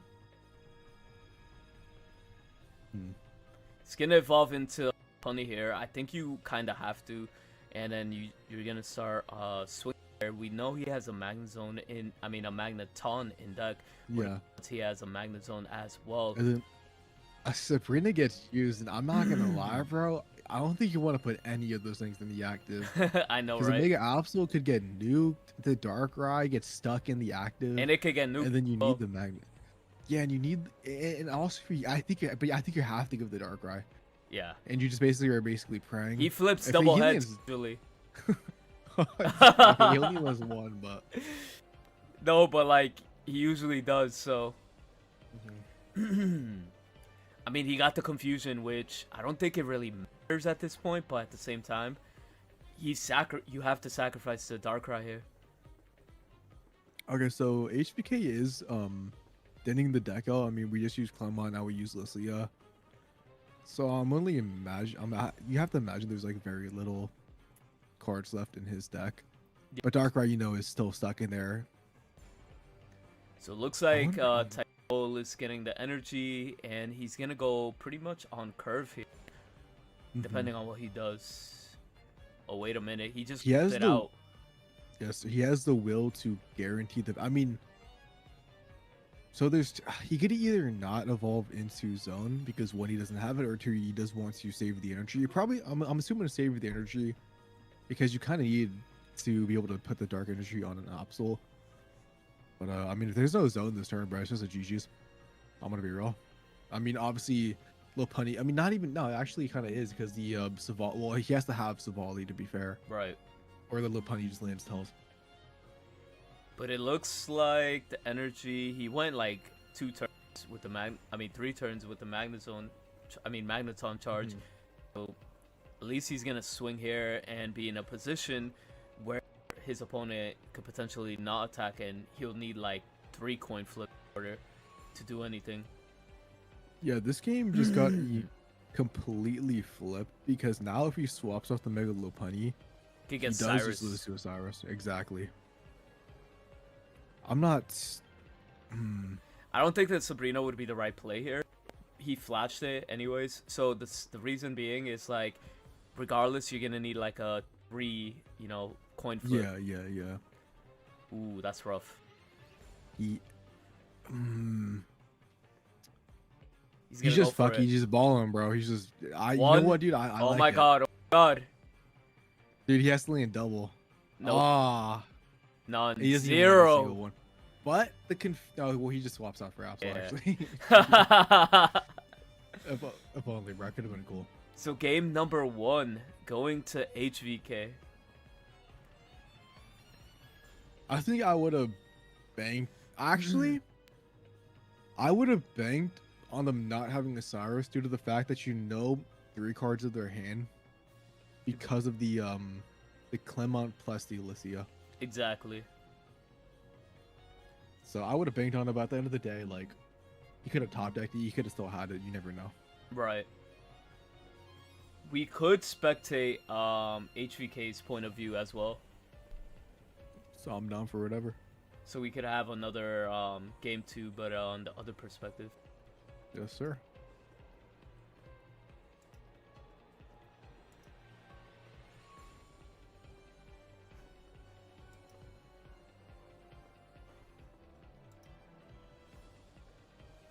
Alright, so we're gonna spectate the Magnazone's point of view here, but we're not gonna dox the code, so we're just gonna go on to the standings, and then we'll switch back into the, the actual game once they match up again.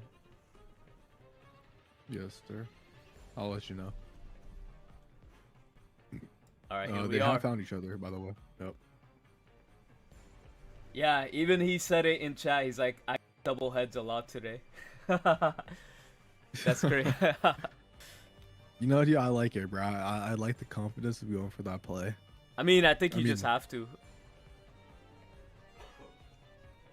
Yeah, I mean, dude, if it worked, I mean, that was the highlight of the tournament, bro. It has been for a while now. We still see a Magnemite with Alicia lead, so this guarantees potentially a second Magnemite, which we actually saw they didn't get. Kind of unfortunate, not gonna lie. Yeah. But I mean, it's just Silvally going second. I mean, it kind of sucks for the Magnemite player. They are forced to retreat. The Chingling doesn't do anything in this matchup, so they're just gonna be so down on energy. And the bad thing about the new zone, actually, specifically against Silvally, Silvally hasn't been meta relevant in what, like, maybe like 1 or 2 sets at this point. Is Magnazone used to be actually really good into it. Magnazone is actually not that good because it can't one-shot them anymore. So that is like something to note.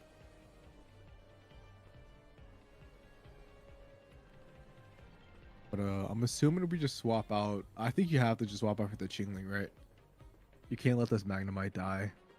And then, I mean, we saw they got the Magneton, so I think they just evolved that, and then, right?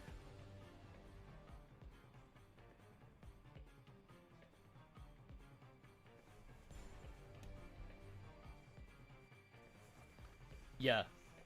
No, I'm sorry. I had to take care of a quick call. But we're here. No, all good, we're fine. man. We're yes. So they get the ton, they charge up, and yeah. I mean, I guess it just depends. I mean, okay. Now that I just look away and then I look, it looks like HVK is dominating the field here with the Magneton. Access to Clement or using May to get that. yes, sir. They actually ended up using May to find the ton, if I'm not mistaken. They use Gladion. They don't place a type null down, which tells me they probably just got the second Silvally. Yeah. And they are putting the zone on a timer, or like they're forcing the Silvally to be at 10 HP, plus you go for the 50-50 coin flip. They actually choose a Mars, which... Do you think this is the right play? Because you're potentially mulliganing, giving him a mulligan to get a Pokeball or something. Yeah, I don't think I would have, based on the fact that they had no Pokeball. But, I mean, if you just draw a Darkrai, you get 2 KOs next turn, so it doesn't really matter, I guess. But then again, if they get Baneri, 1 energy, yeah, the Megas, like, could change this real quick. Oh, that could be type no. Yeah. That's 100 damage right there. Oh shit! And they land the heads, dude. Yeah, that Mars potentially might lose them the game depending on what they. I mean, obviously, like I said, bro, if they find a Darkrai, they just win. Wait a minute. He has to find energy for that Magnemite as well. If he has access to the second Silvally as well. Yes, sir. However, we do Sabrina. see a Sabrina, which means this Typenol is dying. The Silvally is going to be living at 10 HP, which means any basic besides Absol will be able to knock out this thing next turn once I can this win man this is in game. his revenge code. Or even just a Chingling, bro. Just a Chingling wins this game also. You know what's crazy? What if he drops a Baneri? Yeah, if he drops a Binary, dude, I think it's gonna be. We don't see it, bro. We don't see it. It doesn't look like it. He would have put that like quick. Oh, 100%. Oh, So this it all is comes scary. down to this next draw. He has 3 chances to get a basic.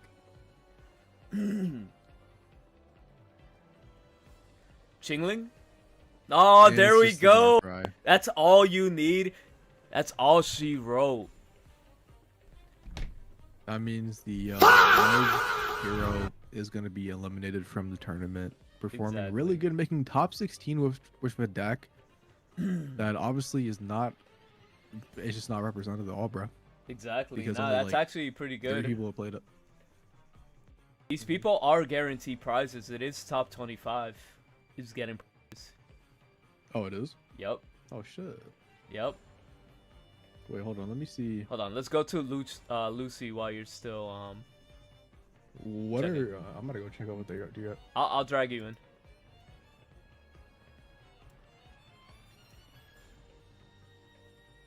Alright, I dragged you in.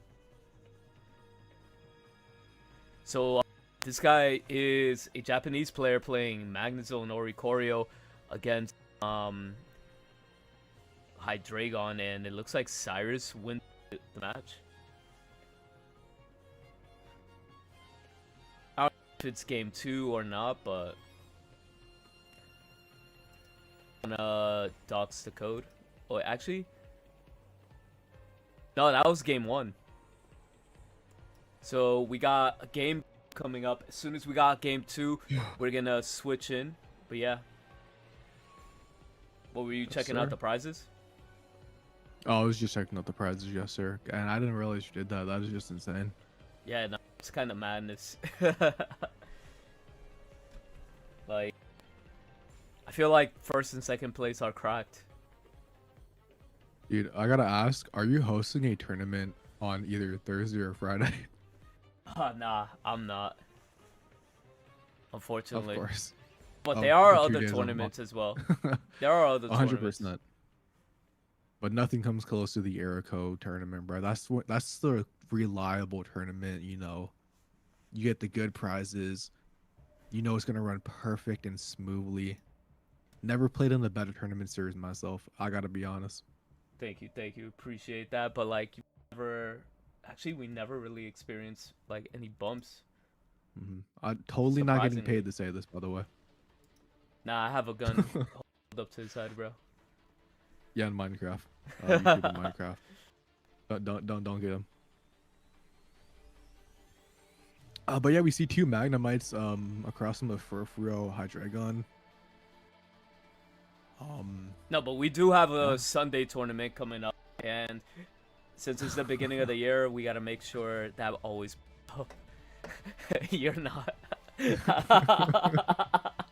I know you Well, work. If it's the, I'm assuming because it's Sunday, it's not gonna be late. But yeah, it's like what 11. It's probably like what 2 p.m. EST or something. Yeah. Yeah. No, 3 Yeah, p.m. I'm not actually. joining. Oh, 3 p.m. Yeah. I might be able to join. Yep. Okay, so we get we see the Clemont guarantees double ton. We see 2 Magnemites. I mean, this is the best situation for these new zone players. However, we are staring down 2 dogs and whatever Dino is, I guess, but whatever that thing is. But we're gonna see the red card too to eliminate the highest chance of seeing a Hydreigon. Mm. And yeah, the annoying thing about Furfuro, I'm pretty sure it tanks a zone hit, right? No, for sure. Or am I mistaken about that? Is it minus? It's only minus 20 or is it minus 30? No, actually, it's minus 20, and I think Zone knocks it out. Zone does knock it out. Okay, never mind. I was thinking of Absol. That's what I was thinking about. Yeah. Okay. I feel like the Hydreigon is also in a position where they really have to draw that rare candy Hydreigon in order to advance his gameplay right now, because he's kind of locked in a board state that's not that great, right? It's really mediocre. All he could do is 30 damage and 20 damage, and you know, what are you gonna do? Well, He got it. well, what he's gonna do, he's gonna find that rare candy into the Hydreigon. And you know what's the I guess crazy the part? question is, He's not gonna give him the chance. He's not gonna give him the chance to. Hey, never mind. He's actually just gonna try to swing. I like this play more. I don't like the fact that if he swapped out, he'd be energy locked going forward. Plus, he would put himself in a position where if he actually had a zone on the back Magneton, he would be going for those 50-50 coin flips, or at least if the Hydreigon does come in first. Also, too, I mean, I'm not gonna lie. That Rocky Helmet is gonna put him in a position where it's gonna be too advantageous. But never mind. I forgot that he had a giant cape. I was just about to actually mention that, yeah. But I think it's fine. I mean, you can just, I mean, you can go in with like something like you could just not go in with the Hydreigon, go in for a second Furfuro. The problem with this play is you are giving your opponent 2 points before you know going with the Hydreigon, which is on a limited amount of timer. And the fact that they did switch out the Magneton for the full HP Magnazone, Exactly. I don't know, dude. It's just this play does lose to any sort of healing card, which looking at the deck list, obviously by Rushi, I think. Yeah, it's Rushi. PCL does counter out this whole play. However, actually with that second Rocky Helmet, the PCL will not matter. Exactly. If they did have it, of course.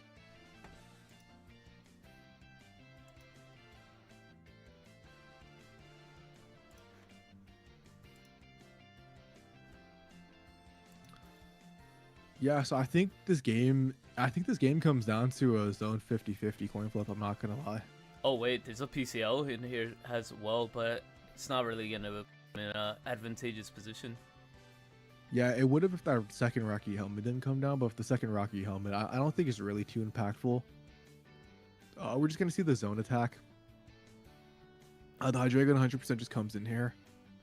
Yo, imagine he just pulls up with another rare can. Yeah, I think that actually is kind of what needs to happen here, or a Mega Absol top deck. I'm not too sure. The PCL actually might have saved him. I'm not too sure what the Magnazone would have been HP wise. That Ori could be annoying once. I mean, not anymore. I think because he has the Indeedee. I feel like what I was gonna say, like the 90 damage, stacking in with Ori. Just screw him over, because he'll be taking 100%. 30 damage. Now he has Indeedee to start healing, which puts him in a good position. Yeah, so if he takes the 90 damage here, he's gonna be left at I think he actually still faints through the Ori after even like swapping out for a second Hydreigon. He does have 2 points here. Exactly. I think the I think the Magnazone player is actually playing this like smart. But wait a minute. we see the second Hydreigon. Yeah, you saw that. I mean, we just saw that he did reveal on stream by hovering over it. He has the Cyrus, so unless he has a giant cape for the Hydreigon after swapping out, and even if he has the giant cape, actually just knocks himself out. So this actually is a guaranteed game for Rushi. Yeah, I mean, going into the potential, is this second game, right, or first game? No, he took the game 1, and this is gonna be game 3, going to That is true. yeah.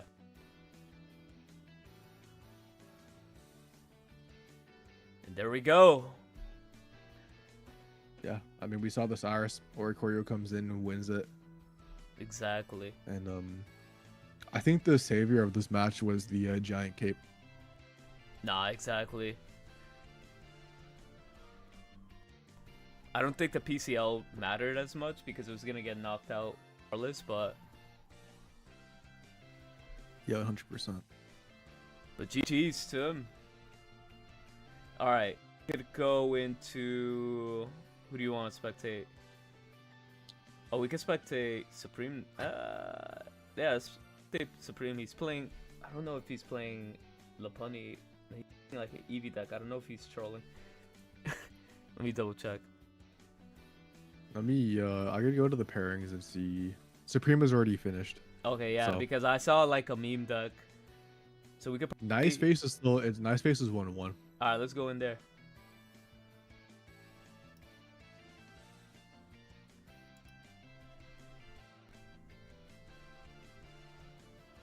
Alright, so we're heading... I'm not gonna... Okay, go ahead. My bad. My bad. I'm just yapping, bro. Yap. But yeah, it looks like the Geo, the Rocky Helmet, dude. He's hitting the first attack off the Hydreigon, and it's 1-1. It's just looking like these is taking... Actually, unless there's a Cyrus. Yeah. Onto the Mega Absol. The Mega Absol is obviously damaged, so it means it was hit at some point. We don't know if it deleted the Cyrus because we joined late. Yeah. But if no Cyrus is in play, it looks like Nice Face should just take the W in this board position. I just don't see a way out. Yeah, no, he has a dominant like board state. Like, I mean, what if he has Rare Candy and pulls off with a second Hydreigon? Goes into Geo. Yeah. Oh, wait a minute. Is that the case? Even... I don't know, bro. I mean, why... He might have Rare Candy Cyrus. Who knows? That could be a possibility. But that's kind of crazy that two Hydreigon players have to knock each other out. Oh, he's getting a copycat for it. That's why. Risk it. Okay. Because technically, he can still retreat into Absol. Put an energy. Get the Cyrus play next turn. Yeah, it really just depends. We just have no clue if the Cyrus has been deleted. I think, based on the fact that he's not conceding, I'm going to say he actually might have it off that copycat. But I guess we'll... Applying double Rocky Helmet on Hydreigon. The way he hovered on the Hydreigon. That was funny. I was like, what? Rocky Helmet, I mean, even if they... Like, a Rocky Helmet is not going to force a tie because you still have 20 HP left. Plus, the DD anyways.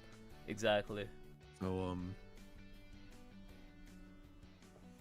yeah, it really just comes down to Cyrus or not, I guess. Because no Cyrus, I think no matter what, Diaz takes it because of the Rocky helmets on Hydreigon. Well, he doesn't attack. I think he would worst case scenario. So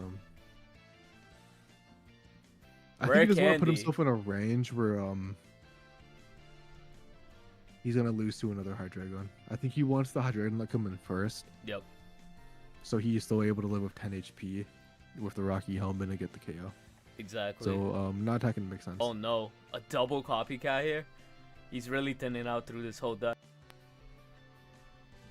But the retreat is coming.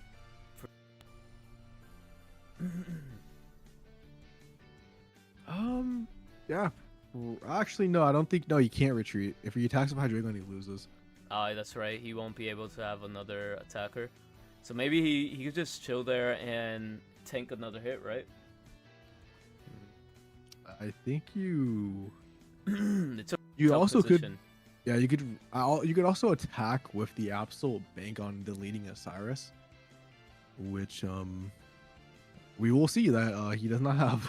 He's gonna get rid of that copycat. Yes, sir. 20 damage, crazy. Imagine he drew like Rud, even though he doesn't play it. Maybe he's cheating, Tected then. We've seen many of those. Wait a Trust minute, me, the I have. energy just went to Hydreigon? Is he retreat? Interesting. I like this play. At the same time, I think. Oh, he that's has to. everything. That's everything. If he has it, he has it. Right? Yeah, I feel like it potentially is the leader because of the Absol, having 40 HP, but like, yeah, I mean, has to be. I mean, maybe he's just BMing, but Oh, but yeah, I think that actually, dude, I ended up making a comeback. yeah, I really didn't think this comeback would come through, because at the same time this Hydreigon coming out, right? Gonna have to take 30 damage. The 20 HP heal isn't really gonna do anything for you right now, unless he has his Cyrus bottom deck. It wouldn't even matter. It wouldn't even matter because he's at 148. Oh, that is true, actually. Yeah, D's will end up taking this game because the Hydreigon will knock itself out. And what were we saying earlier? D's wouldn't lose. Yeah, I just couldn't. I don't do math. Wait. He can't even. Oh no, he can retreat. He could. No, he can't because he'll be at 10 HP. If he uses Indeedee, Hydreigon remember does 30 damage to itself. So D's might actually come back. Oh, D's wins this game next turn. Yeah, guaranteed. He does. PCL gets dropped. Nah.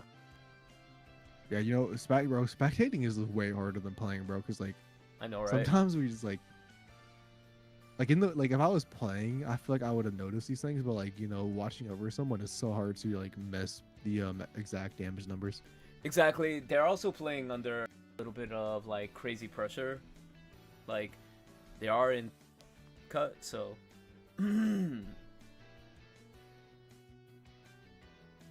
He just takes the honorable way out. Yes, sir. What game was this one?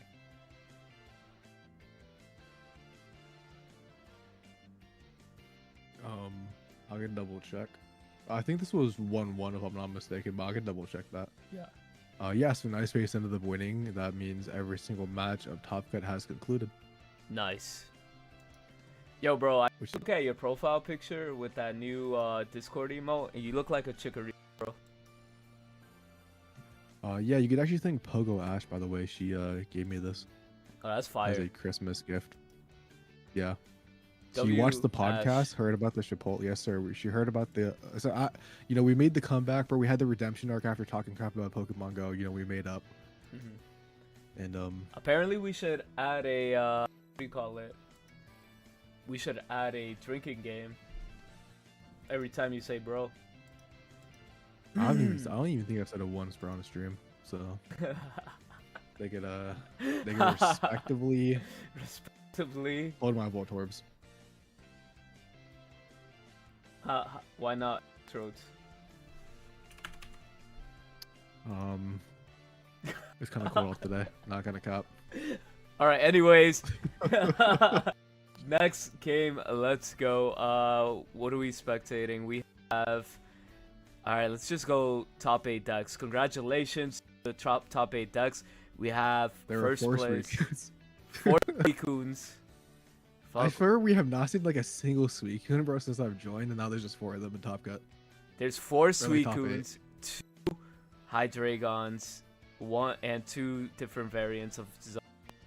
So this is gonna be like super hard. Which match should we expect? Dude, I feel like we haven't seen a Suicune in a minute, bro. Yeah. I thought Supreme was Supreme was the Whimsicott, bro, but I guess I got names mixed up. Wanna check out Lucy? His name is? Yeah, I'm down.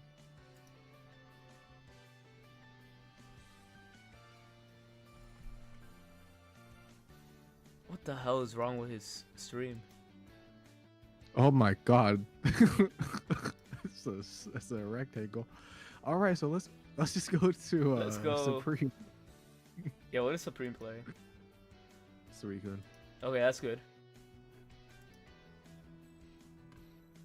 Alright, I really hope his stream doesn't have a stroke, because sometimes it does. Yeah. The classic Indeedee start. I don't know why I said it like that, bro. So, fact, Grift and Supreme are cool with each other too. They're both bald. If you bald Supreme, bald Grift, looks like they're both team members and they're fighting each other. Bald and proud. In top 8, which is kind of crazy. Is that gonna be a power up or is that gonna be a nerf? I don't I guess know. we'll have to find out. Do you think knocking out you versus Siler? You think that would be? That's already happened, bro. Oh I'm gonna just tell you right now, dude. Iridai players actually historically always match up into each other. I've been eliminated by Bixie like 3 times. I've lost to Siler also, but I've also beat Illusion like 3-0. So you can hold that. Oh damn! You know what's crazy? Illusion came in earlier, like when we first started in round 3, and he's like, "Don't look at my score." With a sad was he, like, Squirtle 05? face. No, it was like round 3, bro. So it was like, Damn. you know, it happens. It's pocket, right? You know, some Oh, days trust me, you I've pop been off. there. Sometimes you pop off. Sometimes you don't, right? That's why I don't play Venusaur anymore. We Bro. play real decks now. Just like, remember Seagun, right? He won my tournament, and the next day went 0-2 drop with Charizard. Yeah, I mean that just happens, dude. When you play those, like, you can play these. Wait, is he gonna Cyrus him, bro? Oh my No god, way. that is just. I would. I'm gonna be honest, bro. Grift is coming through. I would. I don't think they're gonna be teammates after that. Those are like real fighting words right there. I mean, the good news is you wasted a Cyrus. They only have a 90x Greninja. With the Indeedee Hill, I'm pretty sure they don't even knock that out in 2 hits. Like, it could be worse, actually. I'm not gonna lie, bro. It could be worse. Yeah. But Unless we see, like, a second Cyrus. he then- does have guaranteed knockout on Suicune, right? He's just gonna do 100 damage now, and then, I mean, damage now, and then 80 damage. No, it's not guaranteed because Yeah, the Indeedee's out. Indeedee. Yeah. Yeah. That's what I was trying to say earlier. It's not even that bad, to be honest. I mean, if he gets off a Greninja EX in the back, then it's... Yeah, but he has no energy yet, so... No, but at the But, same no. time, yeah. It probably would be. It probably would be. Just because of...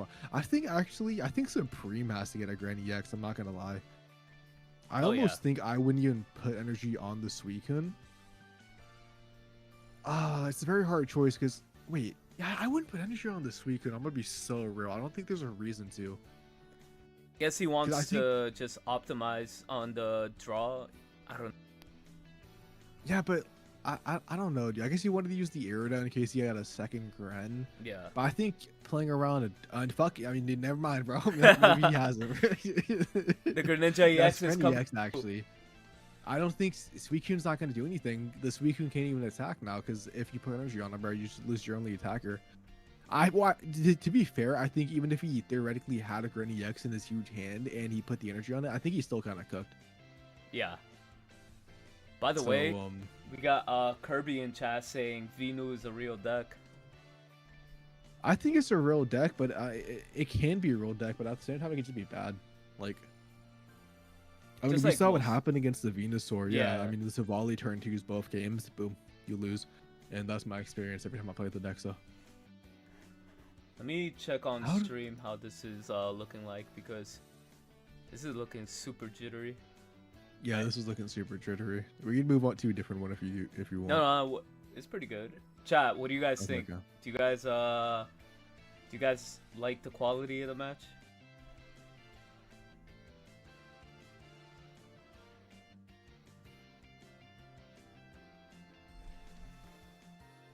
Again, yeah. The thing, I wish Pokemon Pocket had a spectate where we could rely on our own internet to watch. We can't. We're just asking too much, man. Let's get ranked back first. I'm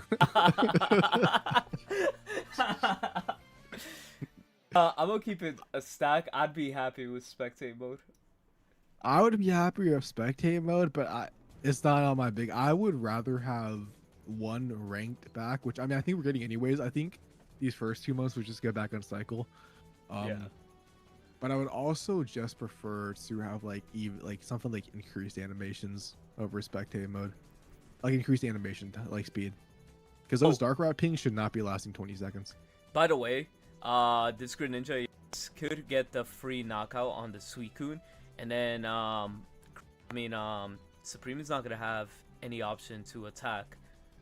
Yeah, that's Revenge kill because there's no energy on here. yeah, that's why I think attaching to the Suicune was. I don't think it was the best option.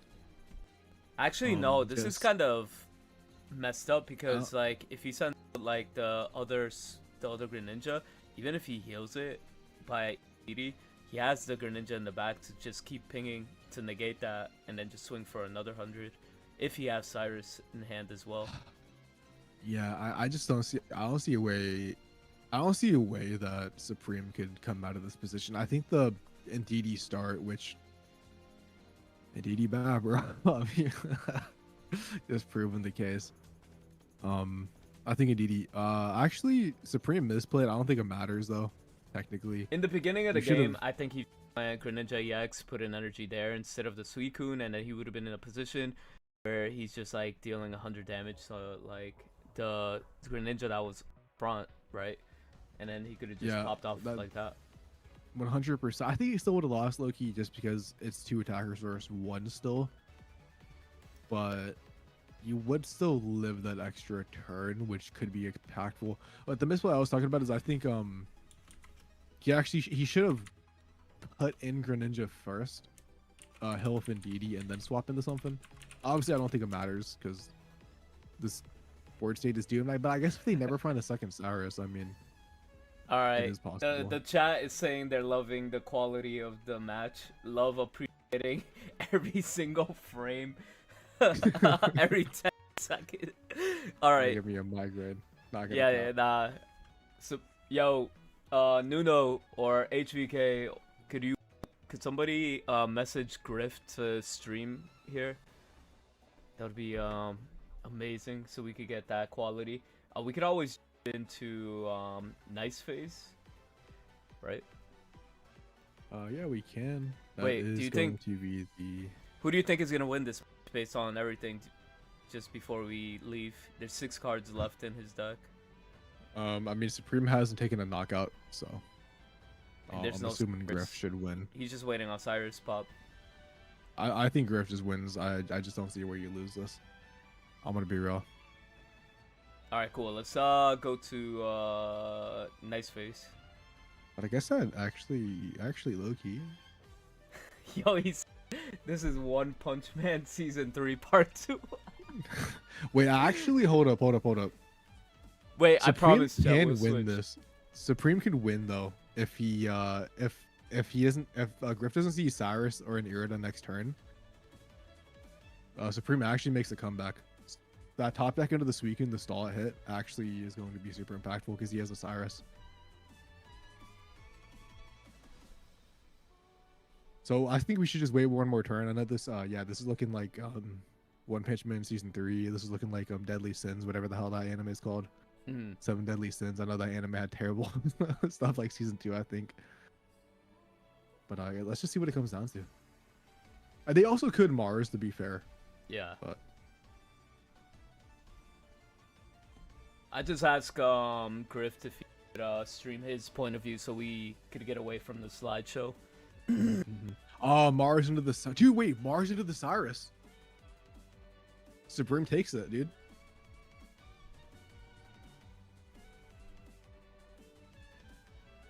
A huge comeback, dude. After an abysmal start. Indeedee lead, getting its Cyrus back in, and they still find a way to win with the pivot with the Greninja EX. We were kind of I mean, that's just kind of insane, is it not?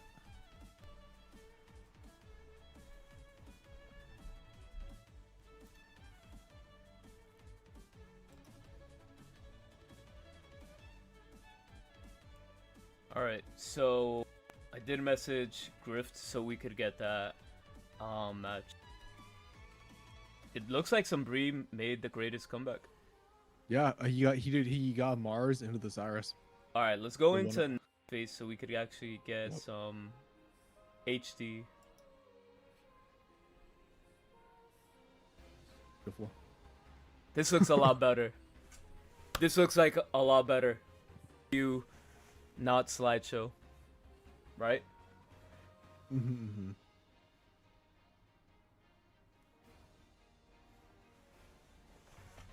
All right, so we got the Shingling here.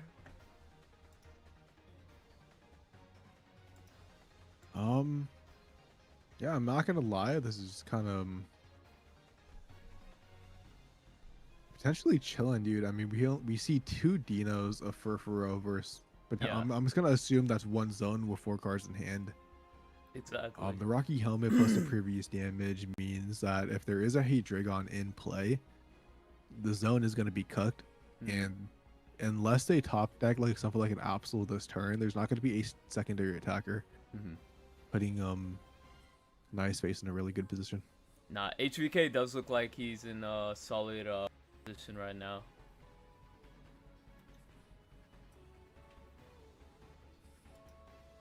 Which he picks up the first knockout here, right? Deez has to find positions to get into Hydreigon here, but it looks like he's opting in to go into Furfrou, like really trying to get in there. We see the rare candy, dude. Yeah, and, yeah. The Hydreigon comes out, and I think at that point, I mean, because Nice Face or D's already has a point, it should just be a GG's, because they're gonna have to take a hit of either the Dark Rare or the Absol, which would not want to do that on the following turn. Exactly.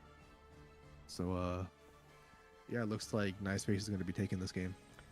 Yeah, I don't know if this is game 1. Let me go double check for you.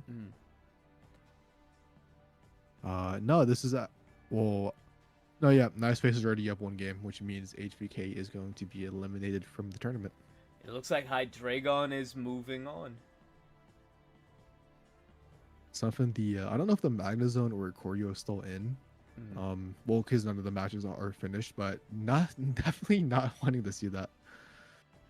Let's check out Lucy if he finished his.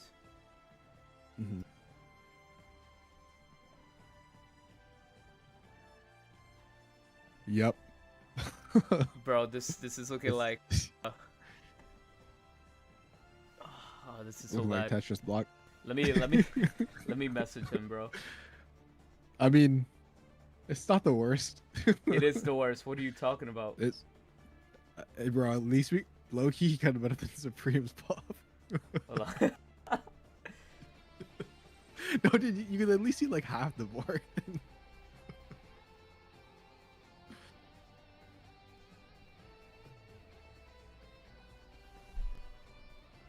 I'm gonna send them a picture of what we're looking at.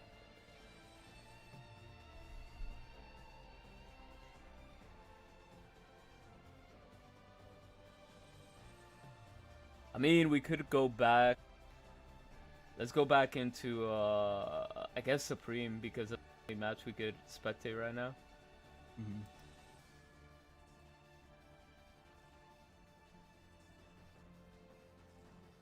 Let's see how he's doing after that insane comeback. Sorry, chat. Welcome back to the slideshow. Because... Let's see, is there, Damn, so Supreme's in a situation once again where their Pokemon is going to get knocked out, and they're going to have an attacker in the back. They actually do. I mean, they're not going to, but they could attack with the Froakie. But they would obviously get revenged by a second Suicune.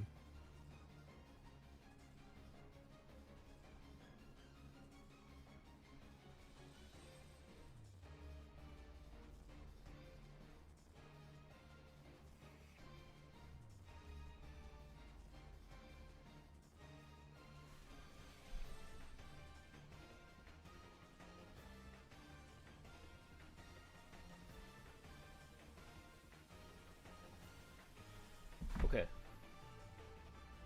I think this game comes down to if Supreme can find a way to get into that second non-EX Greninja. Yeah. And ping KO this turn. I think if he does, there's always a possibility that he can win with something like a Cyrus endgame. But not looking like that's gonna be the case potentially. It does look like we're getting the Frogadier here, which is going to be able to bring to EX or regular Greninja if he draws it or has it in hand here. But he does have access to ping anywhere on the field right now. can't say he could really attack at this moment, using Suicune as a shield, but Griff does have 2 points here. Yeah, so unlike the situation last game, it just looks like... I know Supreme made that insane clutch last time, but I think it was mainly because he was forced to have the Greninja as an attacker. I mean, he put the energy on the back Frogadier. This does basically confirm to Griff that... I mean, he also has only 2 cards left, so he's basically going for that Grand EX play. I think the reason Griff lost that last game, why yes, he was able to stall off the Indeedee, but he wasted his one copy of Cyrus very early, and he couldn't find the second copy, or he couldn't find an Irida before. Exactly. I think in this situation, because he still has, access to those Cyruses with that huge hand size, and Supreme, has already used that Mars apparently early game before a knockout. I'm just gonna say this: I think Griff actually wins this game next turn. I know we doubted him last time, or Supreme making a comeback, but I just don't see a way to come back this game. Exactly. Again, sorry about the slideshow. This is all we could see for the time being. I mean, it is possible if, I guess, bottom 2 is Cyrus for Griff. We don't know how much cards are in his deck, but it's very unlikely. But his only win condition is bottom 2 Cyrus for his opponent. Mm-hmm.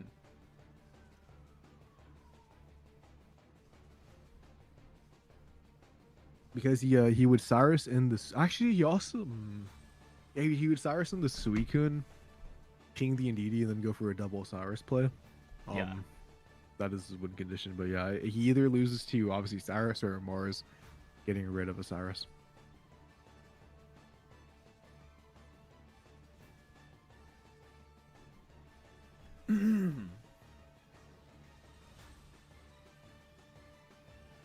So we're hitting 100 people. I mean 100 people, 100 damage. Sorry, I'm just all over the place. I'm trying to see if we could get the other player.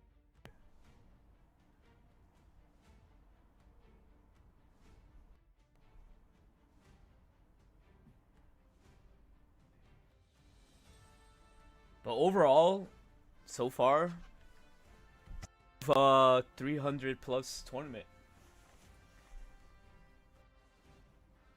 Wait, does it actually tell you on Limitless right now? Yeah, so there's a total of 334 players. Holy, that's a lot. Isn't that the Halo number? Or is it 4? I know, I think Halo is 434. Never mind. Damn. Yeah, I think something like that. Either way, I mean, dude, plus 300 players. For a Tuesday? Dude, for a Tuesday at a, non-American time. If you see, like, the stream here, we do have a lot of, like, diversity in here. Which is, yeah, I am actually looking at chat, talking shit about me. No, I'm just kidding. You know, one thing I am seeing a lot, which is pretty cool, that the Japanese players are definitely, starting play a lot more tournaments. Yeah, I mean, I think they also just have nothing else to do. Also, 343 for Halo. Oh wait, look! That's what it is. Look, the stream is looking a lot better. Holy shit! I don't know what happened. Oh, dude, maybe he turned off like low battery mode or something. Maybe that's what it was. Oh no, fuck! We spoke too soon. Oh, never mind. We spoke too soon. He played one card and then the stream broke. I just clicked on your stream. Yeah. You need to turn dark mode on me, boy. I just like flashbanged the whole chat. I can't see. Are you sitting in the dark? No, do you have a light on, bro? But I think I feel like you have your face to your computer or some shit. No, I just got a headache. Not some low key. Yeah. Oh, and DD started again, bro. You love it and you hate it. Exactly. However, there is a Froakie lead, so unless they curve into like a rare candy, which, he definitely needs like curve red candy to what do you call it? Greninja EX though. Yeah. I argue EX is the only way. What? Mind. You know, he's very base, you know, playing the balanced Frogadier, you know. One could have said I was one of the pioneers for that last season. Hey, tournament winner But speaking. yes, sir, man. This Frogadier was very clutch. I like them. I actually like this. You know, they can bounce out to the Suicune. Obviously, the damage is not really relevant because you know it only does 20 damage at the end of the day because of the Indeedee. But the fact that you can just retreat out for free is very nice.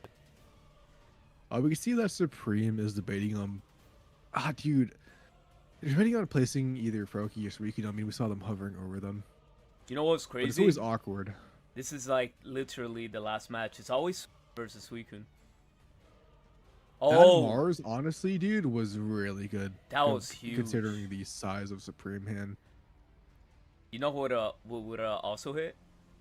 Oh, no that way. would it, dude. That would hit. Way. However, if Supreme has Irida, you do live an attack with the giant cape. But yeah. Unfortunately, bro, there is not an Irida. Yeah, it's not looking I guess too that's hot. spoils, but yeah, it's not looking too good. I mean, the next best thing is all you could do is prepare for the next. Yes, sir. He is putting the energy on the Froakie. He is going to be. Oh, there's the Irida, dude. We just saw the top deck. One turn too late. I would be fuming about that also. It's basically just praying they go into a Greninja of themselves. The the problem of them having a Greninja now is because they have a cape at full HP with the Indeedee. You would have to actually 3-tap a Greninja EX. Yeah. Which is not good. You know, obviously unless they were able to get a Greninja. We do see they find the rare candy. But I think it might just be too late at this point. Although, you know, they're actually in the same situation where they each have to 3-tap each other. But I think just the fact that, you know, Bald ended up getting, or actually Griff, they're both Bald, but the first KO. I want to say Griff is in like a way more favorable position.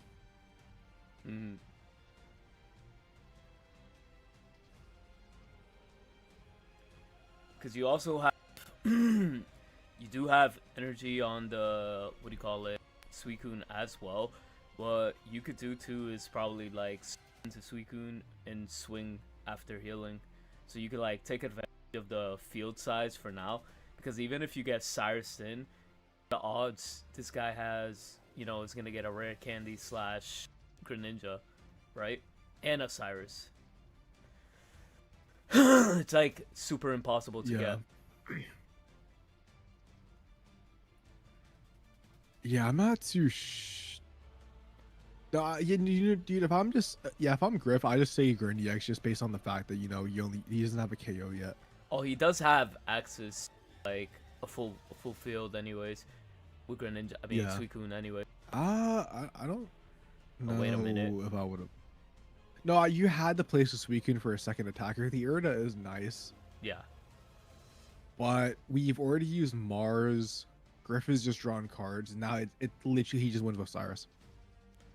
Yep. And then not this turn, but the following turn. I mean, he could always go in and swing for a 120. That's actually big. If he has Cyrus. Yeah. I actually don't think you attack with Suicune. I think I guess it depends if you have another basic in hand, but you actually do 140 to the other Suicune. So I feel like I would stay in with the Greninja because you don't get ping killed. And then if you have another basic, or if you have Cyrus, you win. Cyrus. Which, He just has Cyrus, yeah. Looks like Griff is going to be moving on to top 4.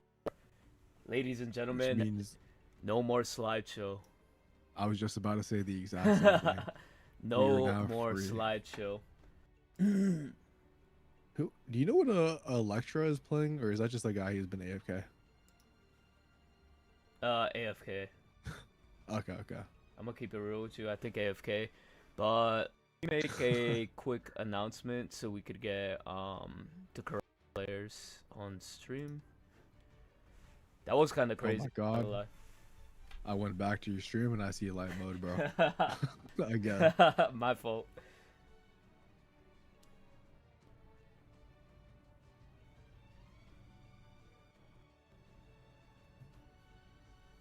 We're heading to top 4, right? We are indeed heading into top 4 of the biggest Erico tournament of all time. 330 something, right? 343. 343 is insane. Or, yeah, something like that, yeah. No, actually, it's 334, but close enough. Facts.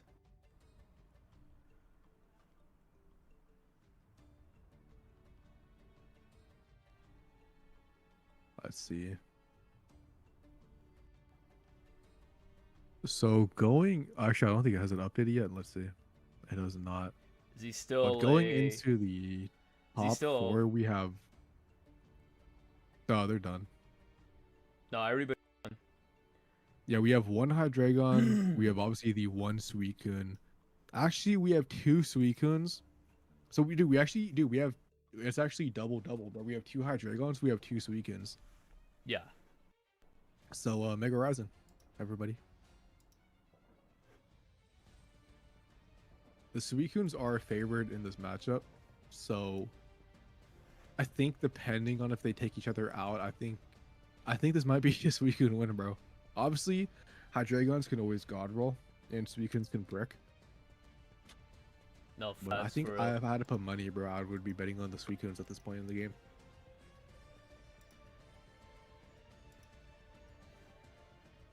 One Suicune player is Japanese, so that's the potential reason they might not be streaming. Because language barrier. Just to let you know. Alright, hold on, chat. We're about to get the top 4 started.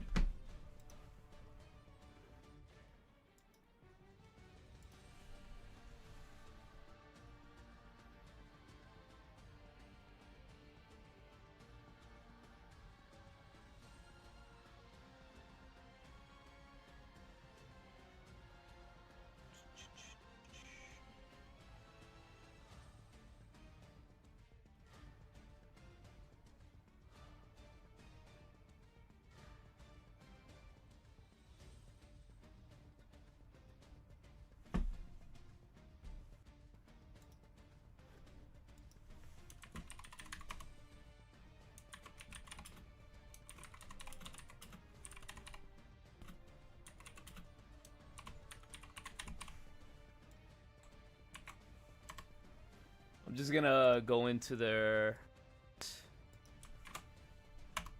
Yeah, that's the best way to do it.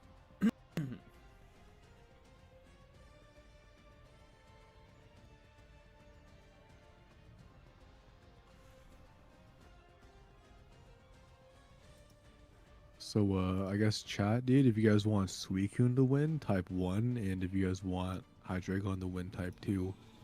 Which deck would you rather win? You know, we obviously this isn't grand finals, but obviously there is 2 of 2.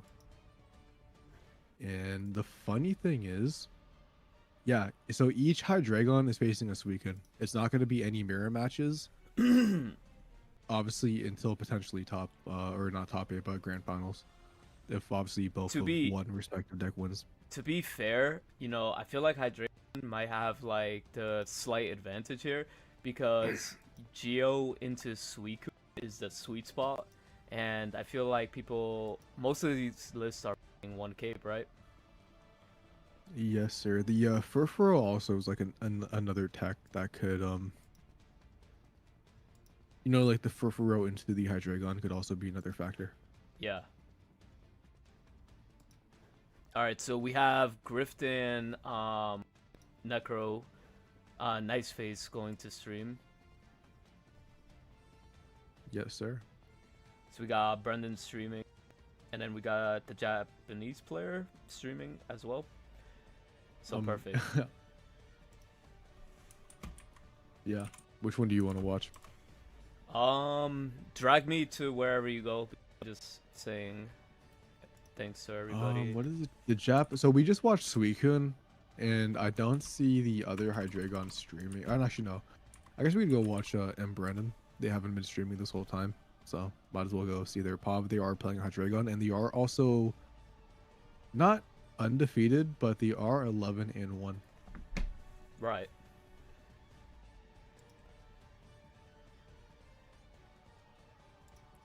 So did you drag me somewhere? Yes, sir. Where? Oh, yeah. We Brandon. are watching Brendan. It looks like it was a Chingling going first with a Froakie going second lead only. And if there's a Hydreigon, bro, it is going to be Hold on. game one, bro. Well, it's going to be too late, bro, because this Froakie is getting nuked by Hydreigon. No. What I ended up doing is muting him. He doesn't hear your voice. Oh, my bad. Shit. he was I just assumed they were auto deafened. He was literally just hearing you spaz out.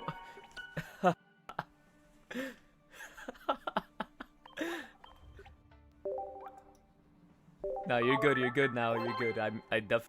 No, yeah. I thought they got auto deafened. I'm not gonna cop. Because that's what most servers do. But I mean, not like he fucking. I mean, he had a turn 2 Hydro, bro. Bro we're not that fancy yet, bro. But yeah, I mean, we just saw a turn 2 Hydreigon, Chingling preventing Pokeballs, Froakie lead, the classic. Yep. All right, here we go. Game number 2. It looks like Brett was the one that took game number 1, right? Yes, sir. Okay, perfect. So now we have a Chingling lead into Froakie. I'm telling you, Hydreigon pops off. Once Hydreigon pops off, it's like it just runs over this deck like nothing. Yeah, I think a little like Hydreigon decks weren't playing Chingling for that like little weak in Mega Rising. And that's why I think Suicune was like super dominant with them. At the same time, I mean, we are seeing Froakie leads. Like he used the Pokeball and he only found an DD. And because of the Chingling, you know, there isn't going to be something like a rare candy to a Greninja. So I will be real, bro. This is just a pretty bad start. Plus, I would call this a brick, bro. To be honest. Who for Brendan? The Suicune player. Okay, Brendan has a cracked start turn 1. Yeah, dude. You can tell me this is not cracked? I think he's gonna stun him from playing the game too. Yeah, and like the Froakie can't even attack if it wanted to because of the Rocky helmet. Exactly. And now you threaten with Absol, like if it attacks with Froakie, you threaten, you know, Absol if he retreats in the following turn, but it shouldn't really matter, I think. Because the Suicune top deck is very impactful though. They can swap out to that and, you know, actually take a hit. They are going to be down on energy, which is like the downside. But, you know, as long as there isn't something like a Hydreigon next turn, or they could just sacrifice the Froakie. I guess that's also another option.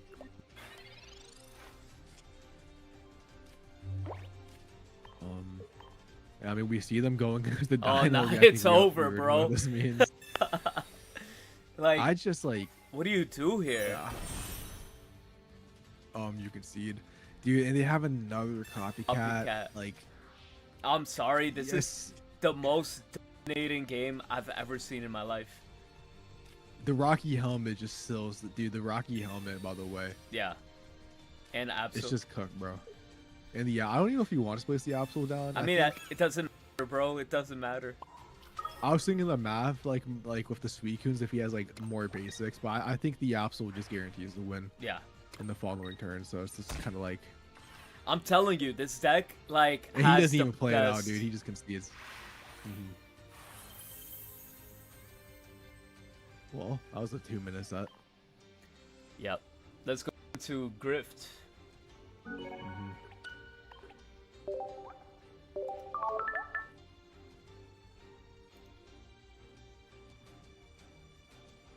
Where like these Hydreigon players are just sacking the Suicunes with these fast Hydreigons, which yeah, it's just something that can't happen. Okay, so we have yeah, it's the same situation. Hydreigon just has a winning matchup when it comes against his deck. The only reason I bring this up is because during the Mega Rising, I just played Hydreigon. I'm pretty sure you stepped into one of my streams here and there, right? Hydreigon has just been like moving me up through the ladder, and I've been facing a bunch of Suicune decks and, you know, Blaziken and whatever, but I just feel like overall it's a very dominant deck against Suicune, with Geo being present, you know? I actually think the quite opposite. Yeah. I think Suicune is. I think it's a little bit of a Mickey Mouse matchup, bro. Because I think nothing can really beat the God Hydreigon start. Yeah. But a lot of decks also can't beat the God Suicune hand. So I think it really just depends on who draws better. I Pretty would much. honestly call probably like an even matchup. But the Cyrus on the Indeedee is so smart. Yeah. To prevent these from actually being able to. They don't have an X speed, which means they successfully stall, giving them multiple or one extra turn to basically set up a second attacker and also just get 2 prize points. Mm-hmm. I guess they can swap into. I guess the Suicune, if they don't find the Indeedee, does like KO itself into the Hydreigon. But I think you're just willing to take that. Like, see, another thing that Crypt is taking advantage of, if people are aspiring to like be top players in Watch, always have in handy if it's an open deck list. Always take a look at the cards that are being used if you want to track on what's going on, and it could just help you in the long term. 100%. I think the second Cyrus combined with that Greninja EX just souls the deal. Oh yeah. The Indeedee, they get the 2 points. The Hydreigon loses to a Greninja EX plus. They don't even ping, by the way. Which you definitely could have pinged the Hydreigon, just to, in case of a DD, but I think it doesn't matter anyways. I mean, there's just pretty much no way for them to win. I mean, at this point, I think I would have done it anyways, just for the hell of it. But yeah, just because this is top 4, 100%. Exactly. But I think they win regardless. Yeah. I think they know that. Because like getting all that massive abuse into the Indeedee is like insane. He doubles fast, right, into the Indeedee. Yes, sir. And he also had double Cyrus, rare candy into the Gren, and then he had a Frogadier for the Gren EX in the following turn. Yo, facts. So the Suicune player like kind of had a potentially awkward start because of the fast Hydreigon putting the Suicune basically at 10 HP, but the just had everything else, which is exactly what we're kind of talking about, dude. Exactly. About like if Suicune just has everything, it's just a deck that beats everything.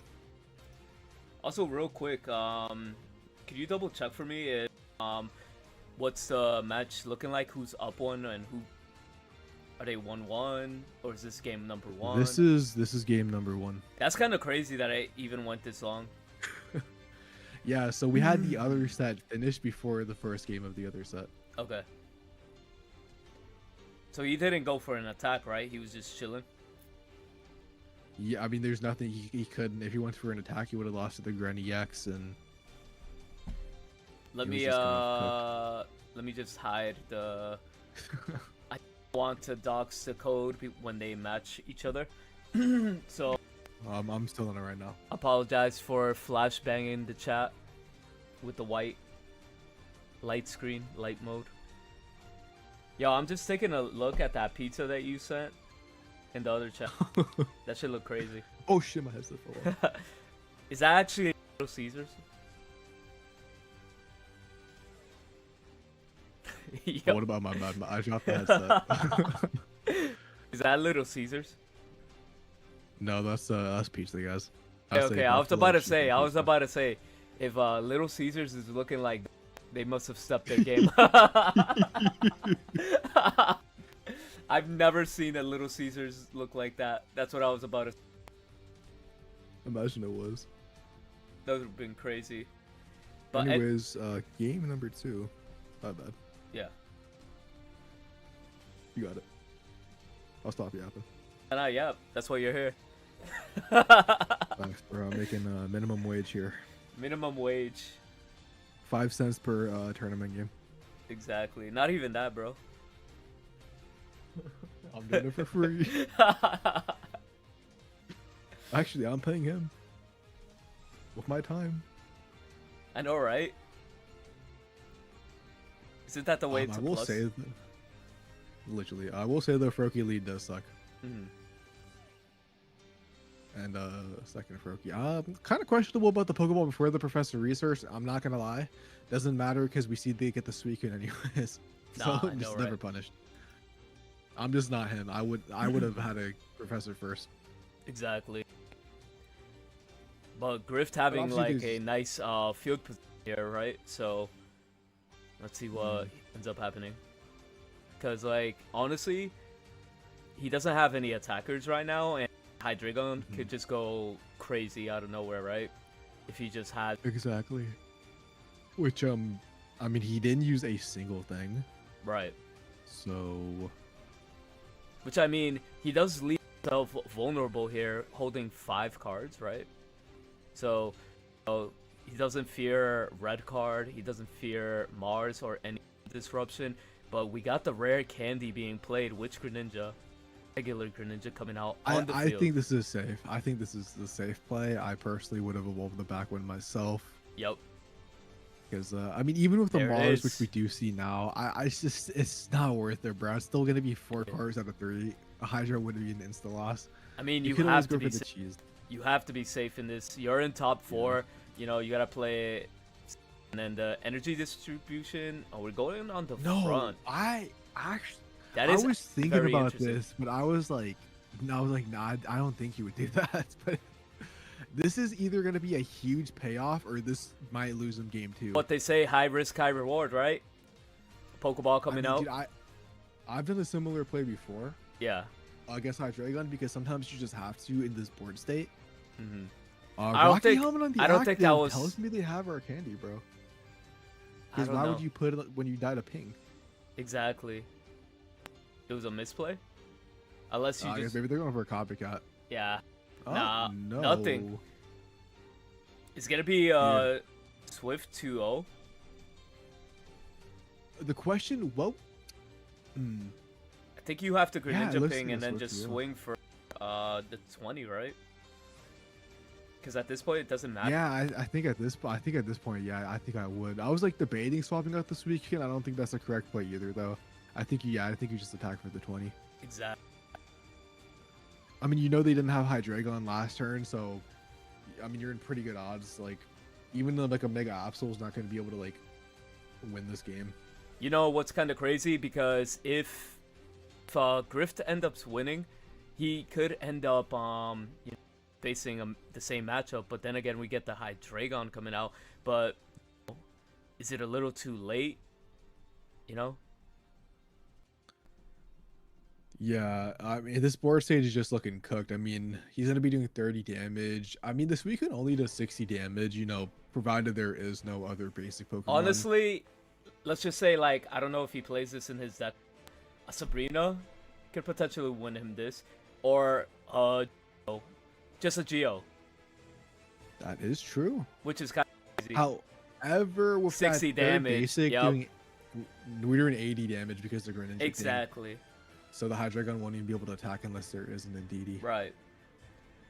And just to double check, we can take a look at Nice Face's deck list. They are running that one Giovanni. There is no Sabrina though. But it doesn't matter anymore. Because, like, I mean, Grift ended up getting Indeedee Pokemon, Giovanni. which is actually great for him, right? So, Whoa, wait a whoa, minute. whoa. Whoa. I was going to drop it on the back. Well, actually, I understand this play. They Yeah. might not, like, they might be playing around in Indeedee. But you might be playing up into, like, if he has the Indeedee at this point, he has a list, right? You want to swing? No, I think you don't. I mean, you have to. It's tough. It's a tough call, bro. If he It's all has, gonna be in hindsight. If he attacks and he finds it, it's obviously he should have not. but if he- Pokeball is actually another Oh, that with can get him there. with the Irida, he could have definitely waited. Copy. Mega Absol though. Wait a minute. Oh, he's gonna force him to. Bro? He's gonna force him to ping here, right? I think. Oh, bro, this is actually super interesting because of how many Pokemon are on the board state. The Absol kind of solos in Suicune, bro. Not gonna cop. But he has 2 Suicunes he could rely on, so. Actually, no. The Suicune in the back doesn't have energy, does it? No, it Well, doesn't. it will. But I'm just thinking about like something like a Cyrus. He's gonna give it to the. Yeah, well, Greninja has more. It has the same damage output actually, but Yeah. It has that lower retreat cost, which could come in handy. He is buying more time here, which is kind of crazy. He So can get we see rid. they top like a Cyrus. I almost would like thinking they should have Cyrus maybe in the Mega Absol last turn, Yeah. but and they Right also now. would have lost a Geo and DD. Now we see the Greninja, I mean the Irida get ripped off because Cyrus doesn't even, you don't even care about Cyrus at this game state, right? So Exactly, and I was hoping the Suicune player would find a cape to be guaranteed living. yeah, They don't, so they lose the Cyrus. So this was like a very dominated game at the beginning by Griff, but that Mega Absol in that specific turn just won them the game. Potentially, obviously, it really if he obviously draws comes it, down to a Cyrus. it really Exactly. to Cyrus. Does he have it or does he not? And he has the He does Cyrus have the to move to Cyrus. game 3. This is insane. This is insane. We're getting high quality gameplay here. Yeah, I know the Froakie attacking for 20, was nice, and I got that Dino, but it ended up coming back to haunt him, just giving them that free KO. Where, like, if that was something like a Suicune, obviously would have been able to take a damage. Although there was Rocky helmets, What and we could never do a too. giant cape. What we could do too. So the team could see multiple point of views. Let's go into Nice Face, his point of view. Yep.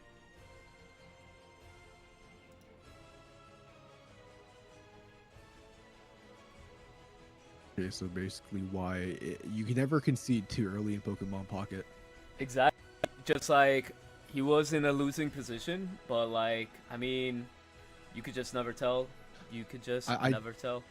I do think he should have Cyrus in the Absol. I just think he had to do that play. I think if he ever got an DD to attack again with the Hydreigon, it just is what it is. I think you just have to accept that fact. But I feel like if you got the first swing on, it would have been way... Actually, I guess with the Cyrus, it doesn't really matter because you wouldn't be able to 2-tap it. Exactly. Now, like, if you're sitting in the finals, right? Like, watching these two players play, what do you want to play against, right? Or you're sitting there with Hydreigon. Do you want a mirror match for the best of 5, or do you want a Suicune for a best of 5? I don't think either, man. I'd probably say you want actually the mirror match. I'm not gonna lie. Suicune is gonna be the more consistent deck at the end of the day. Yeah. And it is probably it's the best deck ever created in Pokemon Pocket. So you probably just take the mirror match and then just basically bang on drawing better. To be fair, it's a deck that you could abuse copycatting. That is true as well. But yeah, it just it's weird because I usually beat Hydreigons more consistently when I play Suicune, but these last two matches besides right? game 1 has not looked good for the Suicune player, especially like in this situation. The giant cape is going to be saving them from like a potential headbutt into Hydreigon though, which is pretty nice.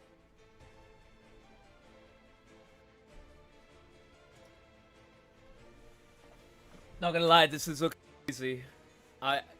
Hydreigon was performing pretty poorly in the last couple of games. I mean, tournaments. But now here, it has been, popping up. Yeah, I think the fact that there is no Altaria,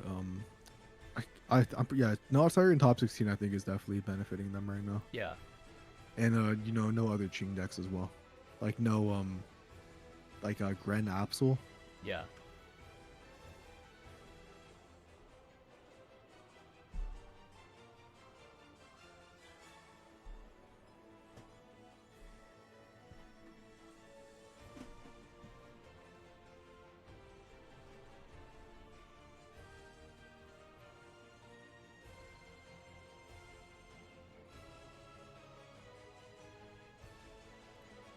So going in for the copy is good here because you get to abuse the the hand size of Grift here, and sometimes you have to.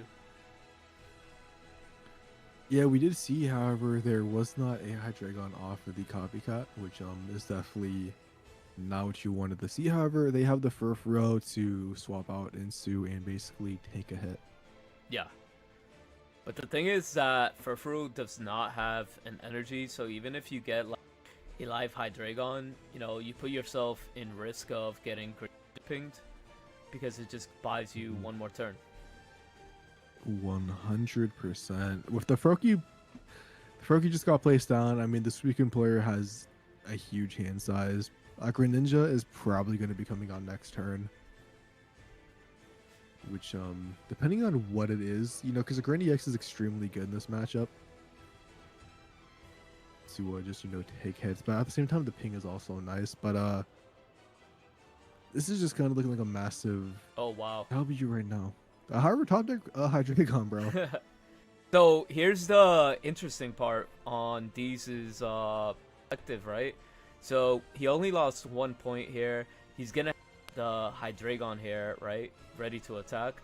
But now, even if Hydreigon gets knocked out, he's gonna have access to Absol to attack right after it, right? Because Absol has 170 full HP with 1 energy. Yeah, I think the problem is if there is a Greninja, which obviously, you know, there's only 1 copy. A Greninja easily 2 taps a Mega Absol. So if they have that specific, you know, Greninja evolution, that's gonna be pretty bad for D's.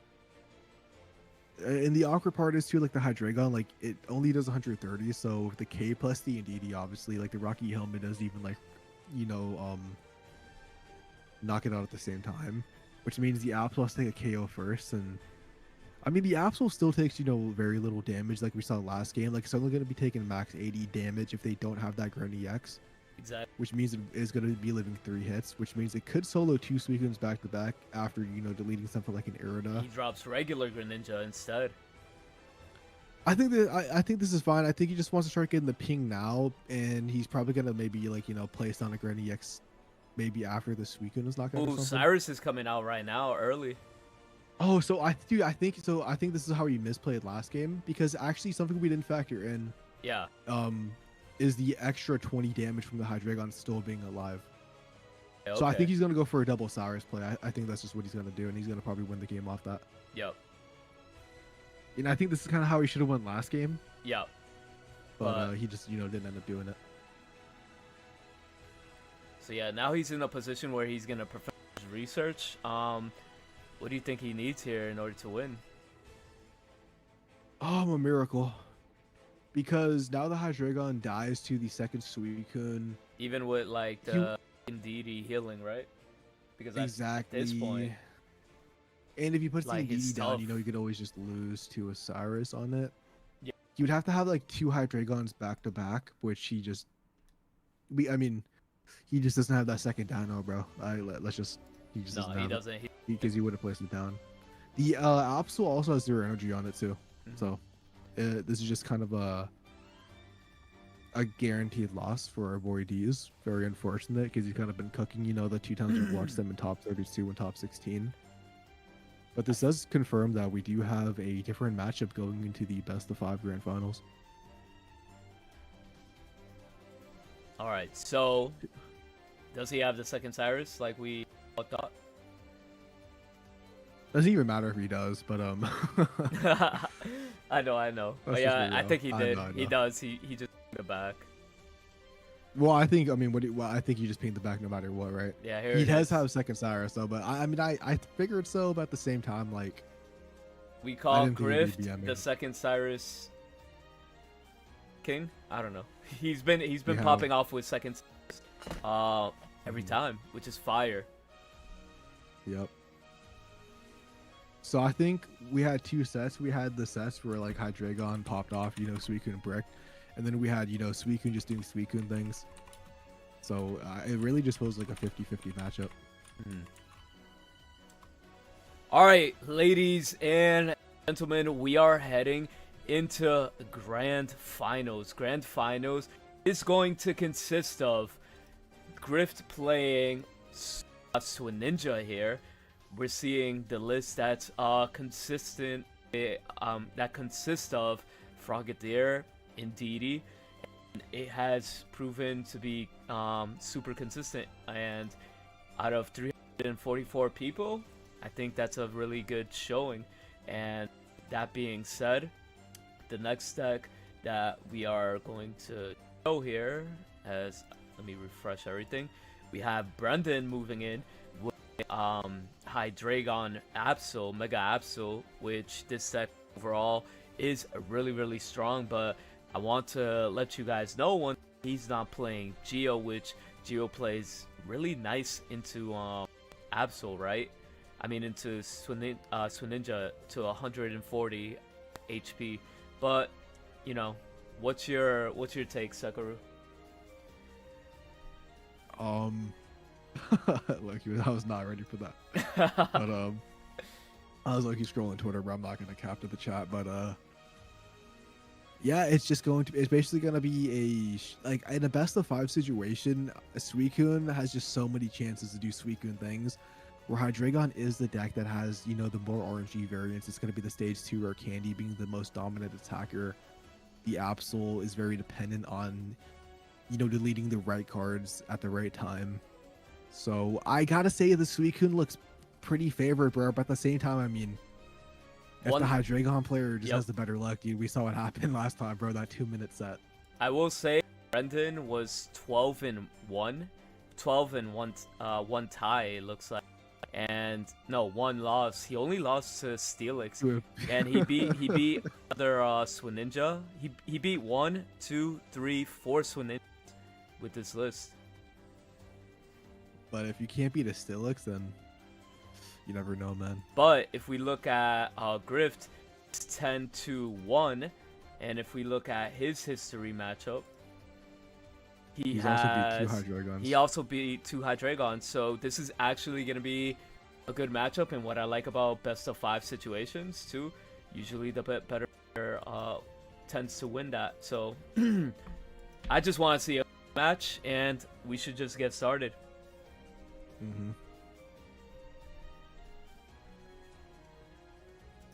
Alright, so we are getting ready. Whose point of view do you want to spectate first? Do we want to see Grift or Brendan? Let's go back to Brendan, dude. We saw him get the fast 2-0, and we just did watch Grift, so it only makes sense to start the best of 5 with going with him. Let's go.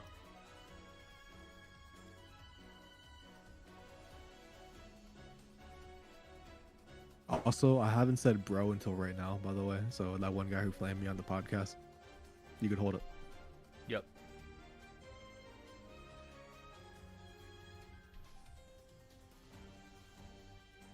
Just kidding, of course, bro. All memes, but man, it's showing a bright white screen on stream. Actually, Call of Duty flashbang.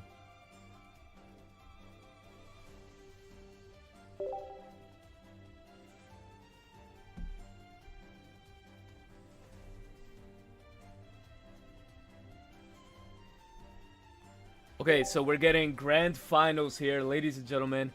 As soon as we find each other, let's go.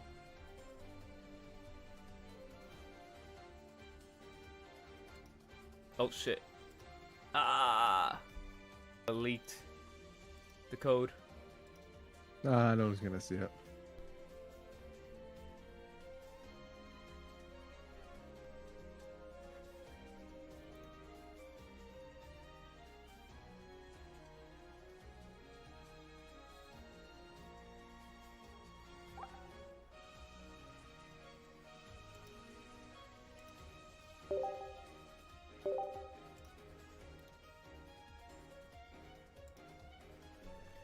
Also, do a favor, disconnect whoever joins.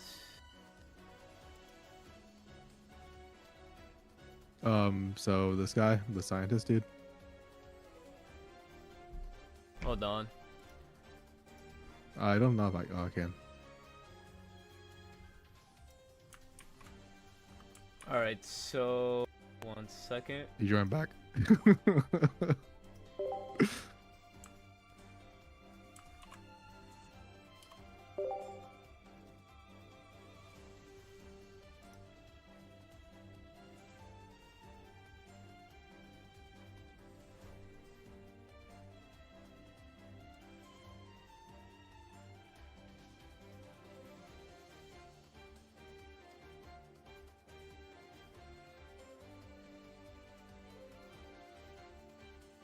That's fine, bro. I mean, I get it, bro. The nerves. Hold that's on. cool. Now we're good. We could just do like a.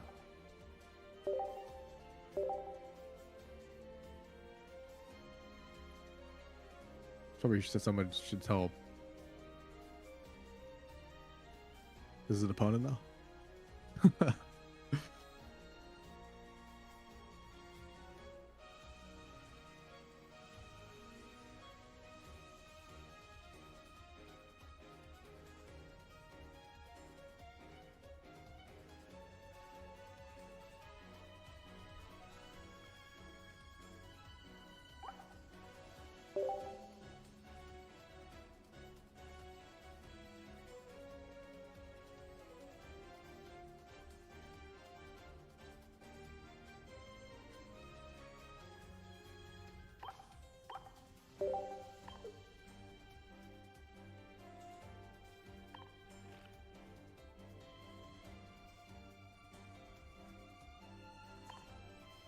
All right, I'll let him know now. Give me a second.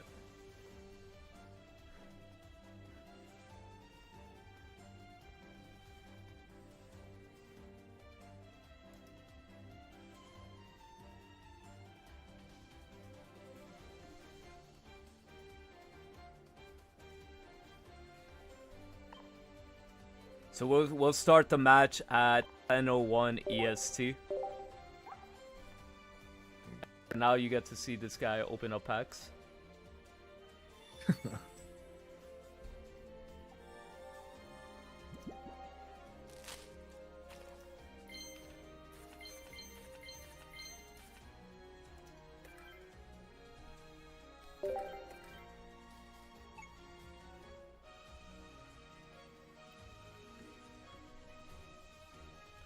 All right, chat.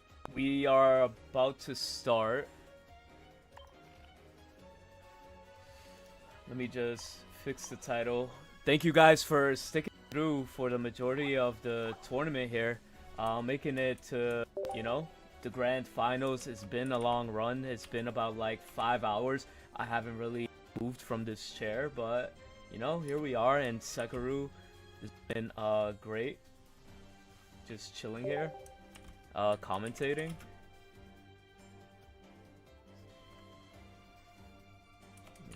Yes, sir, man. Save. Bro, I need to hit up like Eternal, because he has it when like people, or like he has like a way like you could have like a icon for me, and then like every time I talk, it moves on like. Now we could do something like that. Yo, Yeah. I have to screenshot. I was looking your name at your name, bro. I have to screenshot this to you. I have to, bro. Like my username or when I dox myself. Your username. Okay. Oh fuck. Oh, they're searching. they are. I'll let you know if they find a game. Okay. I'm so curious in what I did, bro. This time. You are laughing.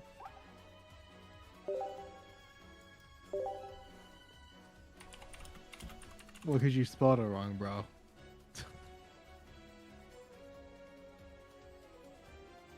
Man, I forgot the A.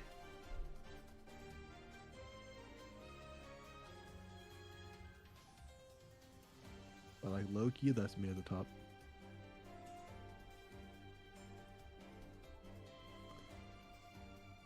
Whew.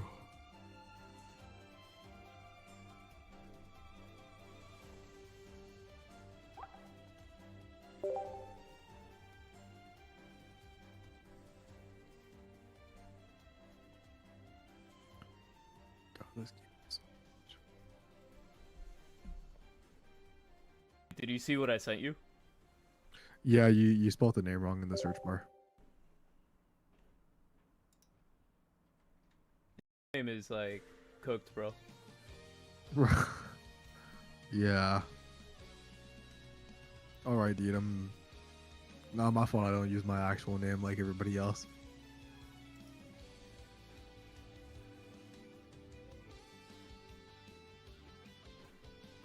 I'm about to switch my username to Fatty TCG. Bruh.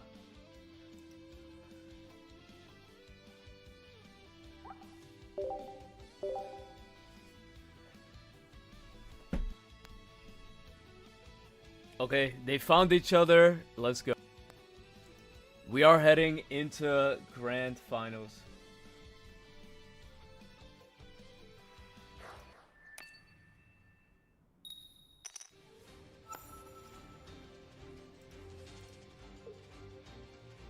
Tournament.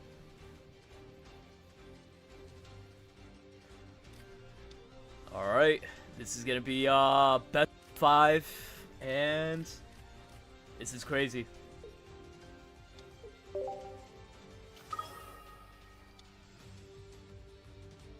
You hate to see it, dude. You just hate to see.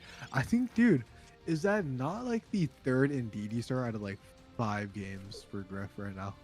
Yeah.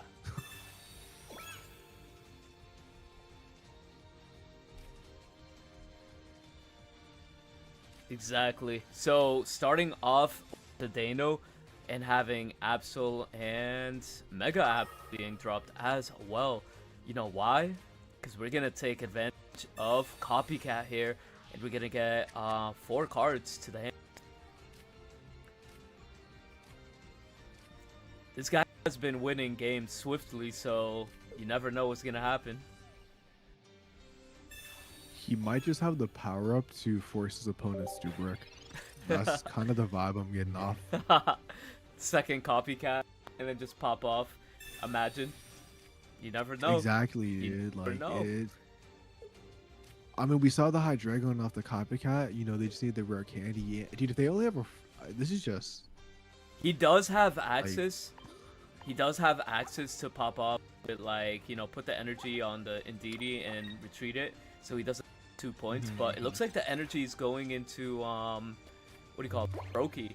Go into Professor's research. I mean, this makes sense. You can never put the energy on the. You can never bank on them not having the Hydreigon. I just think it's because you would auto loss, you know, if they had it. Yeah. The problem is without a Suicune like to swap out to next turn, it's not looking the greatest. And we see the X speed to basically go in with the Bent Snipe Absol. So this Roki is now on a timer. Exactly. I mean, they do have a lot of cards in hand. So I'm going to bank probably on them having some sort of Greninja evolution. But at the if same they time, don't, then- even if they do get a Greninja and they're panicking to off it, right? They're gonna be forced to play whatever Greninja comes first. Not they're gonna lose a Froakie. They could also swap into the Froakie, heal it with the Indeedee. Wait a minute. At the same time, you would lose to a Hydreigon. But yeah, looks like they didn't have a rare candy, so instead the Frogadier is, you know, just as good at the situation. I mean, a cool player, you could put the energy on DD, retreat, attack, and, you know, come back to the bench. Well, you wouldn't have enough energies for the attack Oh, and heal. because it is 2.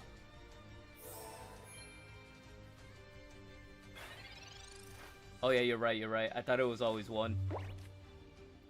I kind of do like this play, though. I think, you know, they didn't have the Hydreigon last turn. You just basically bank on them not top decking it. And now you do get the +20, which can be super impactful. Exactly. The DD getting, you know, bench sniped is just, you just have to hold that all, I guess. Right. And this is a best of 5, so the first opponent, the first player to reach 3 wins is going to win, and this is game number 1. Yes, sir. And then Mega Absol gets the energy here, right? So even if he does drop Ninja EX, he does have access to attack with Mega Absol and rip a card on the hand. Yes, sir. Sweet coming I think our Greninja is kind of what Griff needs to get back into this match, and that's exactly what he has. Right. So, And going back to like 170 is kind of crucial at this point. yeah, because now Brendan is in a weird situation. You go straight for the Mega Absol, Yeah. delete a card in their hand, or do you bank on drawing the rare candy for the Hydreigon to get that big damage off? Then you do get revenge KO'd because of the Greninja EX. There is no Indeedee on the field. Actually, as a matter of fact, Does Brennan even run Indeedee? Just to double check that. I can't remember. That'd be a good check. Let's see. He actually does not have Indeedee, so he has a PCL though. So if he doesn't have the PCL and he went for the the Hydreigon, he would be in a situation where the Hydreigon only gets one attack off. But I think going with Mega Absol is just more safe due to the fact that you can delete potentially a Cyrus. Or Irida. At the same time, he plays too. There it is. Exactly. Irida's also in there too. Yeah, I think you, because you're, I mean, the Irida lets you live the Hydreigon. The Cyrus lets you actually win in a late game because you will be doing 100 damage. Exactly. I don't know if that Cyrus was the right play, to be honest, dude. Nah, right. Because now the Greninja, because yeah, the Greninja lives. I'm gonna double check, but I'm assuming Griff. No, Griff does have double Cyrus. Yeah. And you just lose to a second Cyrus in that position. I think you had to take the Irida, bro, to be honest. Because regardless, overall, the Cyrus is just like too much. But being all the way back up to 170 because of Giant Cape, Irida, and the 20 heal. Yeah, I guess it's awkward because you would lose the one more basic actually if you don't get rid of Cyrus. Exactly. I don't think there was actually a good play, to be fair. I guess this was the best play to do because you have the I really don't know, dude. I don't think it was a good play. It was just a very bad start for Griff, but also Brennan because of the no fast Hydreigon, which is the downside. Exactly. If you can't turbo into the rare candy, you are having a very limited and small damage output, especially against that Greninja EX, which has at 190 HP. Exactly. Now, it really comes down to, as a matter of when does he draw the second Greninja, the second Cyrus, does he have it now? Even if he doesn't, he is putting the Hydreigon, or he is forcing the Hydreigon next turn to only have one attack. Plus, the Absol is never going to be able to knock out the Suicune in one attack, so... Right. I know we've had some games where we thought one opponent was winning and they ended up making the comeback. I just don't see how Brendan with the 70 HP on that Absol can come back. Yeah, it's not looking pretty for him. Yeah, they have to get like a second Hydreigon, or I guess Dino into the Hydreigon this very next turn. Exactly.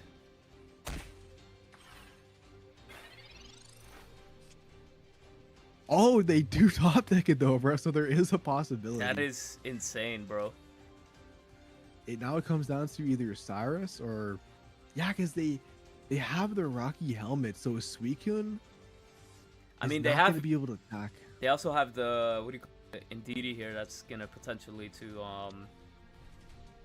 heal the Greninja as well. That could get the kill on Hydreigon. But at the same time, the Rocky helmet is still a thing. Well, the Greninja is gonna get knocked out this turn. However, the Hydreigon can attack. It really just comes down to, bro, if they found that second Hydreigon now. I almost think the play for Griff, I guess you still get Cyrus. If he gets Cyrus, Griff just wins the game. It really comes down to that. Exactly. I think I would not even attack. I think I put Suicune in active, and I just think on getting that Cyrus. Yeah. It's risky, because obviously if you don't find the Cyrus, you do lose.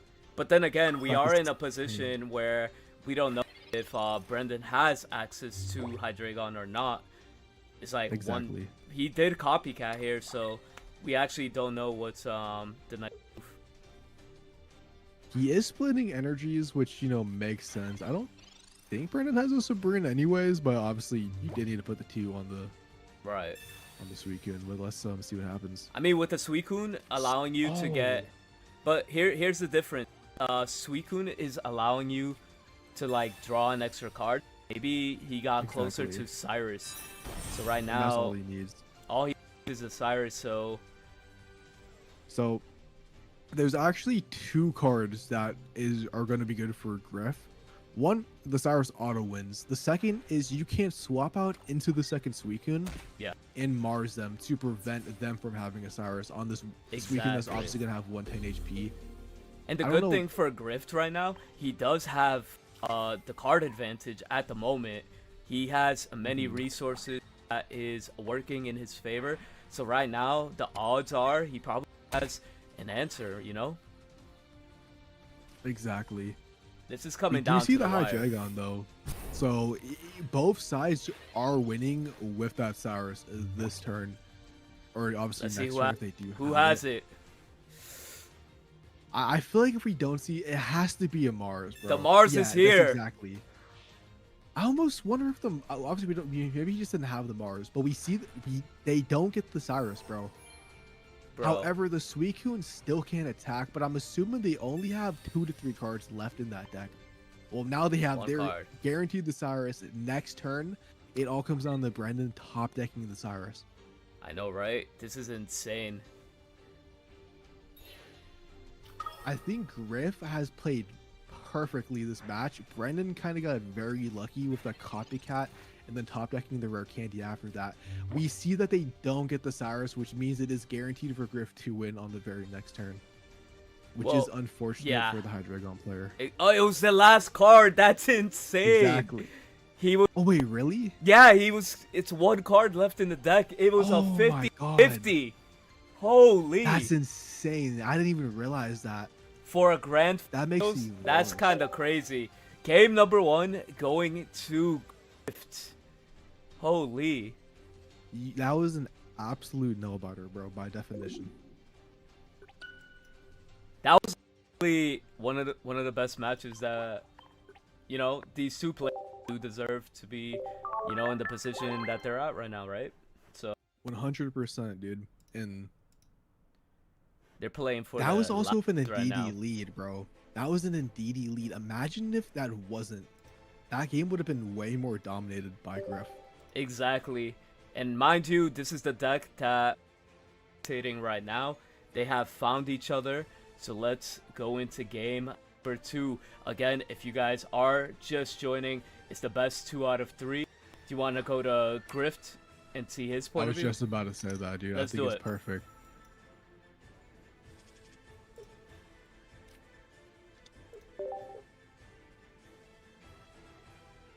Alright, so we are here getting ready to spectate game number 2.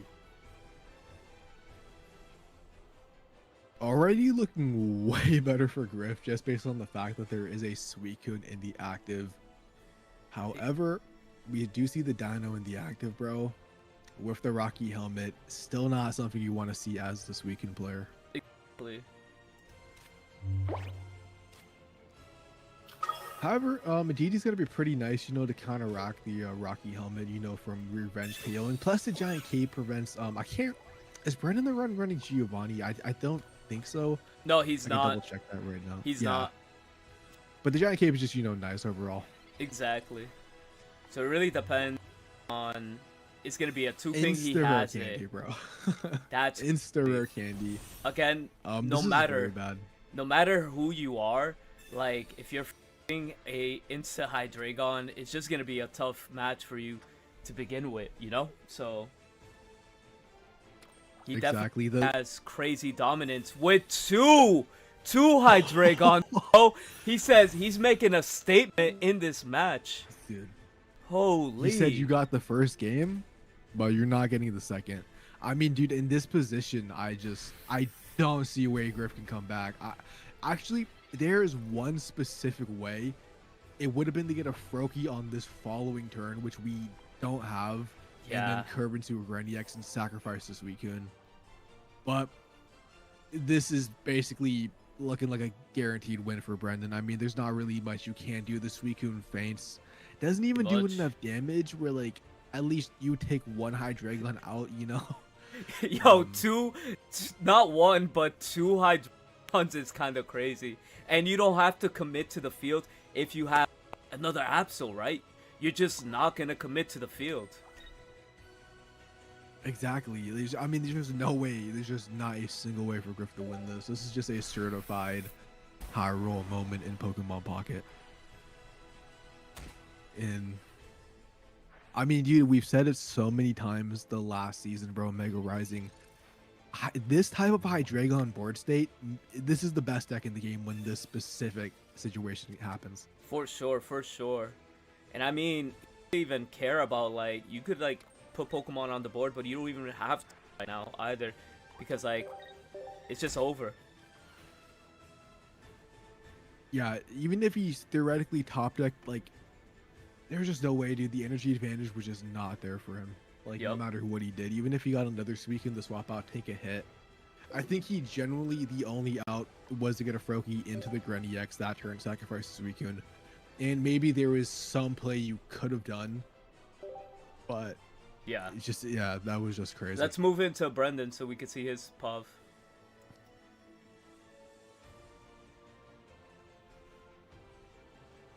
Alright. Here we are. We got the next round. Game three. It's not over yet. It is definitely not over yet. First to 3 wins everything. Dude, I will say that Brennan is getting some really good starts. Like, I feel like he's consistently going second. I know Hydreigon likes to go first because of the insta-rare candies, but I would actually argue in this matchup, I kind of prefer going second as the Hydreigon player, just because Suicune is very energy like dependent, because everything is that 2 energy cost. The fact that you are putting them, like, especially the active Pokemon at that -1, if you can curve into like a fast Hydreigon, is just crazy. I mean, we saw the professor research, dude. We see them have Rocky Helmet 3 basics plus rare candy. If they have a Hydreigon as well with the rare candy in their hand, bro, this Suicune is just getting cooked. The simple fact that to just end his turn and just draw a card, not even drop a Froakie, end up telling. Oh, now he has one. This is good. Okay, so he's going for the Froakie. He kind of knows this Suicune might potentially be cooked, dude. Yeah. I mean, which is a smart play. This is a smart play. Like, you have to really play against this.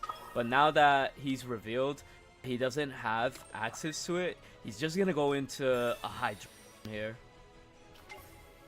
Dude, not even like a Cape and Irida and Indeedee.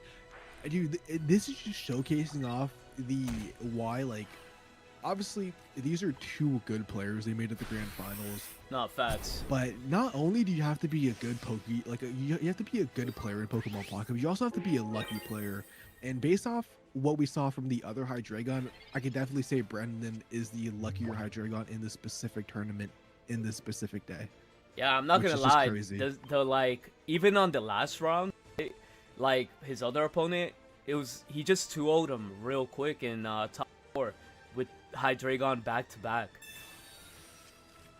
Exactly. We literally saw 2 games get finished before 1 match of the other set in the top 4. Exactly. They do have a rare candy in. It has to be a Greninja, dude. I mean, it has to be, which is good for Grift right now. But, like, he's guaranteed to take. Nah, he's not guaranteed to take 130. Yeah, because so Brandon has to top deck the PCL right now if this Hydreigon wants to do anything. And dude, I think if they top deck the PCL, I think they're just the best player alive. I'm not gonna, like, for this specific in this time frame, bro. No, dude. He is the best player in the specific game. You cannot say anything. Everything is on his side. Yo, that just, like, literally everything aligned. That was a top deck, bro. Yeah. Now it's cooked. It's cooked. I mean, you could Irida and Indeedee, but that's not gonna let you be able to beat this Absol. Like, there's just nothing you could do, bro. Like, I'm gonna, like, the fact that he got 2. He just top decked that. He top decked Candy.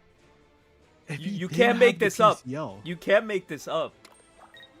Oh, man. I was going to say Griff was in a winning position, actually, more than Brendan, if they did not find that. That's just, it doesn't matter, bro. You just still fainted the Absol. Bro. You had this like, and they had this like they have Cyrus too. It's just kind of over, bro. Like they use the Irida. We know Griff has no longer access to Mars. It's guaranteed. He Game lost 4. 2 points. Yeah. Insane.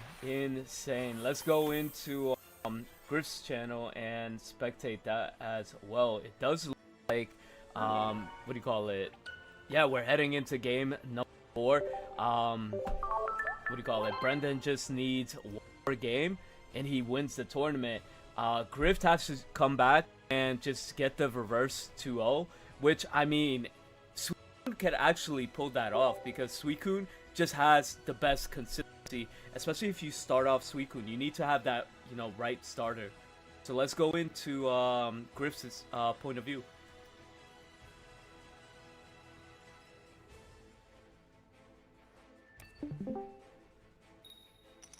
Alright, we're heading into game number 4. Could we get a potential game number 5? Alright, Griff is going second with the Suicune. This is the best possible lead for them. Yes. We also see the R placing down the Indeedee. The fact that Brendan, I think, has started Dino, however you want to pronounce it, every single game, bro, every is crazy. Game is insane. I couldn't do it, bro. I could not beat him personally. I'm not gonna lie, he is having that crazy luck when it comes to that, but and that is how you win tournaments at the end of the day. Like, Suicune and Indeedee is kind of nice here too, because he 100%. does have access to, like, you know, Pokeballs. We're all gonna see the double Pokeball. This is going to guarantee at least one Froakie. It's still awkward though, because if you put you have to always put the energy on that active Suicune. If they have the Hydreigon, they have it, but you have to place it down. Yeah. Obviously, because if they don't, you do get the knockout. The worst case scenario, dude, you just don't attack. You build up on the back one, and let the Hydreigon just do whatever it wants. It does. We see the Froakie get placed down, but we don't see this. My bad, dude. I was gonna say we don't see the Suicune. I feel like I would have placed that down just to play around Copycat personally. Yeah, he's been abusing Copycat the whole game. I mean, he does play 2, right? He does play. I mean, I'm assuming he plays 2. Every Hydreigon deck plays 2. Dude, I think. Yeah, I see. This is exactly why I would have placed the Suicune down. I think going for 2 Froakies, I think is too greedy, because a Suicune will always eventually get knocked out, and I can't I don't know, bro. Obviously, if they don't find Hydreigon, it doesn't matter. But they did find it, so there's a possibility that 4th card, bro, is the card that actually got them the Hydreigon. See, the thing here is, you don't want to give your opponent card advantage here. Giving your card advantage is just like gonna get him there, especially in a deck like Hydreigon that needs pieces in order to advance here. It's just a lot. 100%. Oh, wait a minute, dude. We see the rare candy top deck right now. There is we have the Suicune in hand, and because of the Indeedee, we one-shot the Hydreigon, bro. There is 120 damage that is going to be online, and they have no energy. We even have the Irida, which he has to use it this turn not to get back from the Chingling, dude. Yeah, if he doesn't use it, yeah, Chingling is just gonna ping him at that moment. So let's see if he could figure this out again. That rare candy is definitely really clutch for him to draw right now, and this Mega Absol isn't be able to attack. Exactly. I'm telling you, starting off that Indeedee actually was so crucial for him. Yeah, this Indeedee. Obviously, they had the Irida as well, but the Indeedee just having the extra damage, plus the healing capabilities just going forward. Yeah, the dude. Yeah, perfect. Okay, so they used. I'm very happy they saw the play, dude. They're just taking their time. Yes. I mean, but you do have like a minute or 2 minutes, right? Like for each. Exactly. You wanna, especially in a situation like this, you want to think about all your options, and be sure, just make sure, double check the open deck list. Sure, like what statistics of cards will pop here and there. It's always good to make sure. 100%. Obviously, it's not game over, bro. Like something like a Rocky Helmet on this Chingling into a second Hydreigon is going to be a game ender. I don't want to speak it into existence. You're just speaking stuff into existence. But it wouldn't be the first time I've done this, but I mean, this is actually not that bad, right? Like, oh, 100%. Especially if they top deck a, okay, they don't top deck a Cyrus. No, Grift we also could saw put they didn't get energy. a Cyrus. Grift could put energy on like the second Suicune here too, you know. Oh, 100%. Just pop off here, and then move into game number. Yeah. So I was thinking if we saw they didn't top deck the Cyrus from either the Suicune draw or obviously their turn. If they had the Cyrus for the Dino this turn, it would have been guaranteed because they would just get the ping on the Chingling. They could just tank up Suicunes. But obviously they didn't have that. And they still do win pings up eventually on that Dino, or if they do top deck a Cyrus. Obviously the Absol can delete them, but they are playing 2. They have 6 cards left in deck, so it's not going to be super unlikely for them to get one potentially before the like if they don't top deck this turn, it is very likely that they just get one next turn. Right. Let's see who will win the game. Which yeah, they don't. So all Cyruses are going to be in deck. Yeah, Cyrus is gonna be a crazy win con. But getting rid it has to be Mars.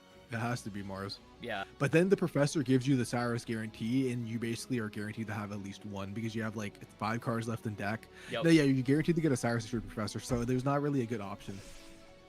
But I think if you get Mars into, never finding the Hydreigon, it's just like an auto loss.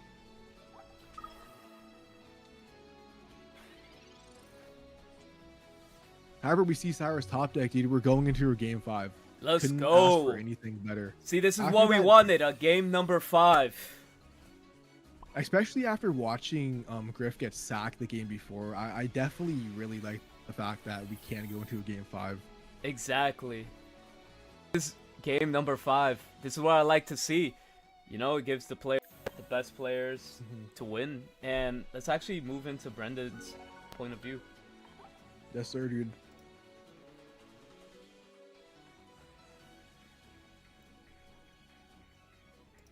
Chat, who's gonna win? Who's gonna win? Is it going to be Swinja? Or is it gonna be Hydreigon Mega Absol? Let me know in chat. This is a hype tournament.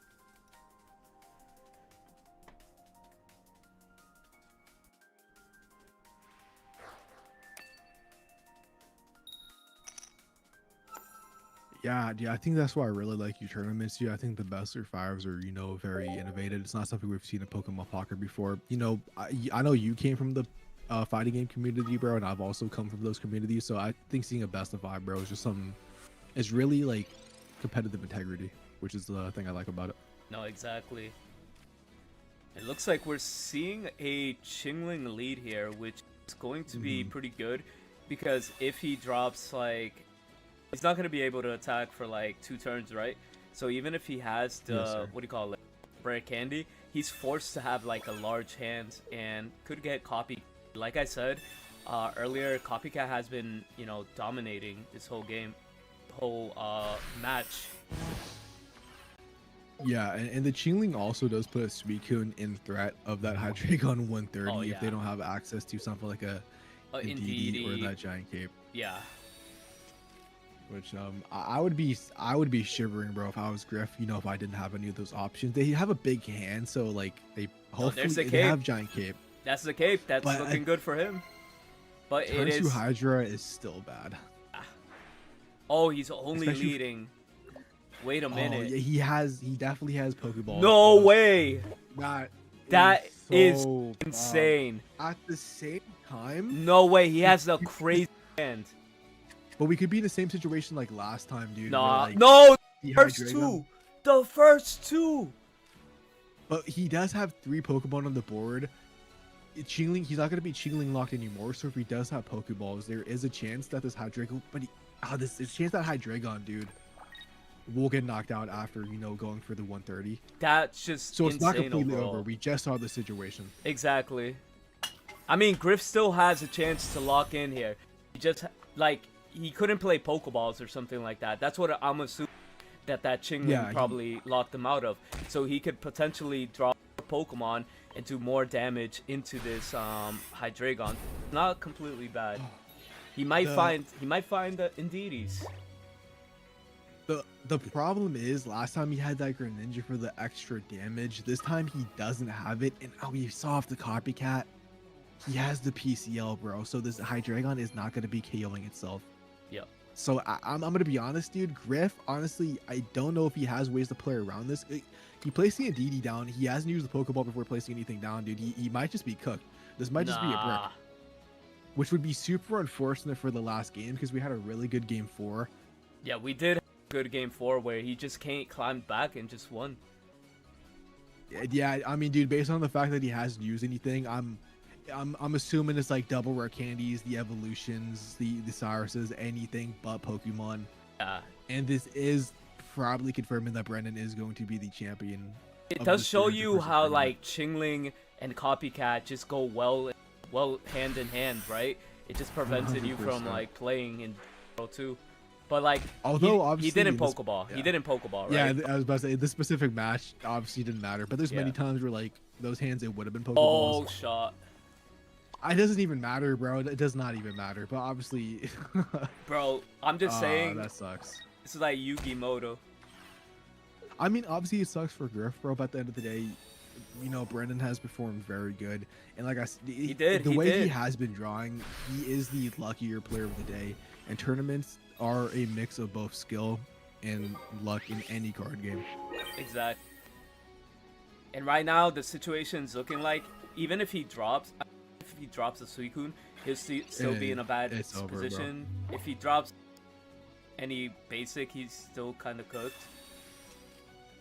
He just has no energy. That's the problem. Yeah. If he had, yeah, it's just over. Especially if that's a Froakie, which it is. Yeah.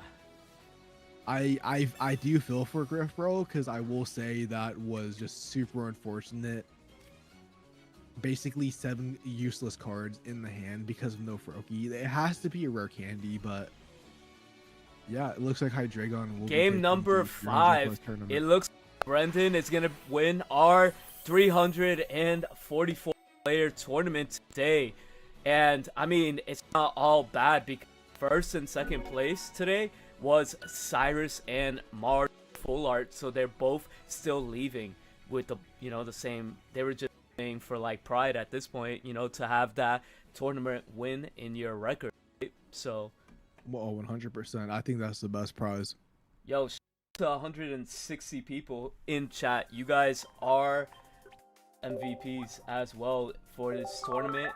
If we do a little recap of everything, let's just go through deck right here, right? One would think not having Indeedee in your could be really halting here, right? But it does look like Pokemon Center Indeedee was just clutch enough to like win win him games and everything. So, what's your take of no Indeedee in the deck?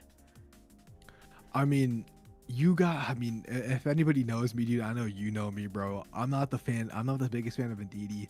I do like it in Hydreigon, however, but it's just like, remember that one game where he had to get the specific PCL top deck and he got that?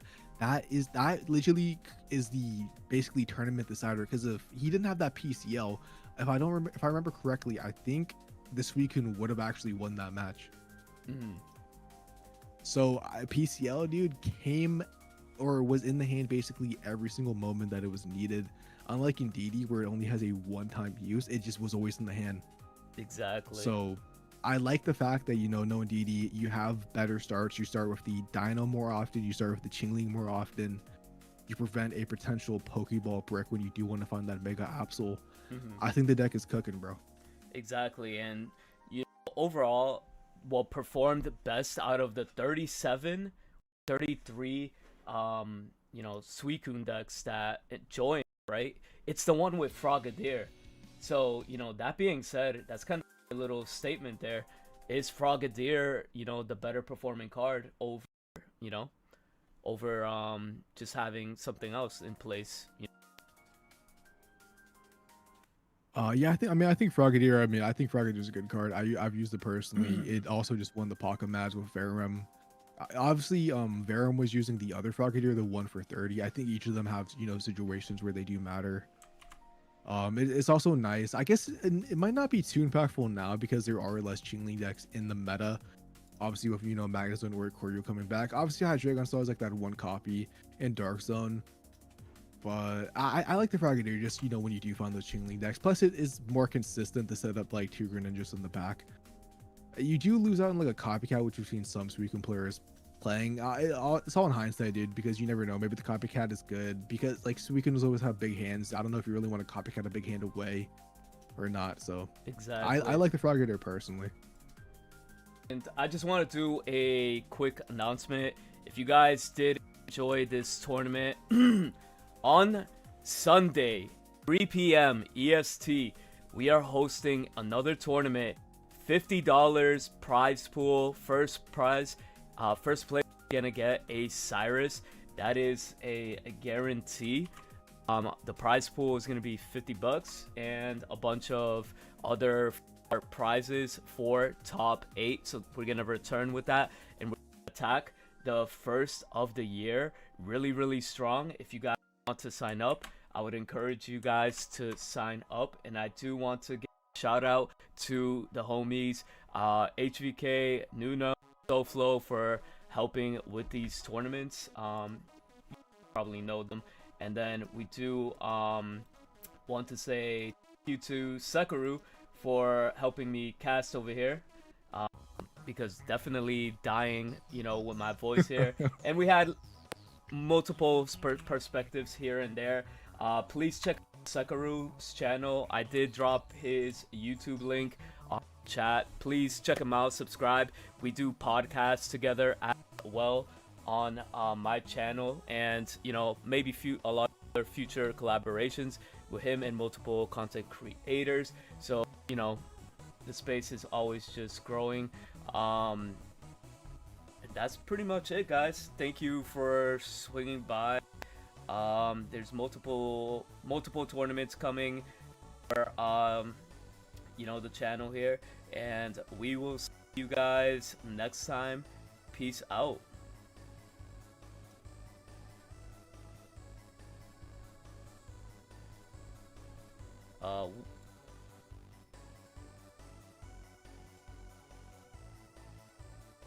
You did what? No, I'm just beaming. My chat.